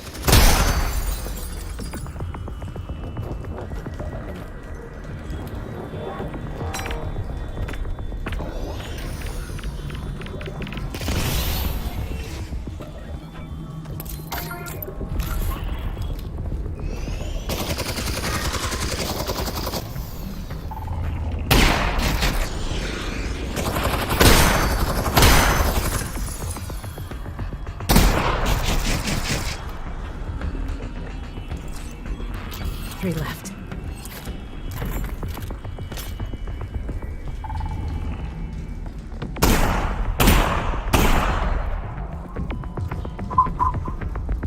Okay, a little bit of tension here as I'm completely out of ammo.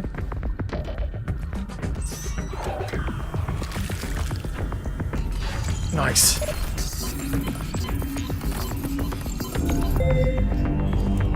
One left.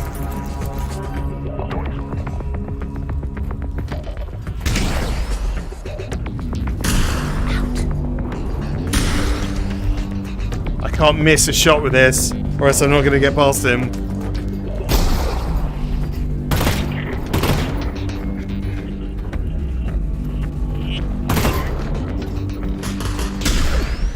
Out of signal.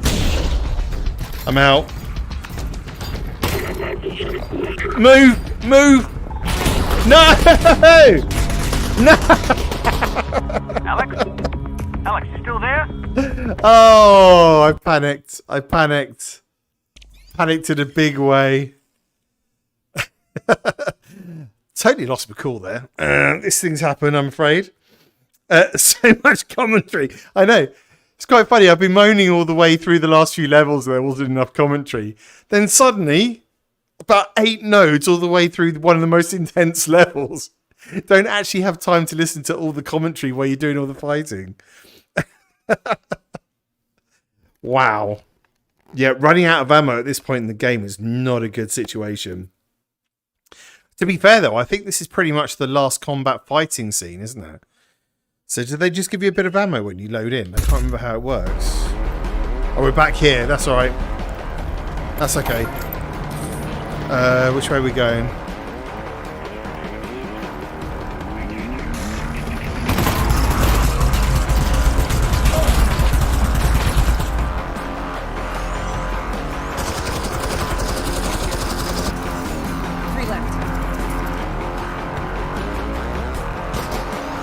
See if I can take out their tanks. Save a bit of ammo that way.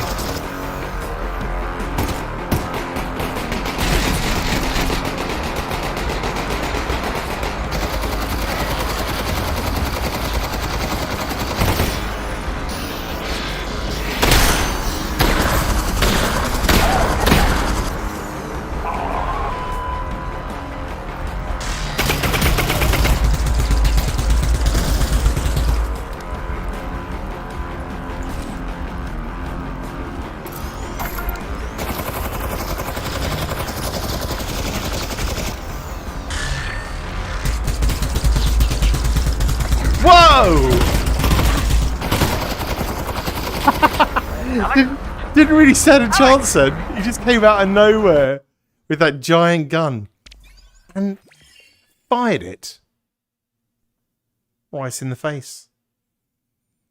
Didn't last long at all. Alex, are you still here? Kind of. Run, just run. I know, that's what I should have done really. Just carried on sprinting through and see whether I'd made it to the end of the game. Holy cow. We're nearly there though, folks. We're nearly there. It's alright, I'll get a lucky run and get through this. It's my own fault. I've stitched myself up with lack of ammo.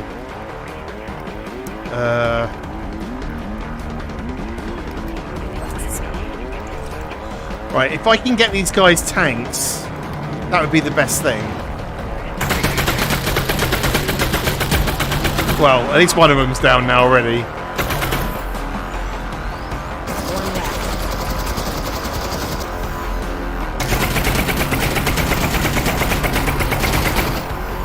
He's taking a whole clip of that.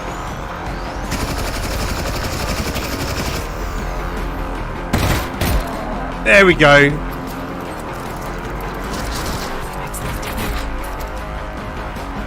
Just leaves him.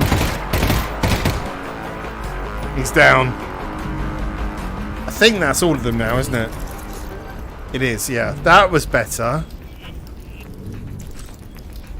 One. Maybe there was some ammo around here. Never bothered looking in drawers or anything in this part of the scene before, but you never know. There might be a little bit of ammo shoved around. But no. No, there isn't. So let's just save it here so I don't do that bit again.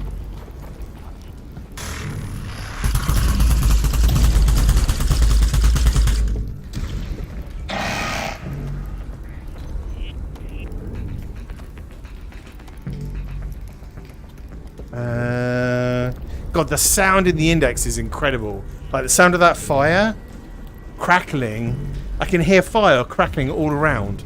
Like, it's amazing audio.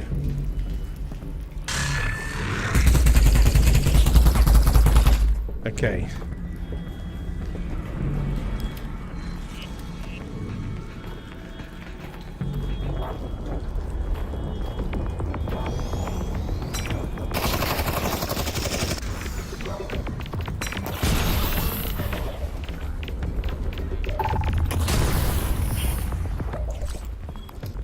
So if you stand around too long, they get man-hacks out.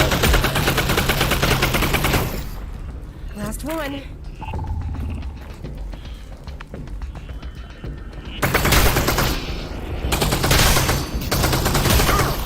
Wasted nearly all of my bloody ammo from that thing.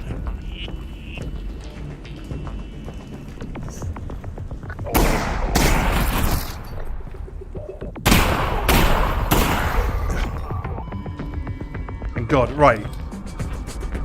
Got some more shotgun shells. We're in a better position than we were last time we were here.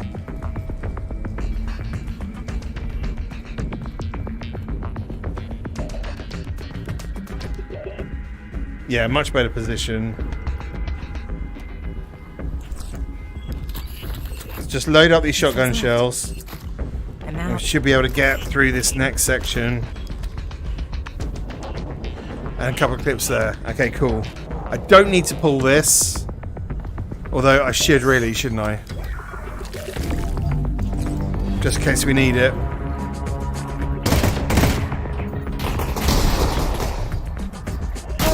Whoa!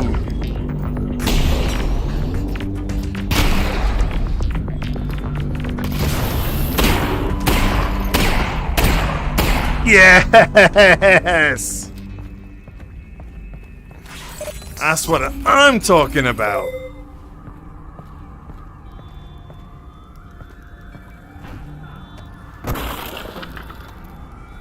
Oh.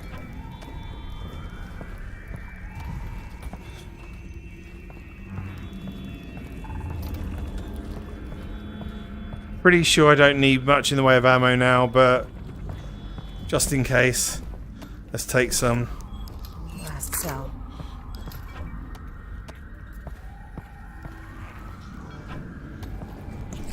Okay, we've got another commentary note coming up for a bit more information about the rest of the game. Oh.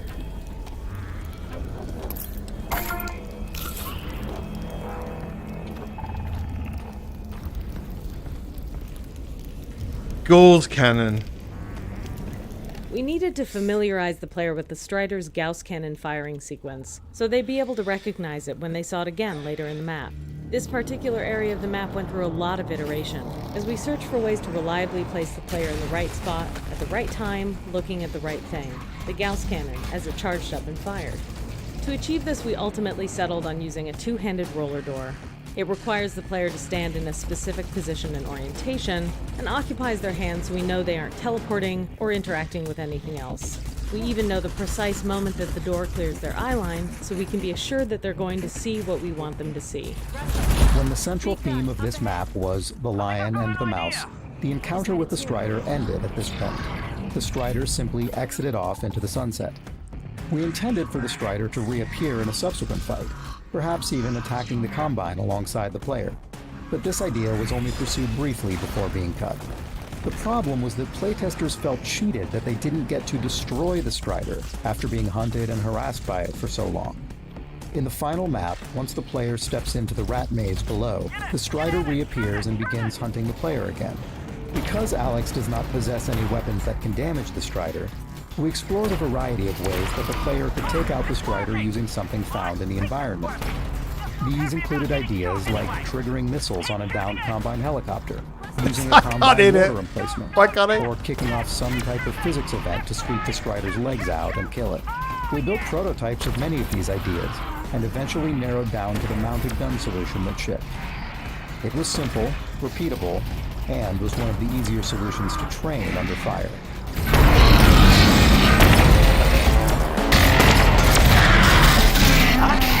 I know, it killed me. It killed me. Oh, Sorry, I'm breathing heavily. Sorry if the making a lot of noise. Apologies. But yeah, we're going to destroy the Strider now. And then we'll see what the last bit of commentary is over here on this level. Because I ran past the headset to get to the cannon. Oh, forgot how tense it is, you know, this cannon and stuff. And you do have a limited amount of time to kill it. Maze below, the Strider reappears and begins hunting the player again. Because Alyx does not possess any weapons that can damage the Strider, we explored a variety of ways that the player could take out the Strider using something found in the environment.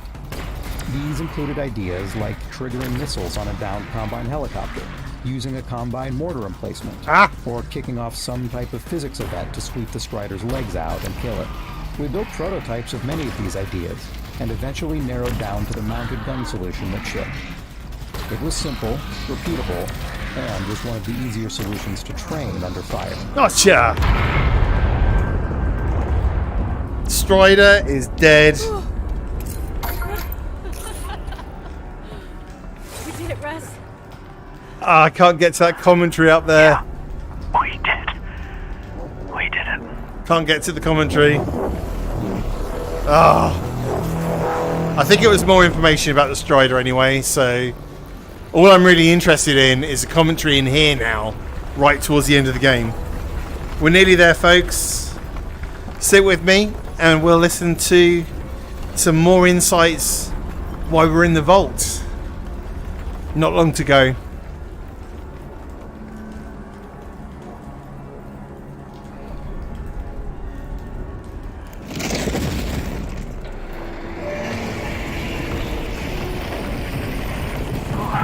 All right, Alyx. Well, that tractor beam over there looks like it'll get you up to the vault. Got it. Up we go. Whoa, yeah. Okay. Going up. There go my Throwing guns. off a lot of interference.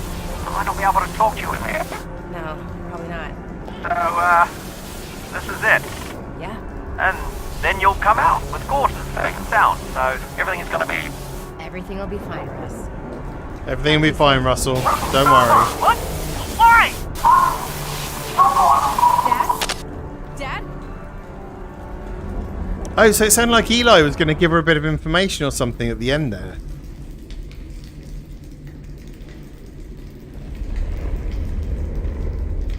Let's go crank in that FOV right into my eyeballs for the last scene. I cannot wait to own a wide field of view headset. I really can't. I think it's going to be an absolute game changer. You know, you want your head fully in VR. You don't want to be looking through goggles, through like binoculars, which is what you kind of have these days in modern headsets. You're always seeing like the edges of the vision. Point extraction. But I don't know, it doesn't look too dangerous.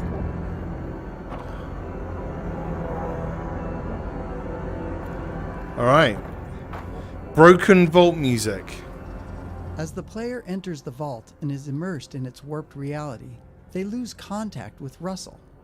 With Russell no longer available to explain what the player was seeing, we had to communicate the important concepts of the vault through the use of visual effects, physics, sound design, and music.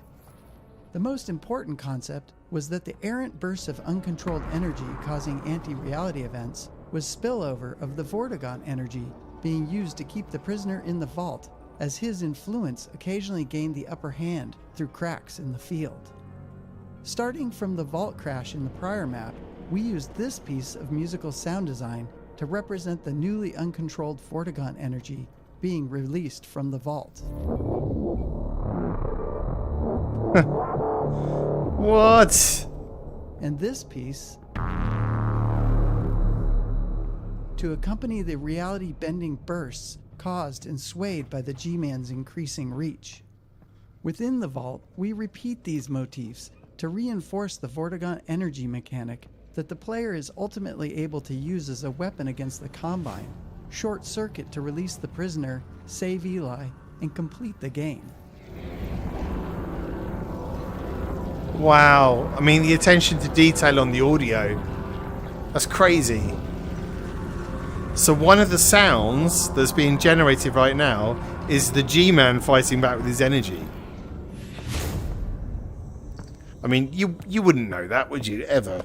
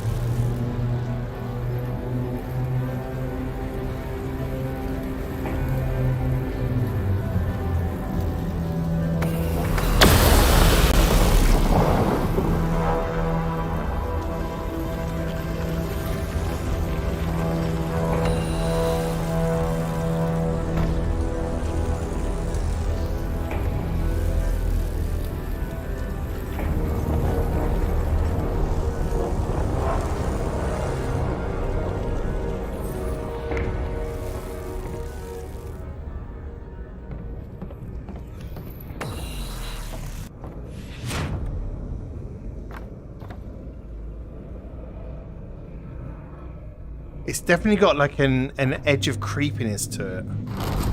Whoa.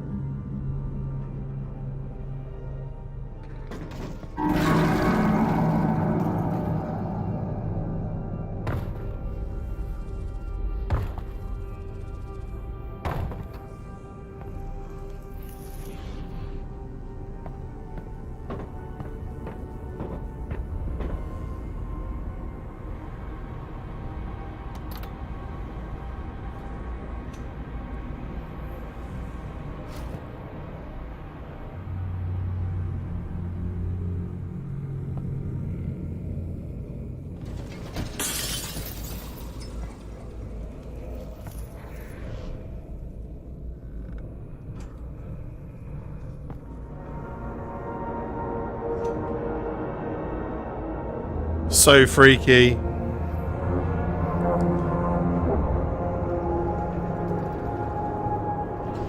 mean, just look at the way the electromagnetism affects all the metal in here. Look at this.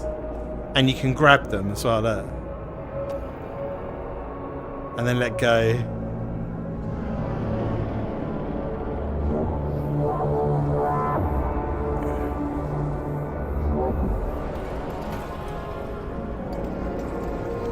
It's crazy.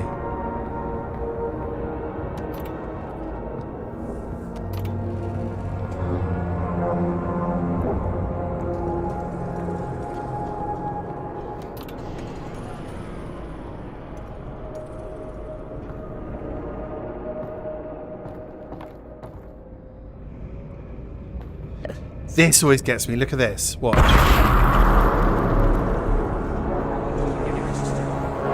And then the way that this guy floats up in a minute.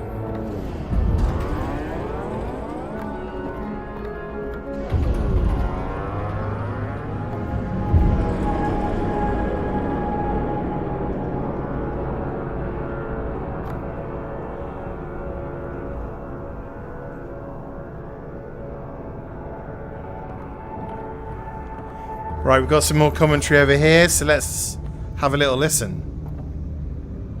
Sideways music. Right from the earliest days of the story design, the audio team established a corresponding aesthetic plan that employed increasingly strange sound design, soundscapes, and music, culminating in a soundscape appropriate to the broken reality of the vault and Alyx's encounter with the G-Man. While the vault level was being designed, it became apparent that the accompanying music would be crucial to selling the surreal nature of the vault. Most music in the vault is based on the musical palindrome you hear in the Sideways room.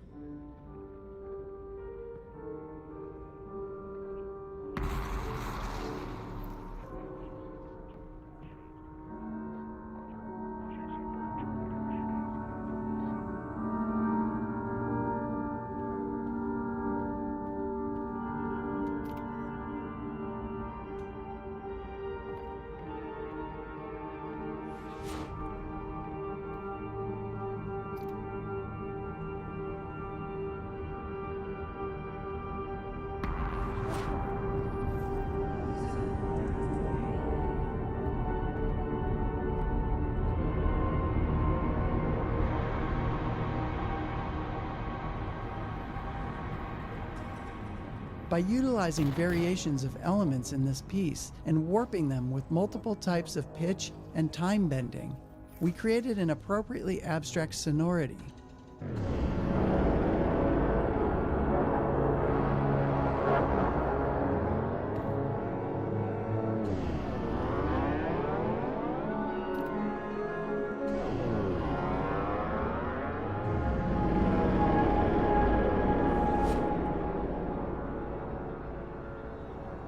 While strange and dislocating, it was still consistent unto itself, as well as conceptually relevant to the multidimensional nature of the G-Man and the Vortigaunt energy imprisoning him. Surreal Vault. Half-Life Alyx was set in a realistic type world with familiar rules. The G-Man's presence in the vault gave us fictional justification to experiment with different distortions of reality and embrace surrealism in these spaces. Early experiments with gravity anomalies and distorting spatial expectations were promising as the immersiveness of VR worked to exaggerate their impact. The surreal environments proved to be fertile for puzzle solving as well, but they tended to stall the pacing at the point in the game we needed it to be ramping up, so they weren't included in the final release. The most notable of these was in the mirrored apartment. Players originally had to spot and correct differences between the top and bottom apartment spaces in order to escape that area. Instead of surreal interactive puzzles, the first half of the vault became a journey through an increasingly bizarre set of spaces that were once the apartment building the G-Man was captured in.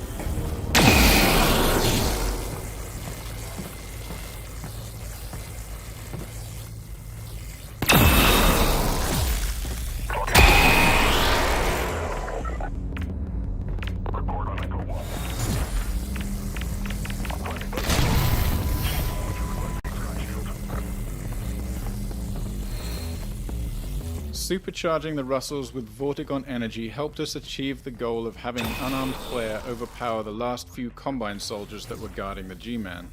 Initially, grenades and a zero-gravity hallway was how we achieved this. Separately, we'd been experimenting with using the Russells to pull and throw energy bolts from Vortigaunt energy nodes. This was a natural fit for the Vault combat section since it evokes the concept of supercharging the gravity gun at the end of Half-Life 2 and works with the player's well-mastered Russells throwing mechanic. This new mechanic was introduced at a point where pacing was critical, so it had to be intuitive to pick up and quick to master. Giving the player the Vortigaunt energy attack not only helped to tie together that this was Vortigaunt energy containing the G-Man, but helped to further solidify the deep Vortigaunt connection to Alyx. It also gave the player a chance to briefly feel like they had superpowers and be able to use that ability in a visceral, deeply physical way that's impossible in real life.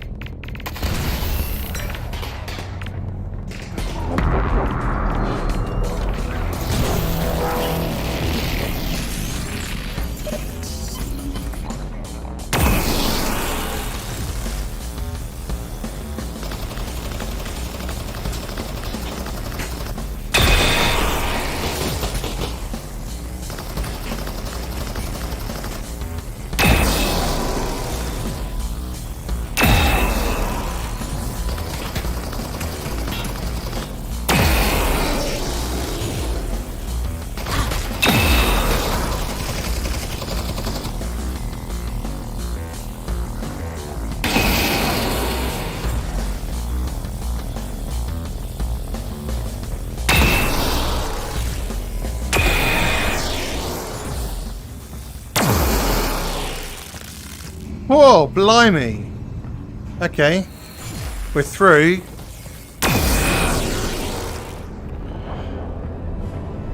Now, do we have another commentary note just for the G-Man? Oh, come on. Surely.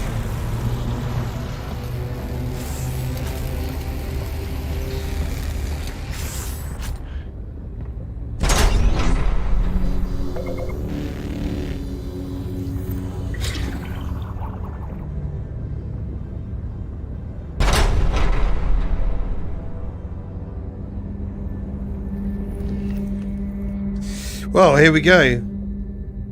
Wow, just no words. I know what you mean. It's incredible, isn't it? It's absolutely incredible, the end of this.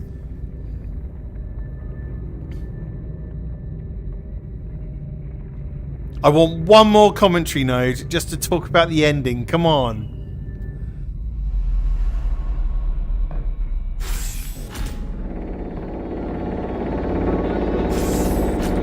Boo! Okay, it is what it is. There's been a lot of commentary though through this game.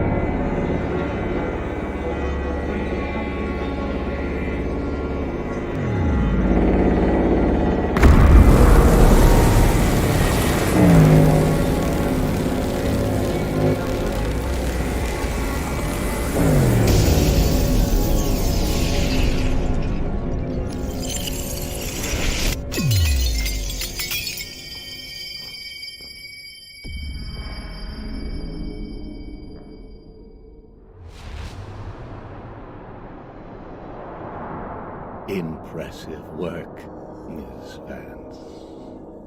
Gordon Freeman? Gordon Freeman. Ms. Vance, you wouldn't need all that to imprison Gordon Freeman. So, who are you? Perhaps what I am is not as important as what I can offer you in exchange for coming all this way. Some believe the fate of our worlds is inflexible. My employers disagree. They authorize me to nudge things in a particular direction from time to time. What would you want nudged, Miss Vance? The Combine off Earth. I want the Combine off Earth. That would be a considerably large nudge. Too large, given the interests of my employers. Well, you asked. What if I could offer you something you don't know you want?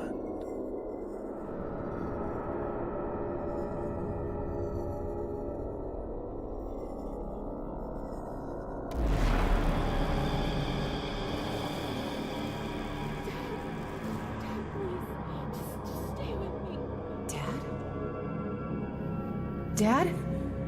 What? Is that me? What is this? What's happening? We are in the future. This is the moment where you watch your father die. Unless... What? Unless what? Unless you were to take matters into your own hands.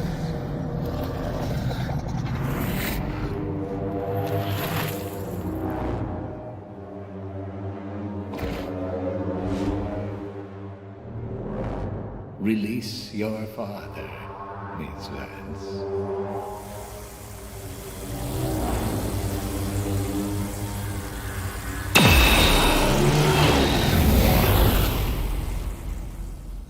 Good. As a consequence of your action, this entity will continue, and this entity will not. Right. So he's okay, right? He lives. My dad lives. You are aware that you've proven yourself to be of extraordinary value. A previous hire has been unable or unwilling to perform the tasks laid before him. We have struggled to find a suitable replacement until now. No! I just want to go home. Send me home! I'm afraid you misunderstand the situation, Miss Vance. Wait! Hey, wait! Wait! Wait!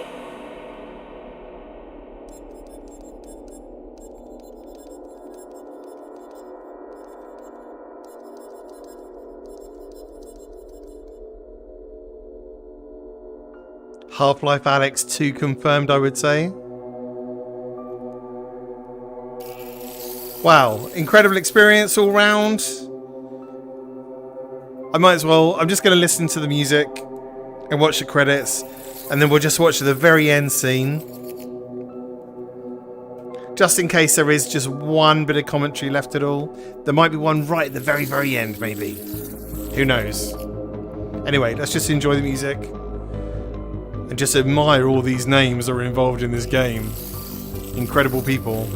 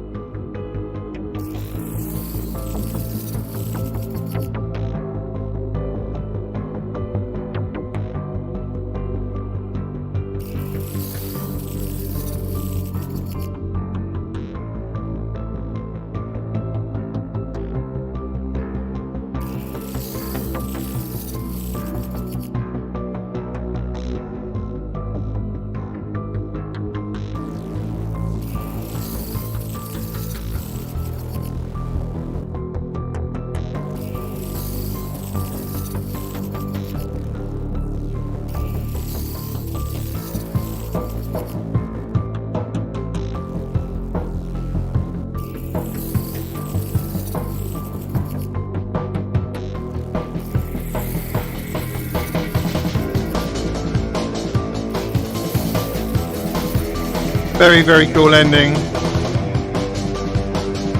Michael Shapiro's acting was incredible with G-Man as well.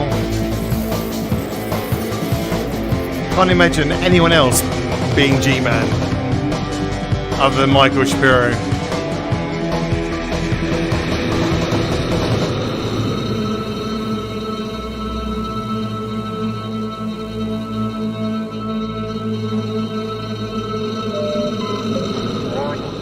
Vital signs critical. Seek medical attention. Gordon! Gordon! Wake up, Gordon. She's gone, Gordon. She's gone. Son of a bitch, it has unforeseen consequences. And the G-Man's over there. I knew it. When I get my hands on him, I'm gonna kill him. Gotta figure this out. Right now.